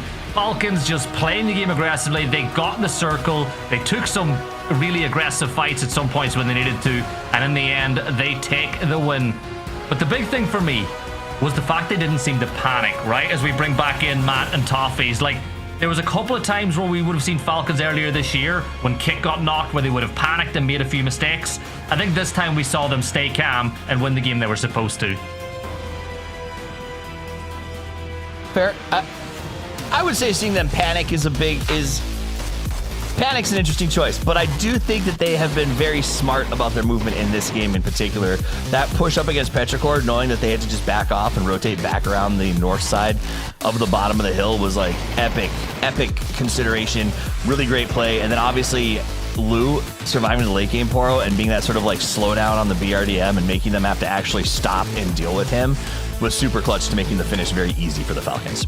Yeah, no, and the Expendables also did them a lot of favors, right, by just not going down easily. But that's what you deal with here when you're playing in and around these hills and you have that destructible terrain. You got guys that can just dig themselves in. I mean, you saw how much of a problem it was for Falcons to get rid of Himass there at the end. And you can't be overly aggressive because you could very easily lose that fight and lose 2 players, 3 players. I mean, we saw what happened to Na'Vi. So that's just the environment that these guys are playing in now. I'm also loving the evolution of the Molotov. In a time when digging holes is the greatest way to the end game, we've seen the grenades have two problems. A, they bounce with the holes, right? They're hard to like really figure out where your cook target's going to be. And more importantly, you can just duck into a hole and sort of dodge that. And then if you miss the kill, you're just making more cover for your opponents. The evolution of the Molotov, which does not care about holes. If you watch some of these Molotovs in the highlights, you can be laying in a hole and there can be a split between you, and the Molotov will still spread as if there is no ditch necessarily. It just kind of flat spreads, which means you're not creating cover, you're clearing multiple dig holes, and you have the ability to sort of expound it, especially and use in getting people out of houses with the third peeking. I think Molotovs are going to see... They're starting to see the light. I think they're going to become very, very popular, if not prioritized, as we move forward in this meta. 100%. Yeah, no, the double Molotovs and the blue zone grenades have been huge players. Yep. Burn and salt the earth, right? That's what the phrase goes as we look at the stats for Falcons. I think, are we going to go and be brave and guess who the MVP is going to be this time, Matt? Or do you think it's a little bit tougher? Ooh, I don't know. We had some pretty high kill counts. It feels like it should be Shrimzy, though. I mean, Shrimzy did a lot of work on that one, but I feel like actually the person that secured the most for Falcons in that game was Tiggleton, still playing and holding that ridgeline and allowing the other three players to move more into the west to try to get a feel for what was going on top of the hillside, while he kept control on anybody that was trying to play the more eastern section of the ridge. So on the end of it, Shrimzy, the man, the myth, the Himzy, getting them 5 kills is also going to get him the man of the match. I mean, the game had Big Unk energy, so it's not lost on me that Big Unk comes out and gets himself the dominating man of the match. Played really well, and honestly, Poro, it was nice to see the Falcons clicking. Like, it felt like that rotation, the switch in position, not over pushing onto Petrichor, like, it felt crisp, like really crisp compared to what I've seen out of a few of their end games over the last week. Yeah, I mean, honestly, I think the best thing that I saw from them that game that gave me the most hope was the push onto the AGAL compound. Like they sent everybody in. They dispatched with Delwyn almost immediately, very, very quick. They didn't, screw around by like trying to hang out on the outside of the compound and force them in and try to hit utility through windows. No, they just bulldogged right in there, took them out. They read the situation really well, and that was arguably like the first of what was a series of game-winning decisions on their part. Well, to follow up on that one, what actually stuck out to me as well, remember there was the third party. Somebody went up against the coastline back behind them, and they were fighting on that.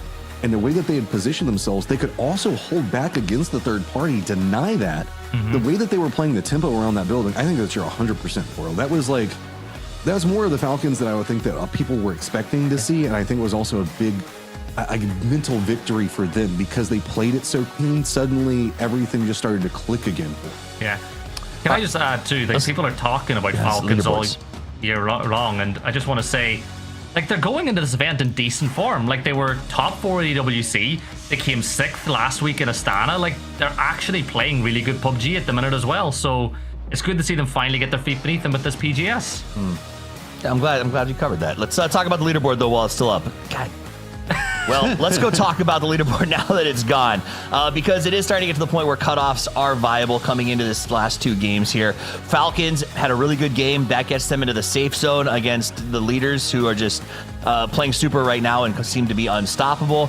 You've got Sharper right below that at 24, but then it goes 24-24 Twisted Minds, Anyone's Legend, Petrichor, Vitality both at 22, and then 20 at 8th. Now, there's a pretty big drop there. Between 8th and 9th, it's 14-20. So that's still doable, but the gap is starting to expand itself just a little bit, Matt. And then you get pretty low as you go down to Godlike and T1. They're at that 2-3 position, but still get back in this.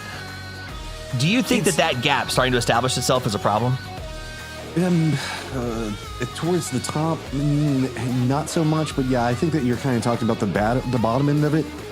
The bottom is suffering right now, and it feels like we're going to be holding probably about 25 to 30 point cut line for our top 8. The way that the math is kind of working out right now, of course, there's still 2 games of curveballs that can happen off of that, so who even knows?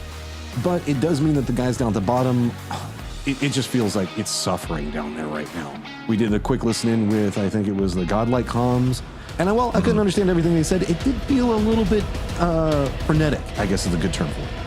frenetic, fast-paced, desperate, because we are in the penultimate match for the day. Once we're done with the next two, we are going to know who goes to the winners, the big grand final, who goes to winners next week, and who has to sit and watch all of their dreams evaporate, or at least be held down to 5 matches next week to try to get themselves back into this. We're going to send Porosaurus and Gibson out to the digital green room as we get ready for this match. Goodbye, gentlemen. Godspeed and great work. Now, Matchroom, this is going to come down to where do you find the points? Because based on that leaderboard that we saw, there are a crazy amount of teams in striking distance, but only 2 games to make those strikes. So if you're a points per game team, or one who's sort of been doing this average of 2 or 3, you have to make your move now. The question is, do you change things up? Do you start hunting for kills? Or do you stick to the tried and true strategy? Well, I guess they got you into the Survivor. I don't know. That's always the issue. Is the players will always say that they're just going to stick to their strategy, but at the same time, the strategies do have to evolve when you see them not working so well. So it comes up starting to try to make some of their secondary plans. Also, it kind of throws a wrench whenever we look into this playing path. We don't often see it be a bit more western way and down towards the south. We've been getting a lot of that Jadina City lean and, of course, test track and everything like that. You can stretch for those positions, but it feels like not necessarily going to be a focal point. We might get one of those more fishhook endings down to the south. That's going to put Sharper into a good position. There you go. It's going to pop right down there. Gen G right off the start. Myth in a great spot. And now it's going to be Vitality trying to very quickly regroup, get in position. And this is a weird spot in the circle because it's, yeah, you got the fishhook, but you also have a lot of a kind of open area around the middle. Absolutely. And I will also say real quick, as we are in a little bit of downtime, I saw chat during the segment asking some questions about qualification. Just to clarify for everyone, it is the top 8 teams that will advance to the grand final. The 8 teams from yesterday in the winners bracket did go on. The top 8 here from the survival stage will go on as well. And this is a replay of what happened in the last one, so you can enjoy the chaos and the fun while we sort of give you the background on what to expect here. The bottom 8 teams, they advance to next week just like everybody else. But the problem for all you guys at home is that they only get to play the survivor stage. We open up with the winners bracket. So if you make the finals here, you open at winners. And if you make the top 8, you go straight to the grand final again. So you can really streamline your process here in Shanghai. If you lose here, it means that you're sitting cold for almost a full week before you have 5 games to get back up. And that is a very difficult challenge. Different country, week sitting down, everybody else watching, playing, everything. It's brutal, man. Every single one of the players just talks about how much they hate having to play in the survival series. It can break you if you lose it, and it's so hard to rebuild momentum once you end in the qualification. Once you end up being and failing out of the survival stage with that week, you're also going to be losing a lot of extra play that everybody else is getting. So it makes it so much harder to even get back in because those slight meta evolutions happen. And God, it just feels like you're just constantly behind everything that's going on in the game now. Yep. Well, there's no scrim options. You're stuck. And if you've played this game, you know that even a couple of days off can make you feel rusty, right? Like you miss a week and you come back in and it takes you a few games to feel like you get your feet back under you. This, as you bring up, Matchroom, is a very real problem because all year at the hotel, there are some computers, there's some options to play at the facility, but that's maybe a couple of hours a day, or you have to go to a PC cafe in Shanghai with the masses and sort of just play on whatever's available. And that is not super conducive to, as you said, fine-tuning skill-based requirements and strategy changes that are going to be so gosh darn important. So getting knocked back and being in a foreign country with your friends, and as much as we love our friends, sometimes locked in a room with your friends for 3 weeks is not the same as hanging out with your friends online for a couple hours of games a night. So it's a lot to deal with. It's a little bit hard to also maintain a friendship whenever you're having to spend a week after the survival series. It's a bit taxing for some of the teams sometimes, as emotions can get high on why you didn't manage to qualify. It's a lot of eyes looking forward to what could happen after this, but you can see a couple of rotates now as Vitality is going to be down to the south. Sharper is going to be able to repel that, as Sharper is still managing to keep up a decent enough points per game with these last 2 and also in a great position in the circle, so starting to feel pretty good for them. Tai Lu, though, going to be just down to the north of them in the lower ground position. Sharper up on top. Tai Lu going up to Jedi. Run, Jedi! He's coming back over the Thunders. The Sith are coming for problem. Thunder will protect him. Tyloo decides to stop down. They don't have the aggressive bone that many of these other teams have. They're like, you know what, we're happy with this position. We'll take it for just a second. Sharper will rotate back around. The circle very firmly placed it on Hung Shan, and Gen G very firmly placed inside of that town. They're going to be stoked about the amount of damage they should be able to output to teams that are coming around the area sniffing for some cover. Gen G's got Hung Shan pretty much on lock right now. Should be able to replenish enough. Salute actually went down and got a crate because, you know, rich get richer kind of situation. So that's going to be them pretty centered in the circle. Whenever we look at Rinjiang, it doesn't have anybody that's going to be over there. The fishhook kind of laying more into the west of the circle means that most of the squads are going to be playing down to the south or a bit more into that northern area where we see T1 playing from. Bean, though, does spot out. Picks up 2 on Petrichor Road right off the start. And the defense of Hung Shan, very strong off the get-go. Doesn't even need Salute. You can stay back down there at that crate.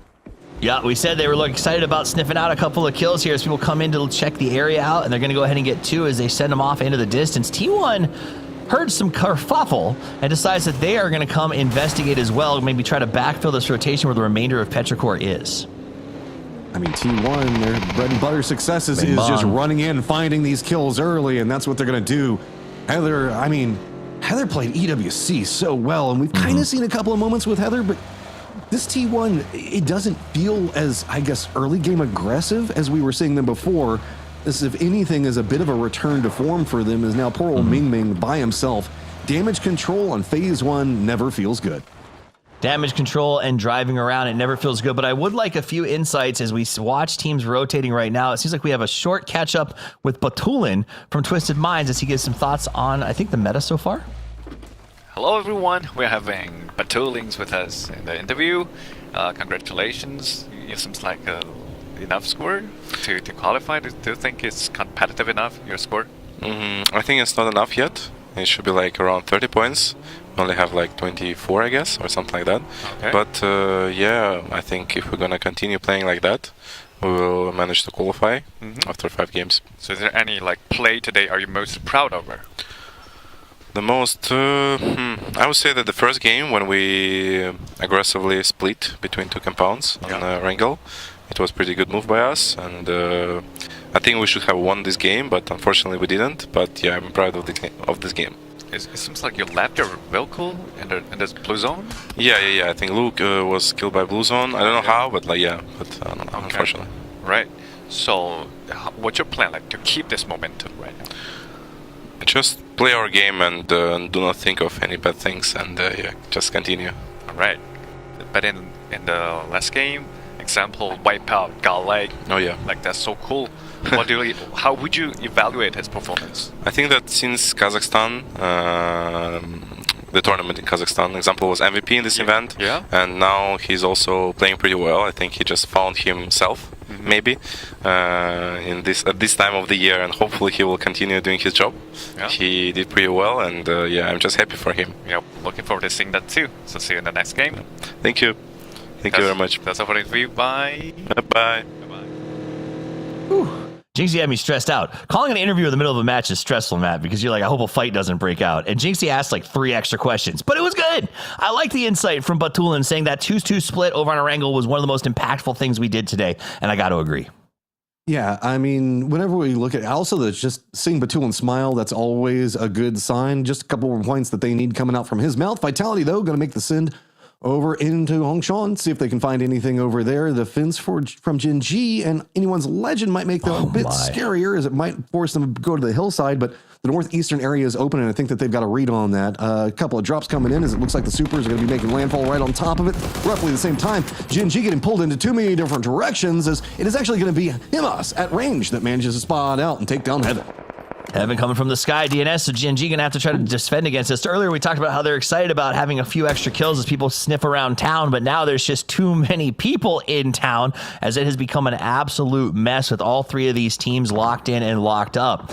I don't think you get the return on Soup, so they'll be down to 3 players, and I would assume that this will be relatively defensive, look for some pick shots, but not overly aggressive against each other, as they're just going to kind of wait and see what the circle does. I do like the fact that Gen G retreated from the defense on this and instead just kind of gave up the north and let them have it. That's just too much territory to try to control in this circle, because most people are going to try to avoid the northeastern area, or actually more of the due north area, and you're just going to end up with all these little minor firefights that are going on everywhere as Sharper just in some trouble with that little bit of a regroup that we saw them going for. Going to get punished for it, and 4 Angry Men going to find it. Nice job by 4 Angry Men. Do a little cooking as Sharp loses a player and has to try to force some recoverment. The good news for them is that they are at 24 points. And you heard Batula in the interview saying 30 is kind of where they think the cutoff is going to be, which means you really only need to get about 3 points per game to get yourself in a sort of comfortable spot. In terms of qualification, I think if Sharper makes it through, a lot of people will be surprised and excited after we saw from them in the group stages. So kudos to them. Keep grinding. Now we see Twisted Minds shooting at the Expendables from across the map. We can listen in really quickly as they plan their rotation and talk about this battle. Но с края будет тяжело. Вам нужно будет придрать сделать. Слышали? Да, хорошо. Куда еще раз ты хочешь? Вейпоинт на бойку. Палки нет. Или еще дальше глубже в центр. Чтобы раскопаться. Да. Только делайте придрайв уже, ребят. Говори за сколько. У меня еще КБ есть. Уже делайте, уже. Ну... На 4 заезжать это равно то, что будет много мортир. Можно смотреть вот эту 4. Там более будет. У нас еще 7 мортир, можно было. Да, у нас, да, у меня еще 3 мортира. Иду туда. Illuminating.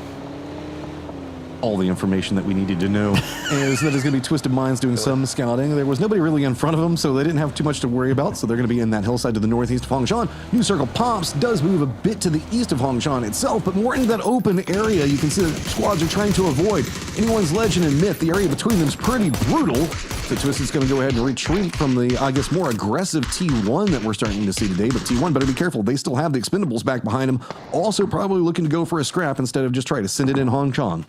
I need to find out if Da means yes or no, because they were really focused on that. But either way, One Drag is going to say Da as he gets a nice little knock here on Gustav. And I don't think there's any rescue missions in the offing. Gustav picked off the car and just left behind, and that will be the end of him. Falcons at 31 points, though.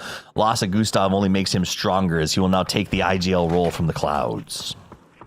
Yes. All the DAs coming out there is, okay, Expendables, where do you go? To the north, that's a problem. To the south, we have a different problem brewing, and that's going to be Godlike, trying to deal with Myth, into a better position. They at least have a foothold in the circle, but they have one of their players down at the time. Falcon's going to be coming into the west of that just a little bit. Tyloo's going to be the problem that's going to be in front of them.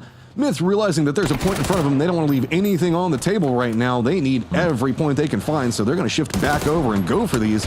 Godlike now kind of locked out a point for just due to Myth aggression.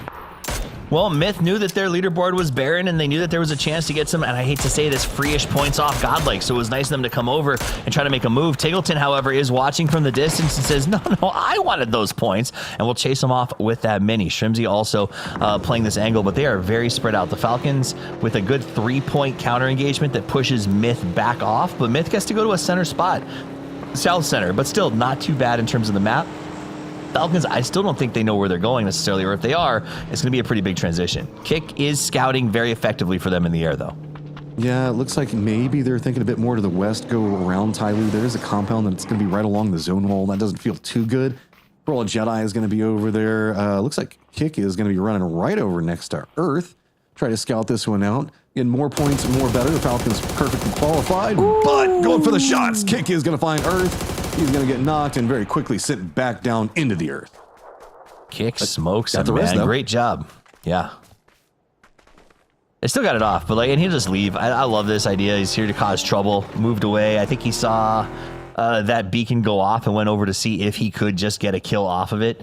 So nice play by Kickstart. Good general awareness by the Falcons as they have to find a way to get back into the circle. Let's check in on the Expendables. We saw them fighting early. Try to look for a rotation here as they blow past another team. A little bit of drive-by potential as both teams spin in a circle and go, that guy? No, that guy. But I just came from that side. Whenever you see a team rotating opposite you, you have to wonder, am I going into a trap? Like, am I walking into a bad place right now? Why are they leaving? Oh, it's just so open to the southeast of the center of the circle here. And, I mean, it's just make do with what you can find. The Circle Pops at least abandons a bit of it, keeps Hongshan in there, and every single one of the teams that are in Hongshan are going to be rejoicing due to that. Big decisions coming up from Alpha right now is T1. What are they going to do? Tycon starting to come alive. Spots out EN, gets knock on him. T1 still kind of regrouping. They don't want to go the Twisted route, and they also don't want to go the Alpha route, and they don't want to go through Hongshan, so I guess longer wrap very far around all the hills over into the east, but Anyone's Legend feeling great, as well as Na'Vi down to the southeast. We do have a death funnel that's going to be brewing over with Myth as well as Tyloo, maybe Falcons as well. I don't know what's going to be the angle of approach for any of these teams because they're kind of being gate kept out in almost every angle of approach.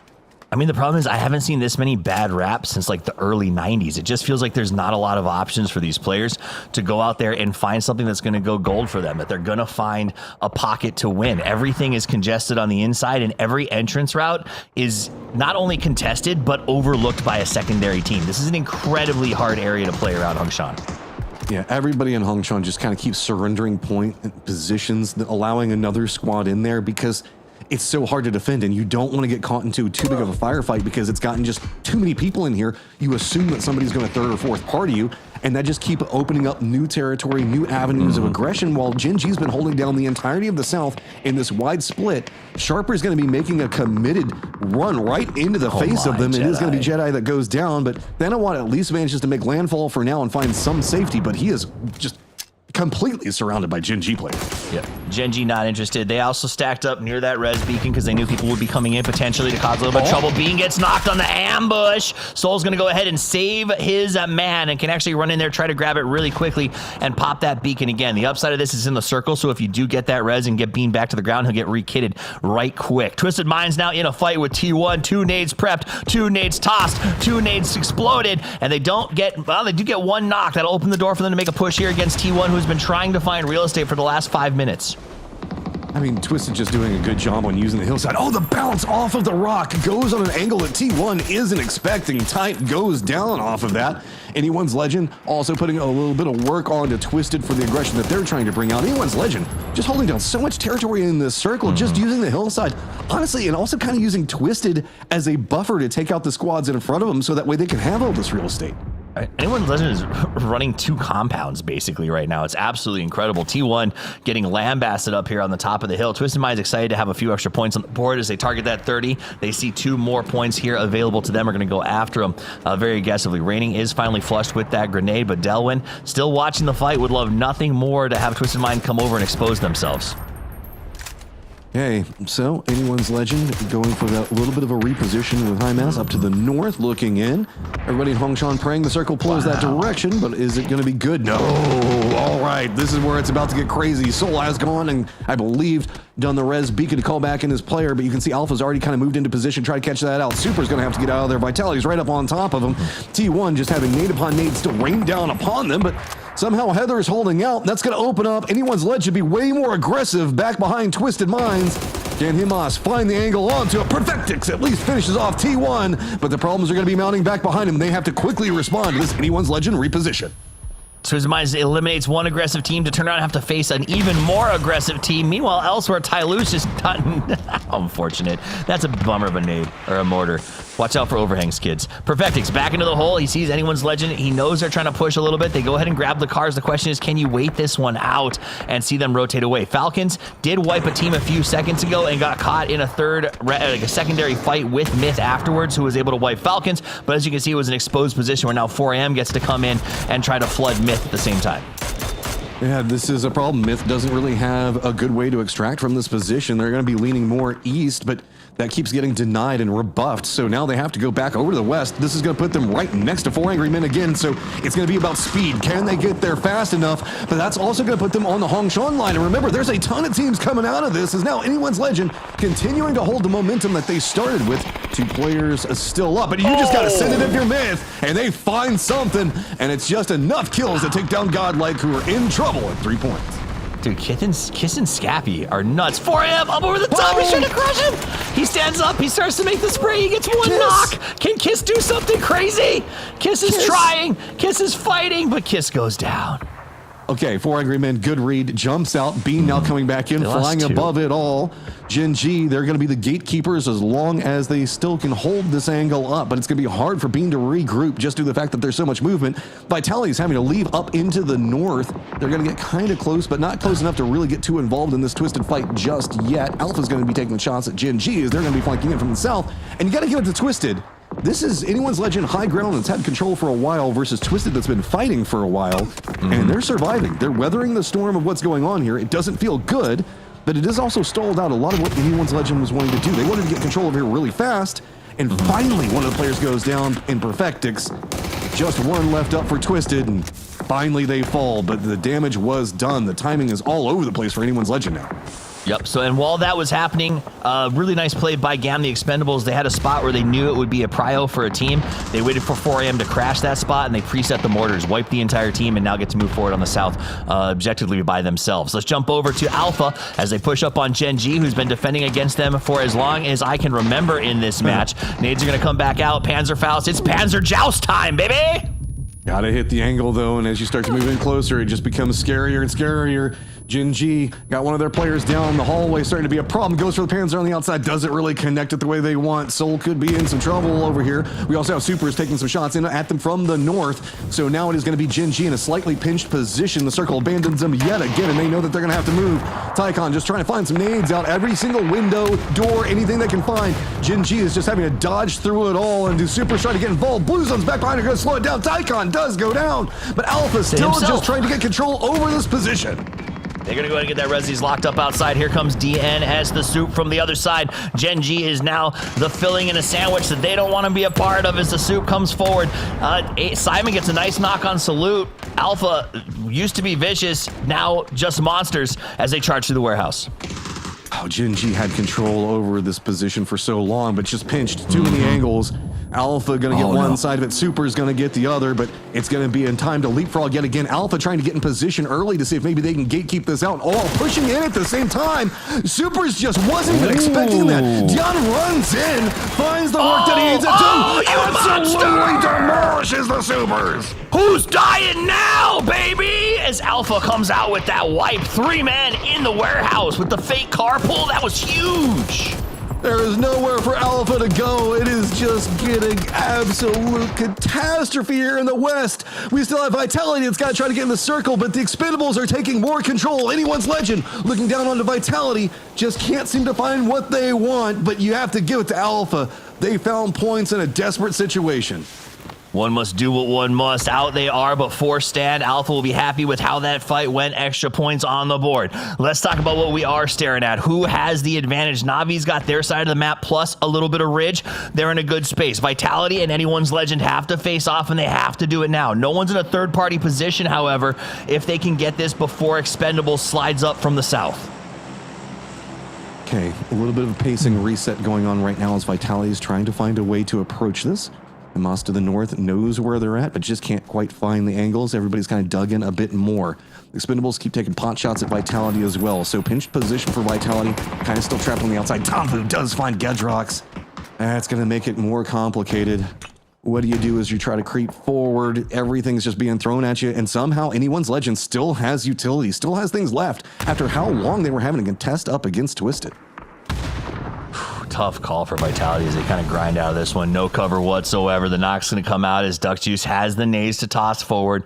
Anyone's Legend has all the time and the space. So you can see down below on the map just a little bit. Gam the Expendables is debating on if they want to come up here and cause trouble or not. Okay, shots come out from Melas. He needs to hit this, but there's just too many players lined up for Gam the Expendables. Every peak is heavily punished as it keeps going back over to Sololzi. He's the only one inside the circle right now. Fort Vitality finally falls. Blue Zone putting in the work. But Anyone's Legend has to try to regroup now against. It's going to be a very strong position coming up from Na'Vi that's got 2 lined up on the ridgeline watching this firefight. Akatori going to be the guy finally taking the shots at the Expendables, and that might provide a moment of reprieve coming up for Anyone's Legend to try to get back into the circle as well. Navi's going to have an interesting game against them as they've got to lock this down. They've got a decent spot, a lot of cover fire, but they're going up against 2 teams who know each other very, very well. They've played together in some cases. They've trained in the same region, and that often will work against you because it means they understand what the other team might do and could choose to just avoid those fights, right? Gam can play the south side of that ridgeline, just let Anyone's Legend have the top, and Na'Vi may have their back up against a 2-sided wall here if they are not careful about how they handle this next collapse. So it's mostly just the lineup with the Expendables versus Na'Vi. Anyone's Legend still just trying to hold the high ground up. Expendables just keep having to leapfrog. So the ridgeline that we're looking at right now is kind of the core of what's going to be the center of this circle. There is the compound to the north that really only has Sololzi in, and it feels like both Gam as well as Navi are kind of fine with letting that kind of sit that way and be in anyone's legend control. They know that the focus is going to be leaning mostly into this road. So that's why we see these splits happening. Nobody knows exactly how this next circle is going to pop and the way it's going to be set. So it's going to be kind of eyeing out both sides, north and south, starting to set up fortifications because you don't know what angle of approach is going to be most useful for you coming up in just a few seconds. When in doubt, dig a hole. The beauty of the pickaxe. In the old days, you sort of just kind of jiggle peeked and risked your helmet. Now your IGL can say, get out the pickaxe and start digging. It's the best way to keep an over-aggressive player from pushing out. Too bad they didn't have it in Valley 8 today. As an old school call out, and I appreciate it because definitely would have worked out well for him. Just a few years ahead of the meta, I guess is the way to look at it. Anyone's legend, you've got a problem. You got to figure out how you're going to deal with these two entrenched squads in front of you. While you do, yes, have the compound, it doesn't feel like it matters much right now. Is even if the circle does pop more in the north or anything else like that, it's just, who cares? It's still going to be ridgeline control that's going to give you some type of favorability on it. So Sololzi's just trying to make sure that nobody flanks back behind. Look at that sink. But again, it's a pacing timing coming up. Is just got to dig the trench in, and I guess that's going to be their goal. Just try to get as close as they can to that ridge. Dude, their organized digging there for a minute was beautiful. That's what I like about anyone's legend. Even their digging is well planned. But this is what you do with it, right? You've got the time. You build yourself a forward push. You prepare for a potential attack of some sort, and you look good in your ghillie suit while you're doing it. Look at this. Look at, oh my gosh, cinematic beauty. This is what happens when the last circle slows down. Okay, with the way the circles popped, it's just a little bit further. You guys are almost there. I'd say about another 20 or 30 seconds, you know. Go ahead and smoke it out. Just keep digging. Just keep digging. This is one of the longest trenches I think that we've ever seen.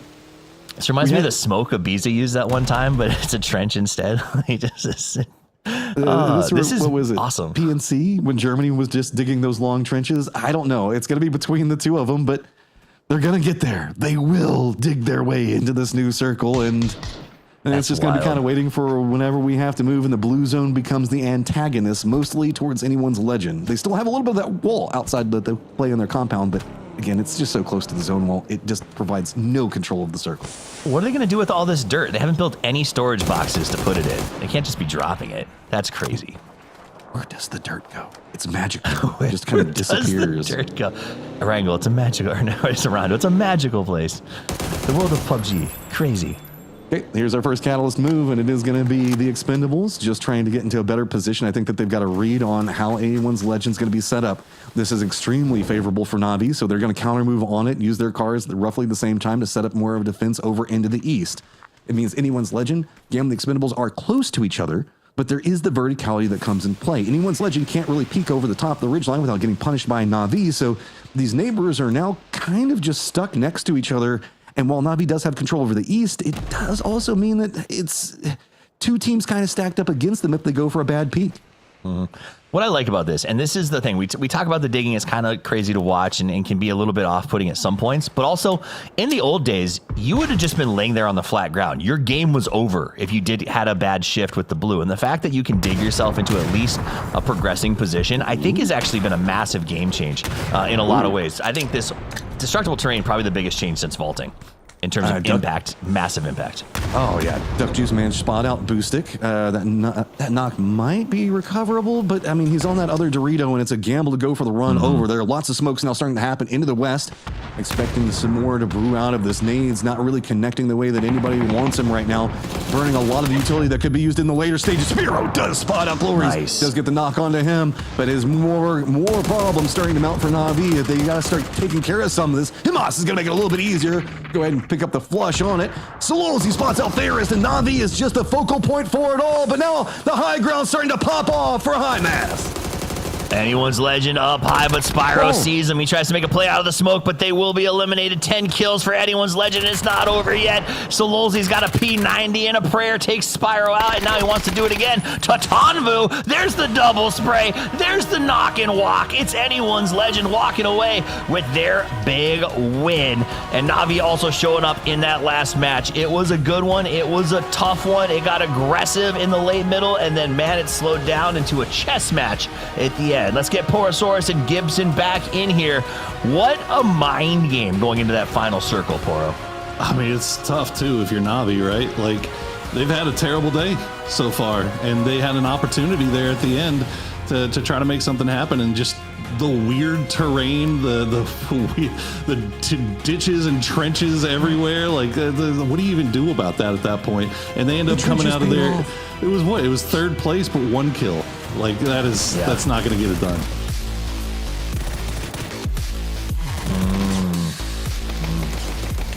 I hate it.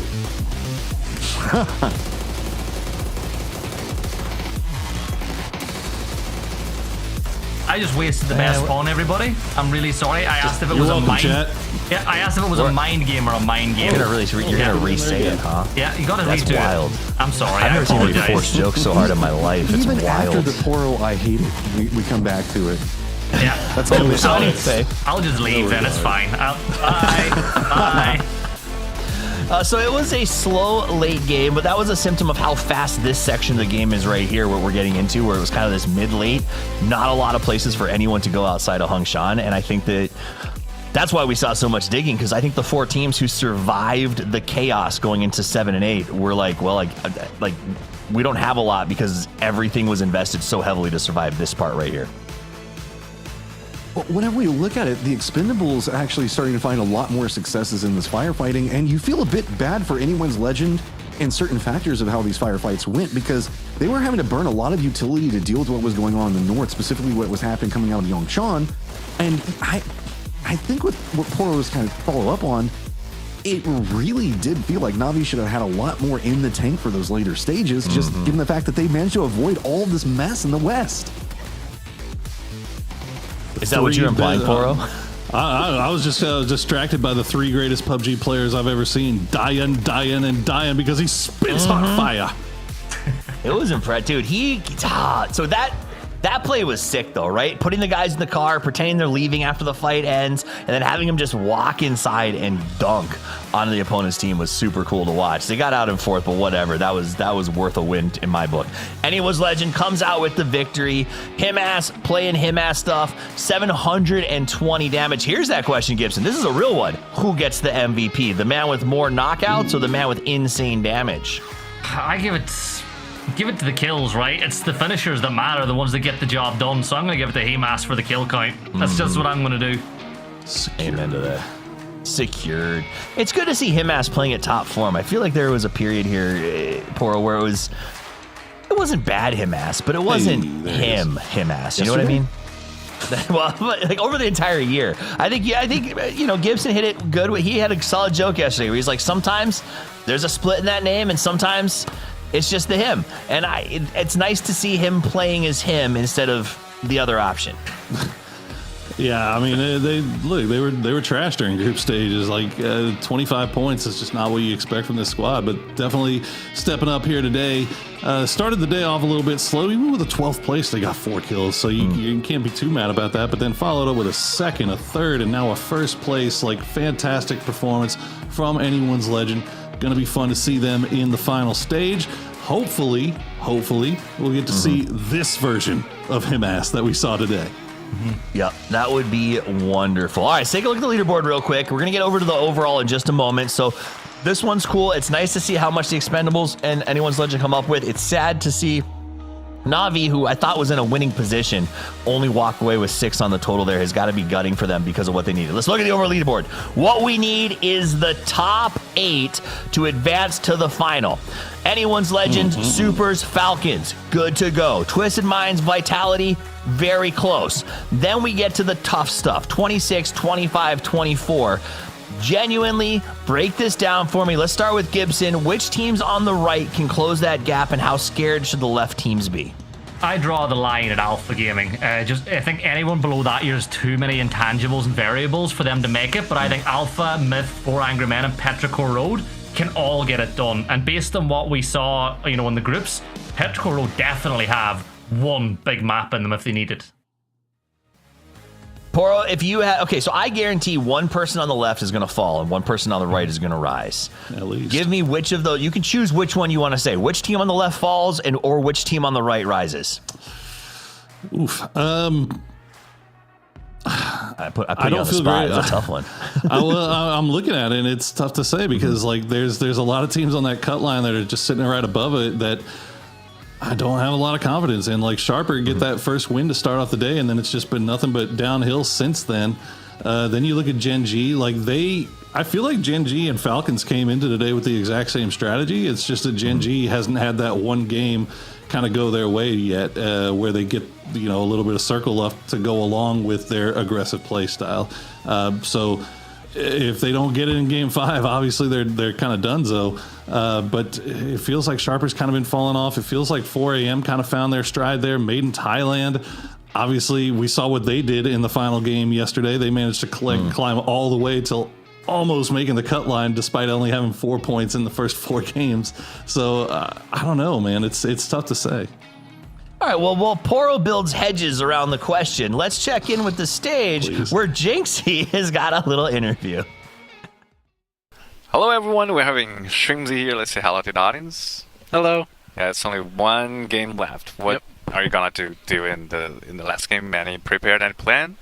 We're already qualified, so we're just gonna go out there, have fun, get as many kills as possible, and just try to play the game and enjoy ourselves. All right. And what was there a moment today where you felt anything is clicked? Probably game 3. We won the game, and we were aggressive. We took space. We were quiet when we needed to be and loud when we needed to be. So everything felt good that game. Good to hear that. Anything want to say to the audience, like the fans support you always? Yeah. Thank you guys. Thank you guys so much. We appreciate it. Thank you to Falcons as well for supporting us. And without the fans, we wouldn't have a job. So thank you guys. Good to hear that. And wait to see you in the last game. Thank you. Appreciate it. Let's go. Bye. We all chase that one more game. With Lenovo Legion, it's always within reach.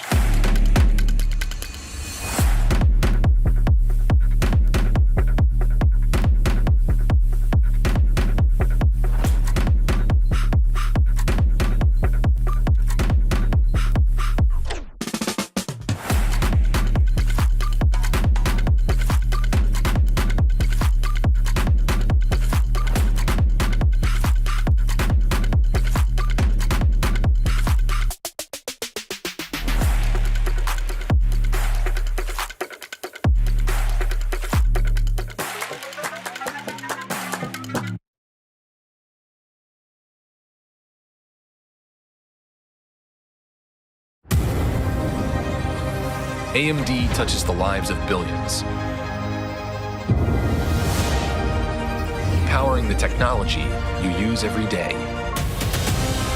From data centers to your personal device, automotive to automation, curiosity to creativity, business to breathtaking. AI to awe. And we're just getting started.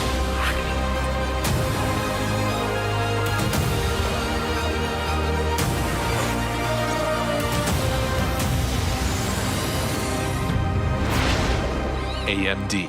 Together we advance. For the first time ever, you get next-gen power in gaming earbuds, giving you flawless wireless. That's plug and play. Now you've got 100+ audio presets at your fingertips. So you can hear bad guys better, hear whatever you want better. That's a giant leap for earbuds, and a new way to play for glory.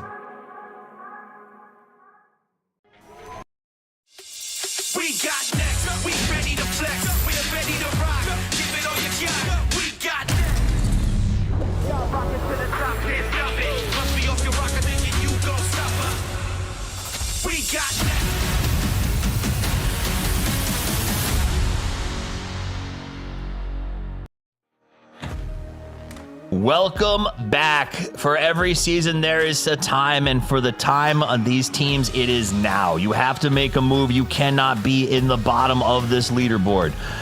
8 teams will go through to the final. They will have a chance to play in the winner's bracket next week. 8 teams will be knocked out. They will sit in silence. They will struggle with what they did wrong, and they will have to find answers to those questions without the ability to scrim and without excessive training while they watch their compatriots get better. That is truly what is on the line. It's tempting sometimes when we watch these matchups to say, it's not that much on the line. It's just the top 8. The cutoff is a little bit different. It's not. There's so much in this bracket in particularly, I think more important than almost any other to these teams in that cutoff. Yeah, and we still have so much like quality that's in our bottom 8 right now that can spin this leaderboard around and is close enough to really have an opportunity to do it. And I don't know. When we look into this, there's so much momentum. For 3 weeks of action, we're about to be hitting a point where somebody's going to be sitting out for almost a week of it, and that is just a mental break. You don't want any of that to go down. You've got to go in, and this is where you need to make sure you secure yourself. You find that big momentum. I will say, last game of the day, Myth always plays well.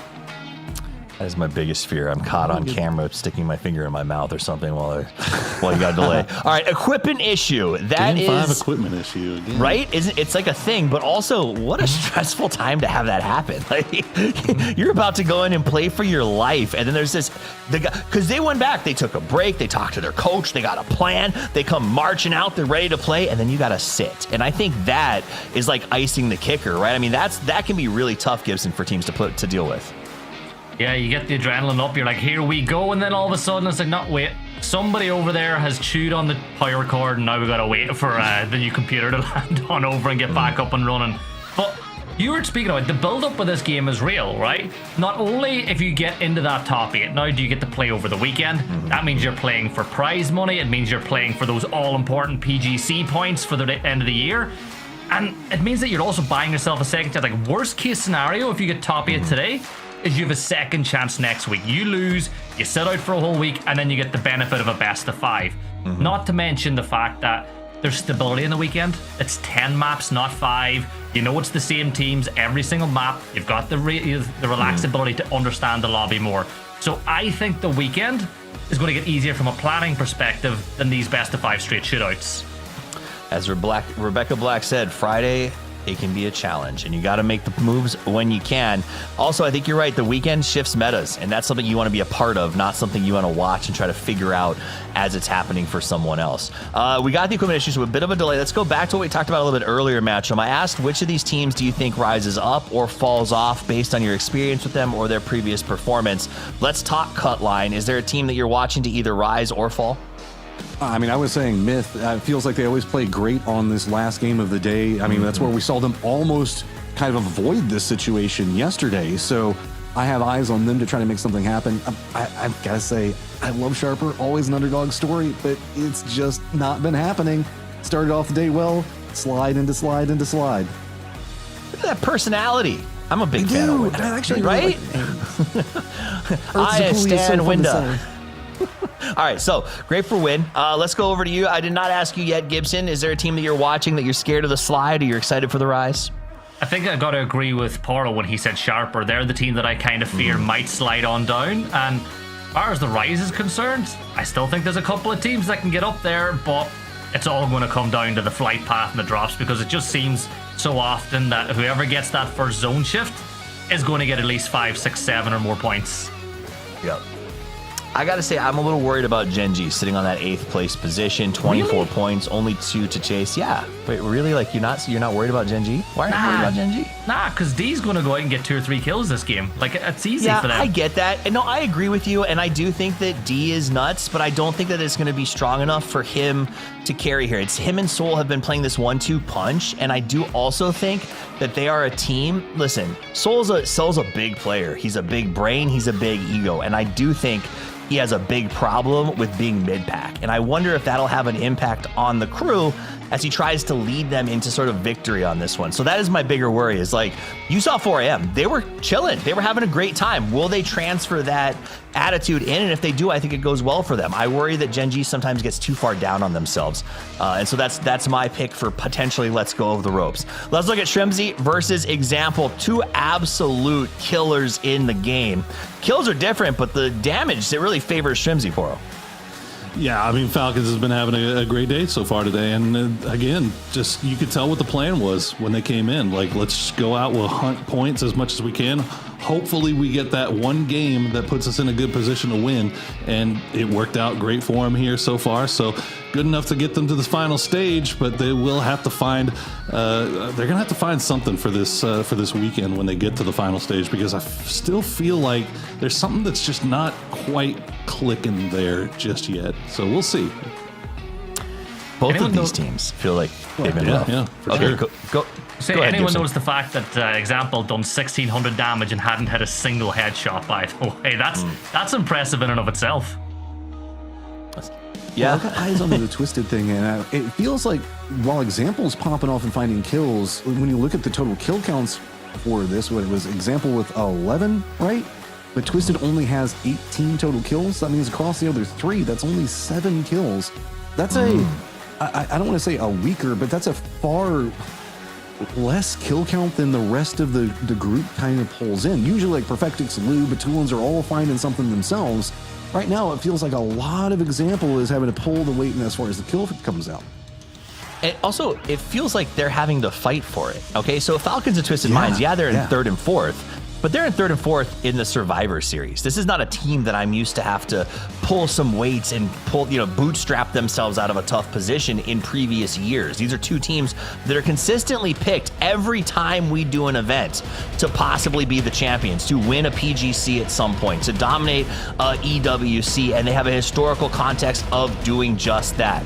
We know that they're going to advance just fine, but we also know that there have been teams that have faced incredible challenges in these 5 games, and in doing so, they are in a tight race of 8 teams in the mid-pack battling for a couple of points difference to advance to the grand final, or have to sit for 1 week's time and hope for the best. The plane is in the air. The path is unfair. It's going to be chaos. Let's send it over to your minstrels of mayhem. It is Gibson and Porosaurus. Okay, it's time to go, Poro. The way he said your name there, like, what do you think? Was a bit like. I always, any time Toffees throws over to me, I always feel happy about the way he's thrown over to me, because it pumps me up, man. It gets the energy up. It sets us up for what is going to be a wild and crazy final game, which is exactly what everybody's expecting. And Delwyn already, Tyloo, that's not how you want to start. Is Toffees the best game thrower that we have in the business? And I mean that in both sense of the words. Could be. He throws games, but he also throws great to games. Oh no. I will not finish on that. I'm waiting to see if he hits that freaking shot, man. Just shoot it. All right, he wasn't helping you. He was like, please just get a kill so we can move on. And he was like, nah, I'm not gonna hit that shot. I know. I didn't want to get caught up in saying something. Well, okay. So Tyloo gets everybody still alive. That's good news. Bad news is that circle looking fairly reminiscent of what we saw in match number 1. This one's favoring the main island a little bit more. Or is it? I don't know. This almost feels like a mirror, doesn't it? Yeah, saying the word favoring with circles like this really is always gambling. The big difference for me is it's not just Twisted Minds by themselves on Mully Island this time. They're joined by 4 angry men, as they've got 2 orgs there. Sharper, remember, they were able to take advantage of this circle the first game of the day. They're on that bridge once more. This is where I think you're really tested though, Poro. Like, you are a team on the cusp. You didn't play well in groups. You found yourself getting a ton of points in the first game of the day. Now do you start making rash decisions, right? You know, like, do you go, I feel like we need to make something happen, and they start making mistakes? Or do you think they can relax and just kind of wait and see what happens with the position they have? Shoot, they definitely can't relax. That is not something. It is not a relaxing position for them to be in right now, and hopefully they realize it now. The fact that they did get this circle again with their drop spot is good news for sure. but they're also once again in that position where they're having to guard that bridge. They're having to make that decision about how they want to play it out. And already, and you brought up a good point, is that this game, while the circle is very similar, the playing path completely different. Remember, we had Falcons dropping on Stalbert in game number 1. So that just kind of goes to show you how spread out everybody was across the map. This time, that playing path going on to the south is putting everybody more right on top of each other, as we're seeing already 3 minutes in, T1 getting real close there to Jedi, but it looks like he'll be able to escape that free and clear. Yeah, and like you're probably looking right now and you're wondering, like, 6th through to 13th, where or drop, like who's in a good spot, who's in trouble. Like T1, 5 points, by the way. Like, we were singing this team's praises. This has been awful from them. You'd even argue at this point, Paul, like, is a chicken dinner, like, a chicken dinner with 10 kills is not going to be enough for them. Like, they're going to need to frag out and win just to get a chance of qualification here. So I would effectively rule them out. Like, Tyloo is one of the teams, even to me, like, even on 14 points, you need a lot of things to go right for you to cross that 8th spot threshold. Yeah, Tyloo, again, they'll just have to have things go perfectly their way. T1 even more so. And T1 actually, in the Expendables, kind of rolling by really close and haven't taken any shots yet, and that's making the Expendables feel a little bit more confident in pushing in. So this might be a bait from T1, as Heather is going to hold the line with that shotgun in hand. But you see the Panzerfaust come out. Doesn't matter. Glory's not even going to be able to get it out here. Heather going to try to go for the flush as Tanwa's going to run out of Huang F, but that grenade is going to take him down, and now the rest of T1 comes running. Yeah, I was talking about how many kills they're going to need if they want to even have a chance of getting there. They've got 1 on the board, but the Expendables look like they're playing at a much higher level. They're on 27 points. They're by no means safe here at all. So if they get the squad wipe, if they get a 4 points, that's the Expendables in. Yeah, no, the Expendables, they have not had a very good day either. Like, the first 2 games were pretty rough. The last 2, a little bit better. Put them up where they are now, 27 points, but down to just 2 players. They had to send it into the compound. T1 had to do it as well because Sharper had Thunders and Earth Zapalui kind of keeping eyes on the situation from afar.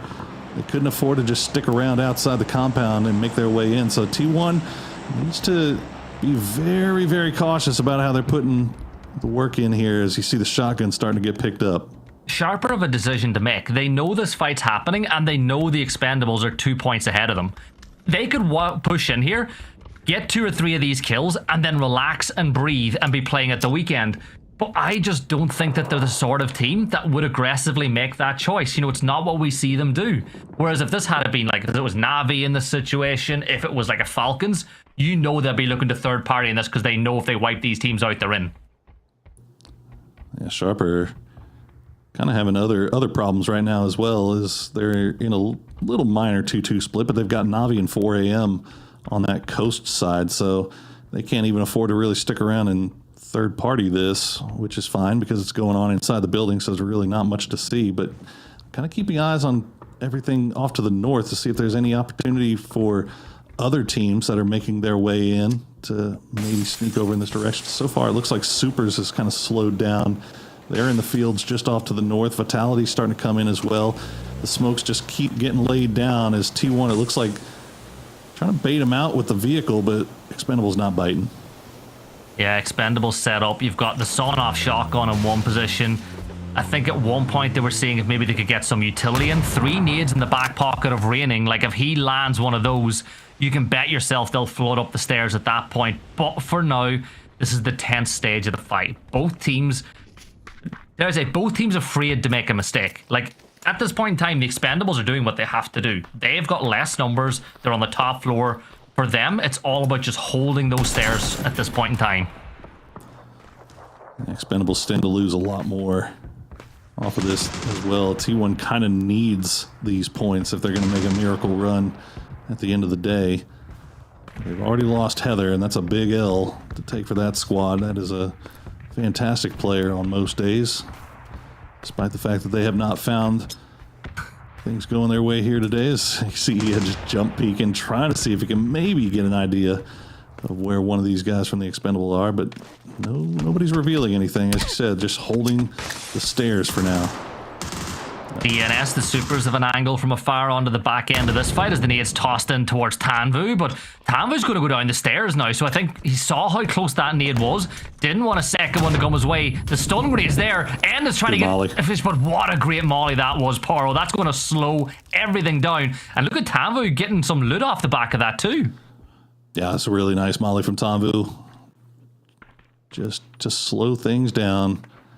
As you see now, it's just raining, holding the line. I guess they're just kind of sitting here waiting to see if they can maybe catch one of these guys, but also just being cautious because the circle's about to pop. You see Vitality, Myth already on the way over here. Petrichor Road also in vehicles making their way down. The new circle has popped, and it is going to go onto the main island.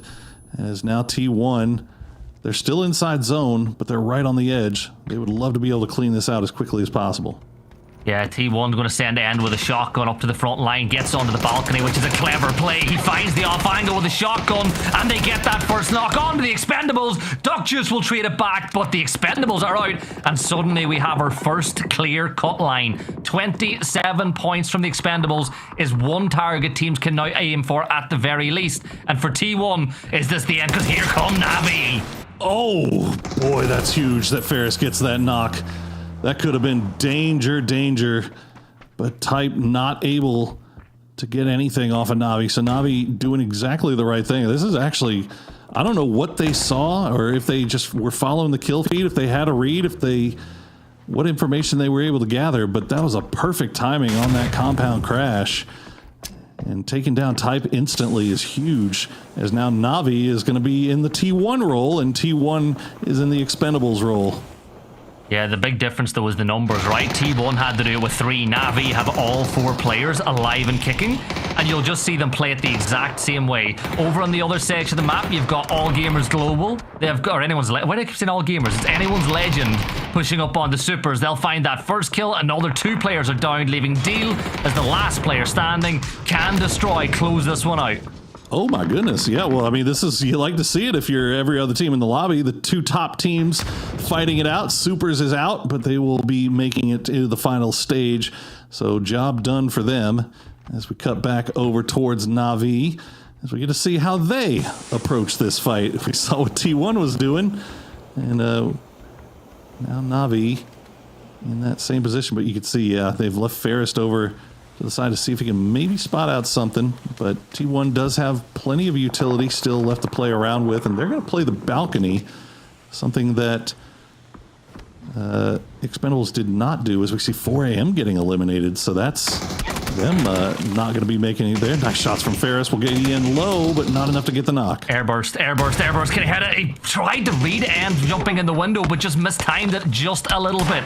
Spiro, he's switched over. He's got the UMP in his hands. I think that's Sharper finally starting to put some pressure down, realizing that with the Expendables out, there's an opportunity to get above them in the leaderboard and just create some bit of comfort for you and yourself. But this is the problem for T1 now. Navi have got a foothold inside the building, and you really need those shotguns to ring out true. It's a lot of points going off the board. It has gotten very violent very early here in our final game of the day. As the new circle will pop, it's going to land right on top of Myth and Godlike in that compound. We'll see LFP1 and Fana go ahead and rejoin Tony and Haven, as they will be uncomfortable neighbors for the time being. But T1 and Navi, this is outside of zone, so they'll have to come to a head here. Ferris is going to get taken down by E-End, and now Navi will have to slow things down and decide, do they go for that res, or do they just push us 3? Yeah, oh, he wants to take advantage of it, yeah. Yeah, he's gone to the balcony, but I think he gave away the audio cue. That BZ's not really what Navi needed to throw at that. Is it snow? It's a smoke. Smoke, yeah. Yeah, I thought it was a BZ. Tried the smoke out end, but either way, it seems like the rest of the 3 players are going to get ready to make their push. And here we go, Poro. Raining has that vector. He's going to find one. He finds Agatory. And now all of a sudden, Navi down to 1. Now down to nobody. T1 getting 8 kills now and clean up Navi. And they will be going back to the workshop to figure out how to fix things for next week. Okay, now the question is, can you get the blue chips and find somewhere nearby to bring your teammates back? It's phase 3, so you can't afford to do it. So I think that's exactly what Reigning is about to do. Go get your teammates back. You've got 8 kills, a few more and a win, and you could find yourself getting huge success here and now. Vitality looks like on the other side of the coin, they are going to dig themselves inside the fields. 29 points for them should be safe, but it doesn't quite feel that way either, so I like them just digging trenches and playing this spot. Yeah, nothing really feels safe just yet unless you're over 30 points, as you just never know what could happen. T1 getting 8 points already to start things off as Gustav and Lee will trade grenades. Lee will just hop in the vehicle, get on out of Dodge as Falcons will take over that south side of Quarry. Tyloo will take shots at him from range, and now inside Ferry Pier, Twisted Minds having to make their way through, but they've got Alpha with rooftop positions. Ooh, Diane, he did him dirty last time around. Maybe see if he can do the same thing to Twisted Minds. One shot, just needs to get one headshot, and that opens up the window for Alpha to flood in towards Twisted Minds. Now, remember, Twisted Minds are the team that have to push further in. They're outside the circle. They're going to start wrapping their way up. Nice shots onto Diane, and he doesn't able to send back any on the other way. And it looks like Twisted Minds are going to send it in here. They are. They realize the guy that's holding him, but the roof has got nothing but a bolty, so that's going to allow them to get right on their doorstep. Batulins on the low side. Perfectix has the perfect air burst grenade to take down Diane, and now Alpha is down to 3. The rest of the boys are going to have to rush over here and see if they can maybe catch Twisted before they get in position, and they will catch Perfectix.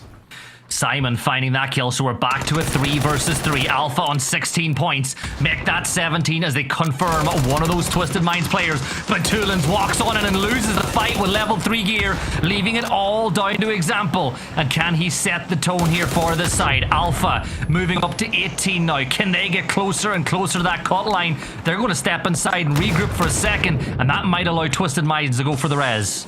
Oh my goodness, Twisted Minds going to be sweating it out here if they are not able to get somebody back on their feet. Example, still trying to take these fights, still trying to see if he can fish with dynamite, but not going to find anything. We'll go for the res now on to Lou.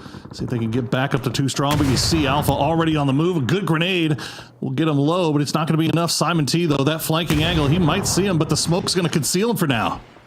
Yeah, the BZ is going to catch him, though. Pow will get that one on the Lou, and inside the blue, Example's taking a ton of damage. He will try to first aid up through it, but he can't. And that is big points for Alpha, up to 22 or 20 now. Just 4 points off of Genji. And T1, they were making another Hail Mary push, but this time, it looks like anyone's legend were ready for it. They got players back, but they immediately push into ALAG. Destroy down to 22 HP. We'll try to throw some exploratory grenades. They're not going to find what they need, though. Type is now the last player left alive, and he is getting taken very, very low. He's got to play on the outside of the compound itself, which is scary, scary stuff, and Destroy's spotted him out. They know exactly where he is. We'll take the shots. We'll take down T1, and that will be the end of their run here this weekend. And that is great news as well for those teams on the cutoff mark. Like, the fact that T1 were able to pick up 8 points means that the teams that were really close to them weren't able to get them. So at this point, if you're Sharp or if you're Genji, you want the teams at the very top or the teams at the very bottom getting most of these kills. Tyloo's Lee will dip into the bathroom. There's no water there that can extinguish that fire, but he can heal himself up just a little bit. But Tyloo on 14 points, I don't know, like, I don't think that it's going to be easy for them to get over that line, and Vitality aren't going to make it easy for them either. They'd have to get to work immediately, and right now they have one player from Vitality pinned out, but the utility just not at all where it needs to be. It's a good molly that will prevent one Dragon from continuing to peek that corner. Might be enough to get Levante out of there. As actually, not the last player alive. He's got a teammate somewhere. I don't see where he... Oh, I see him now. Yeah, Gedrock's down south in the hills, so nowhere near this. So this is all the Levante show. And you know what? I would watch. I'm a Levante fan. I know what he can do in situations like this. As Tiggleton gets a big link shot way off to the south on towards Alpha, who are up to 20 points. And Falcons could extinguish that alpha flame. Maybe he might turn them into the betas if he's able to do some real damage this time. Nade tossed deep. Is it going to soar far enough? That one just bounced off the ridgeline and went right. The third one wasn't good either. Alpha staying alive. A little bit of defense there for Alpha, keeping them in this thing, but Falcons, they're not going to stick around and wait. They're going to go ahead and push, because why not? They're comfortable. They feel good about making the final stage. Let's see if we can clear these guys out. Tycon just spamming flashbangs, hoping for the best as Kickstart will lead with the Panzerfaust. Doesn't get the knock somehow. Tycon still alive as Myth is going to spot out Gen G in the field on the cut line. Gen G is down to 1. Yeah, let's jump on over. I think we've got Falcons comms ready for this fight, so let's hear their communication lines as they try to take down Alpha. No, I just stunned for you. I'm running up to you. Okay. Knocked one. Okay. Knocked one. Nice. Okay, let's run it down on the right. So we're 2 standing. Low. It's the last guy's on the coast, I think. Yeah, it's coast guy. You get res, take. Car, bro. Oh my god. Sorry.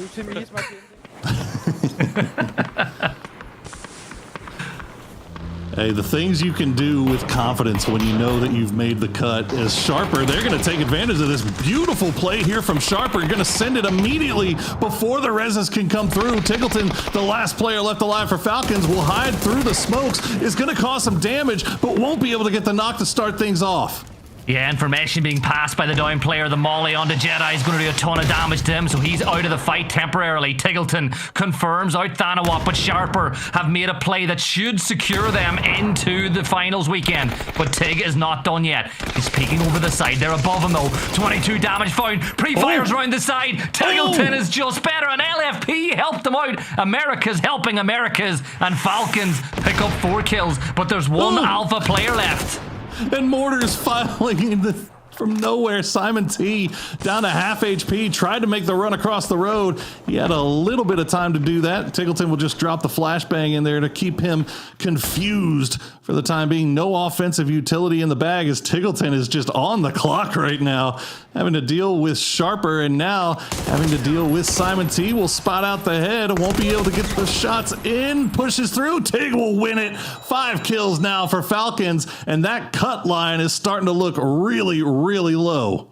Pero took a knock there from Himas as well, as Anyone's Legend looked to bring the pressure onto them. They jumped above Gen G now, who will not be playing at the weekend. Either will Alpha, either will the 4 Angry Men, or T1, or Navi. So the question now is, can Myth, Tyloo, or even just Crazy World, Godlike, make something happen here to climb into 8th place? Pero's position on the north though. If they can deal with Anyone's Legend here, Paro, Myth become the only real problem for them then. I'm swear to God, I'm starting to think that Myth might have some Erangel plot armor, because they are just, this is 2 days in a row now where they are leaving it all the way to the final game of the day, and they get some circle fortune going their way. They've got the compound, they've got 4 alive. Let's see if they can get a few more points to hop them up above that cut line. As Sololzi, 9 kills for ALAG. They dispatched with supers and got some guys back on their feet, and now they're putting their attention over towards Petrichor Road, but the mortars are coming from Petrichor as well. Yeah, Anyone's Legend, 55 points. 9 kills, by the way, this game so far. So remember what I said about the teams at the cutoff point. You want the teams at the very top and the teams at the very bottom to pick up points. Godlike have got themselves up to 12 now, but 13 extra points is very, very, very unlikely to be found in this one, despite them having a good compound in dog food. I still think that Myth are the team to watch here. Petrichor Road have got Tyloo beside them. They've got Anyone's Legend beside them. Myth are entrenched in the center of the circle, and you know what they like to do on the last map of the day. Could be dangerous stuff. I'd love to see Myth in that final stage. That is a phenomenal team, which has had so much success this year. It has not been a good week for them so far, but all will be forgiven if they're able to pull this off here in the end. As you see, Petrichor Road still just playing with that high ground. Lots of space to work around. They are above the cut line by 1 point. Stand to gain even more if they can get rid of Tai Lu here at the end. Yeah, Tai Lu, they know that they can put themselves in the running if they deal with Petrichor Road. Because if Petrichor Road fall down, that's 25 points, then becomes the lowest cut-off mark for these teams to try reach. The first nade from 04, though, was exactly what it needed to be. If he can just confirm out this kill, they just want for Petrichor Road, just get above the Expendables, get to 27. That kill is confirmed now. LFP picks up another one for Godlike, pushing them up to 14th place with 14 points. But for Pero, they know if they deal with Tai Lu, they're safe. It is sweat time for the Expendables. For Twisted Minds as well. 29 points just does not feel safe right now with so many teams below the cut line right now with still 4 players alive in good position. Tai Lu, probably the first one and most likely one to go down here if Petrichor Road can do what they need to do. That grenade gonna sail a little bit wide there, not too well placed from 04MB, and they'll just retreat back. They know the Tai Lu's here, but that blue zone is starting to come in. Yeah, this is bad for Petrichor Road. Anyone's Legend have started pushing from the north, and that might just emphasize Tai Lu, encourage them to push up from the south, because you know that at best you're in a 2-2 fight. He mass and destroy the front line, and good nade here could be curtains. It does a ton of damage. You'll see I-26 sprint through the next nade. This one's going to land right at his feet. He's going to fall, and anyone's Legend bringing the fight, and Tai Lu have to push. This is the best chance Tai Lu could get to wipe out one of the rivals. It's the only chance Tai Lu's going to get to even stay in this game while catching Petrichor Road. Twisted, nicely done there by Chewy. Will take down Destroy. And you got to push here, Tai Lu. You got to go. Looks like One Dragon and King Kong are starting to make their move. But Petrichor Road, they're staying alive. Yeah, the Expendables there on the cutoff now at 27 points. Lee speaking up from that side, trying to flush out this kill. Chewy sees Hemas. Chewy gets one, and that's another knock for Petrichor Road. 2 players up for anyone's Legend. This could be this for them. Slolzy moving on over. He's going to go into that dip. Hemas feeding information over, but the blue zone at his back is going to funnel him into Chewy's line sights. And Tai Lu is just being so cautious about this. They finally will come over at the right time, but Ming Ming is going nuclear. He'll take down 3 of them. He takes down all of anyone's Legend. And now Tai Lu is going to lose 2. K-Kong, the last player left alive. Somehow, some way, Petrichor Road, with their backs against the wall, come out on top. So there is 4 extra points for the win compared to second, plus 7 players left alive. There is an opportunity for Godlike, but it's a very slim one, but they need to up the aggression now. The problem for them is they're on the wrong side of the action here. But look, they're the wrong side. Godlike have to go through Myth to get to Petrichor Road. Petrichor Road are going to move towards Myth. Like, Godlike need to clear Myth and need to do it now if they want to qualify, but I just don't see it happening. It's not. They're just backed up against the wall. Myth is just in better position. They've got Haven pinned up against the blue. He can't move. He's going to try to see if he can maybe wrap around a little bit more. You hear the shots coming from Baron. Haven will try to find some angle here. Drops the smoke down to keep himself concealed. But this is good for Pero. As Haven going to go down. That is Blue Zone doing a bunch of damage, and will manage to get inside, but LFP can't go for that res, and he's just going to bleed out. Actually, no, Jacob going to steal it away. So another point picked up by Myth, and that might be just enough to get them above the cut line.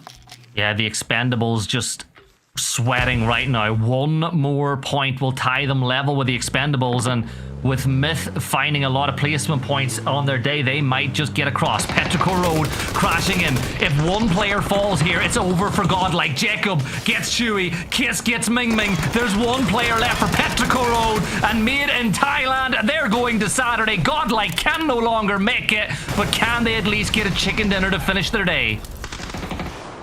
And your heart breaks for the Expendables. They had a shot, but it just was not enough in the end. The insanity of the final game striking once again as Myth is going to wake up in the final game of the day.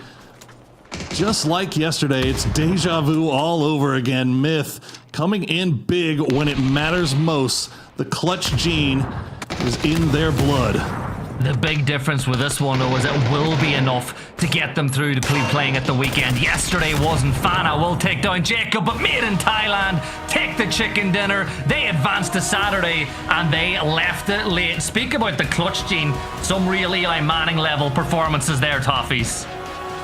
You know, they say that dry land is not a myth, but circle luck definitely is, because these guys caught that compound over and over and over again, and what a time to do it. What was that you said, Poro? It's like they got a plot hole guaranteed to get Myth through in the last game. It seems to be real at this point. Game 5, Erangel plot armor, I think. I can't even speak anymore. But, I mean, look, I know Myth is happy that they've made it, but they're definitely not happy about how they had to do it. They are leaving themselves and their fans sweating bullets until the final kill is counted. But they do manage to clutch it out this time. Fantastic work by them once again. But we've got some big, big names that did not make this final stage, Toffees. Yeah, I think that's the big one. The big takeaway here is that it is setting a really tough standard. Teams like Na'Vi not getting to the last day of play is really shocking to me, Gibson. In fact, a lot of these teams that got knocked out are just, maybe it's a shift in PUBG. Maybe the era of the classics are sort of falling off.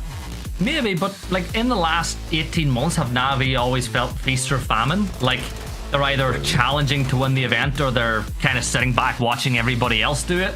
This time around, I just don't think anything worked. I think they made a good choice to third-party T1, but they just got wiped from that point. Like the fact that you let the 2 players of T1 clear you out ruins your day. Even Twisted Minds, though, like we speak about them being low, survival stage and losers bracket demons.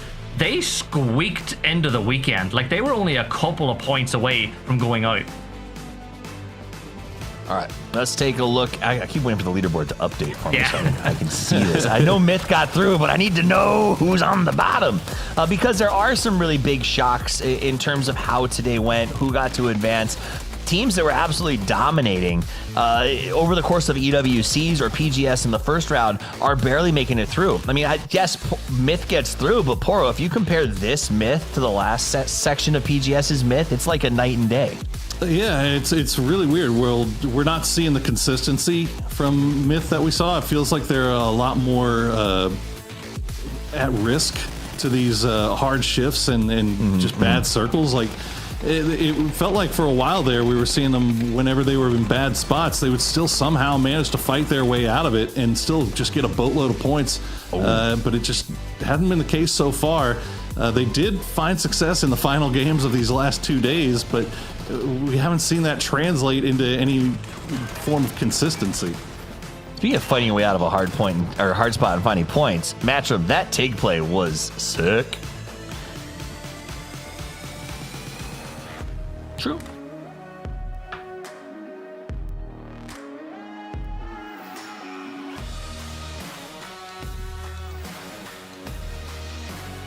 Scappy and Baron really carrying the lion's share of this. And I think that the key to take away from that last section is Tiggleton's play was so impressive that it took the words right out of our mouths, right? There's nothing to say about how good that play was. And I appreciate you pointing that out, Matt. It's wild how good these guys are. Everybody just knows. I don't need to say anything about it. Shout out to Sharper. They found consistency at the end. Tig finding a big play for himself, and that's a big motivator in and of itself. But again, I shout out to Myth for making it through. Shout out to also Sharper for finding success, and Destroy being a man of the match for anyone's legend. All right. Get to the leaderboard. Stop it. Get me there. Come on, I gotta know. Great for the man of the match. Good to see him coming up. I think, honestly, Myth had a great spot in the middle of the circle. Petrichor looking on that high ground for a second, like they might come down and dominate. And there was a world where I thought for just a moment, what if Godlike denies and then Petrichor gets the shift and Myth were to miss it by a couple, right? Because they really did win that on the consistency of that circle puts them, they could sit in a bathroom and still have enough points to advance on this one. As far as that bottom race goes, we saw Tyloo get knocked out. T1 being eliminated also was kind of a shock. shock to me in terms of how we've seen them do some stuff this year. Alpha Gaming struggling to advance, not getting the points that they were hoping for, is also a very big letdown. But if you look at that in-game totals, Godlike walked away with 13, but again, too little too late. Maybe it does give them a breath of fresh air as they prepare to move forward into next week, as they have to sit and watch everyone play. Petrichor moving in third and Anyone's Legend getting 12 are both great totals. T1 tried as hard as they could to get those points. Putting 8 on the board is respectable, but not enough, because in a second we're going to show you the overall leaderboard. I don't want to ask a question right now because I know we're about to get the scores. So I want to know who makes the advance to the top 8, because that sitting at home watching for the next 7 days is absolutely brutal. There's your cut line. Twisted Minds is the line at 29. Gam the Expendables just barely misses it at 27. Gen G falls out at 24. I was worried that was going to happen. Alpha Tyloo and on down from there. What's your take on the board, Matt? Okay, start off with the Expendables, man. This is a squad that we know has firepower, but has also been kind of struggling with that mid-game section of it and really trying to figure out a way to capitalize off of that. Gen G, who's had a couple of opportunities as far as positioning going, I don't understand how that squad just doesn't find 30 points on the day off of frags alone, man. That's the big one that really confuses me. You can say stuff about similar things with T1, but the big standout is Na'Vi just feels lost in this. They do. I don't know what. There's something we could ID watching that poor. Like, I didn't see any changes necessarily. It was just they just weren't clicking. Yeah, I don't know what it is either. Hopefully Alrain saw something that they can fix, because I'll be honest with you, Na'Vi not making this final stage is, with the talent on that squad, is unacceptable. Unacceptable. All right, let's talk about who. Let's talk about who did make it, right? Because there are some exciting teams that have entered the fray. Sharper Esports, they made the pass. They're going to be in the winner's bracket tomorrow. Good for them. We got Vitality, who looked pretty good. Petrichor rising up at the end. And Made in Thailand, despite the slow start, ended up in 4th on the day off of that last game. So really anything can happen in these 5-game series. The good news, Gibson, is that changes starting here soon. We're moving to 12 games. Sorry, to the post-match interview here. We're having Tiggleton with us. Congratulations on advancing to the finals, especially. It's been a roller coaster ride in these 3 days matches and PJ7, and now you're heading into the finals. How do you feel right now?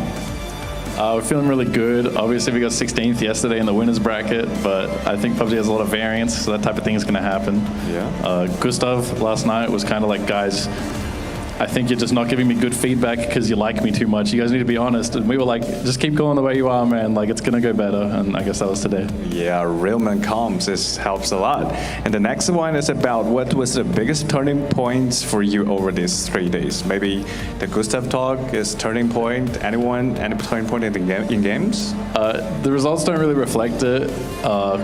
There wasn't really a turning point. We've just been consistent with our approach, and then yesterday was kind of a fluke bad day, I think. All right. The last one is, the PGC points are doubled in PGS7, so do you have any target on earning the PGC points? How many PGC points you're gonna earn in the finals? To be honest, I haven't really looked at it, but I know that we're just gonna play our best no matter what. Earning the Americas region an extra slot for PGC would be big. Yes, of course. And can you could you please do the Hyper Falcons sword dance to finish this interview? We are Falcons. Thank you for doing that. That's awesome. All right, that's all for the interview. See you guys in the finals. Bye. Thank you. Bye-bye. Good for Jinxie, continuing the tradition that Bella started of asking Tiggleton to do awkward things on stage. And he does it every time. God bless that man. He's willing. Oh. You know, the biggest streamer in the game absolutely plays just for the love of it still, and is willing to goof off and do that anytime that you ask him. I got to give props, and this is just on a side note, to Tiggleton for his commitment and his love of the game, because as much as you might hate him or whatever the Falcons haters out there love to pick at, Tig has been a bastion of awesome in terms of PUBG Esports for a very long time. So glad to have him.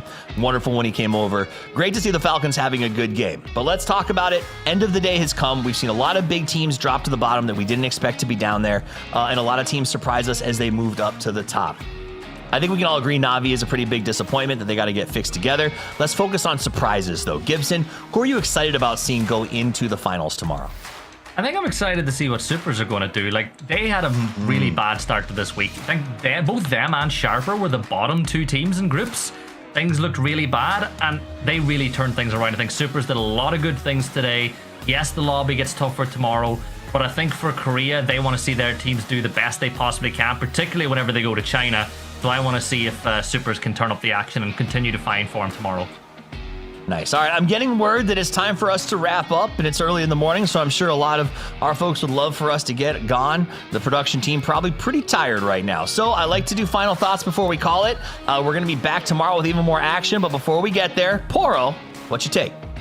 I'm excited to see what the final looks like. You see 17 going in there with the 10 points to start off just because of how successful they were in the winter stage. I think that's going to be huge, especially for a squad that did not have a lot of success in EWC. So we'll see if Virtus Pro can kind of find that footing once again after getting the championship at EWC and fight their way back up to the side. But good work by the teams in survival stage. That was a brutal 5 games today. It absolutely was. Matt, final thoughts? I mean, whenever we look at this, we've been talking about the squads that didn't qualify. I mean, we got the Expendables, 4 Angry Men, T1, Na'Vi, Genji, Commodibles that we know about. That talks about the strength of the lobby and what we've been seeing coming into the stage. If anything, this weekend, these next 2 days are going to be absolutely cataclysmic as far as these firefights are going to go and how it's all going to shake out. Shout out to Sharper for climbing through, but I'm really got my eyes out of everybody today. Petrichor Road, man. Petrichor Road just keeps playing cleaner and cleaner, and I want to see what they're going to be able to do this weekend. Love it. Gibson, final thoughts? Every single day saw massive shakeups in the top 4, but the only team that was consistent every day they played was E-Arena. I want to see if they can really bounce back after losing Jacob at the start of the year. Let's see if E-Arena can get going this weekend. So you're saying lots of shakeups, but a dominating Jacobs, as EA has looked incredibly good. I will say this, while we saw some great teams play today, wow, loved what Falcons did, it was still the survival stage. And as Poro astutely pointed out, tomorrow when we arrive here, the teams that got through in the top 8 have a point advantage. 17 is going in 10 points up on their competitors. And that is a very difficult lead to get above, even with 10 games in the hopper. It is going to be a wild 2 days of PUBG as some of the best teams and biggest surprises in PUBG Esports are preparing to drop in and make Erangel an absolute chaos monster in Game 1. My name is Toffees. This is Matcham, Gibson, Porosaurus. On behalf of all of us, as well as production, Crafton, and every single player involved, thank you so much for spending your day with us, and we can't wait to see you tomorrow. Until we do, play more PUBG. See me in a shiny flash. Who got this hella pretty face? Got us something dope, heard you mad.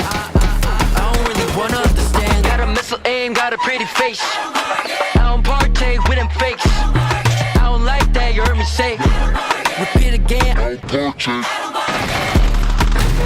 On a bargain, sat him down and raise a bargain. I'll make a pardon, caution.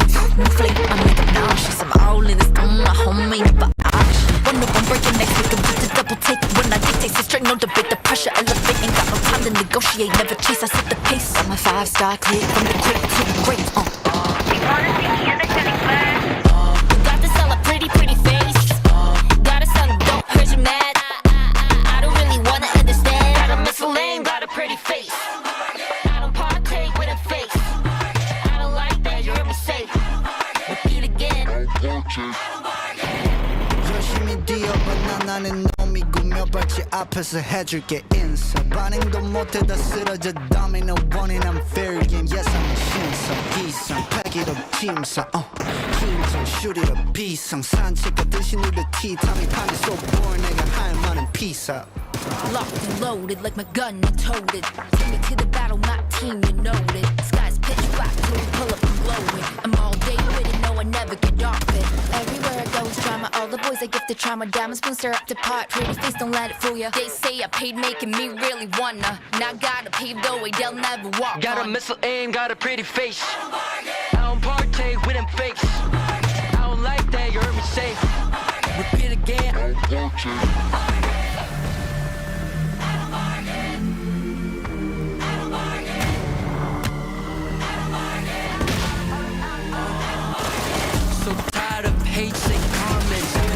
got no sense, that's common. Talk the beef, get cooked like ramen. I just make gala and I dress her up with diamonds. I know I don't bargain. You can price me, look at all my garments. 나는 놈 위에 있는 놈이 난데 채널 고정해 5번으로 내 향이 남네. 난 got a missile aim, got a pretty face. I don't partake, winning fakes. I don't like that, you heard me say. Repeat again, I don't partake. Got a missile aim, got a pretty face. I don't partake, winning fakes. I don't like that, you heard me say. Repeat again, I don't partake.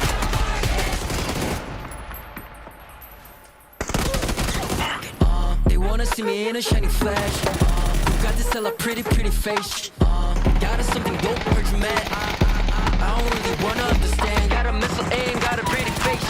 I don't partake with them fakes. I don't like that, you heard me say. Repeat again, I don't partake.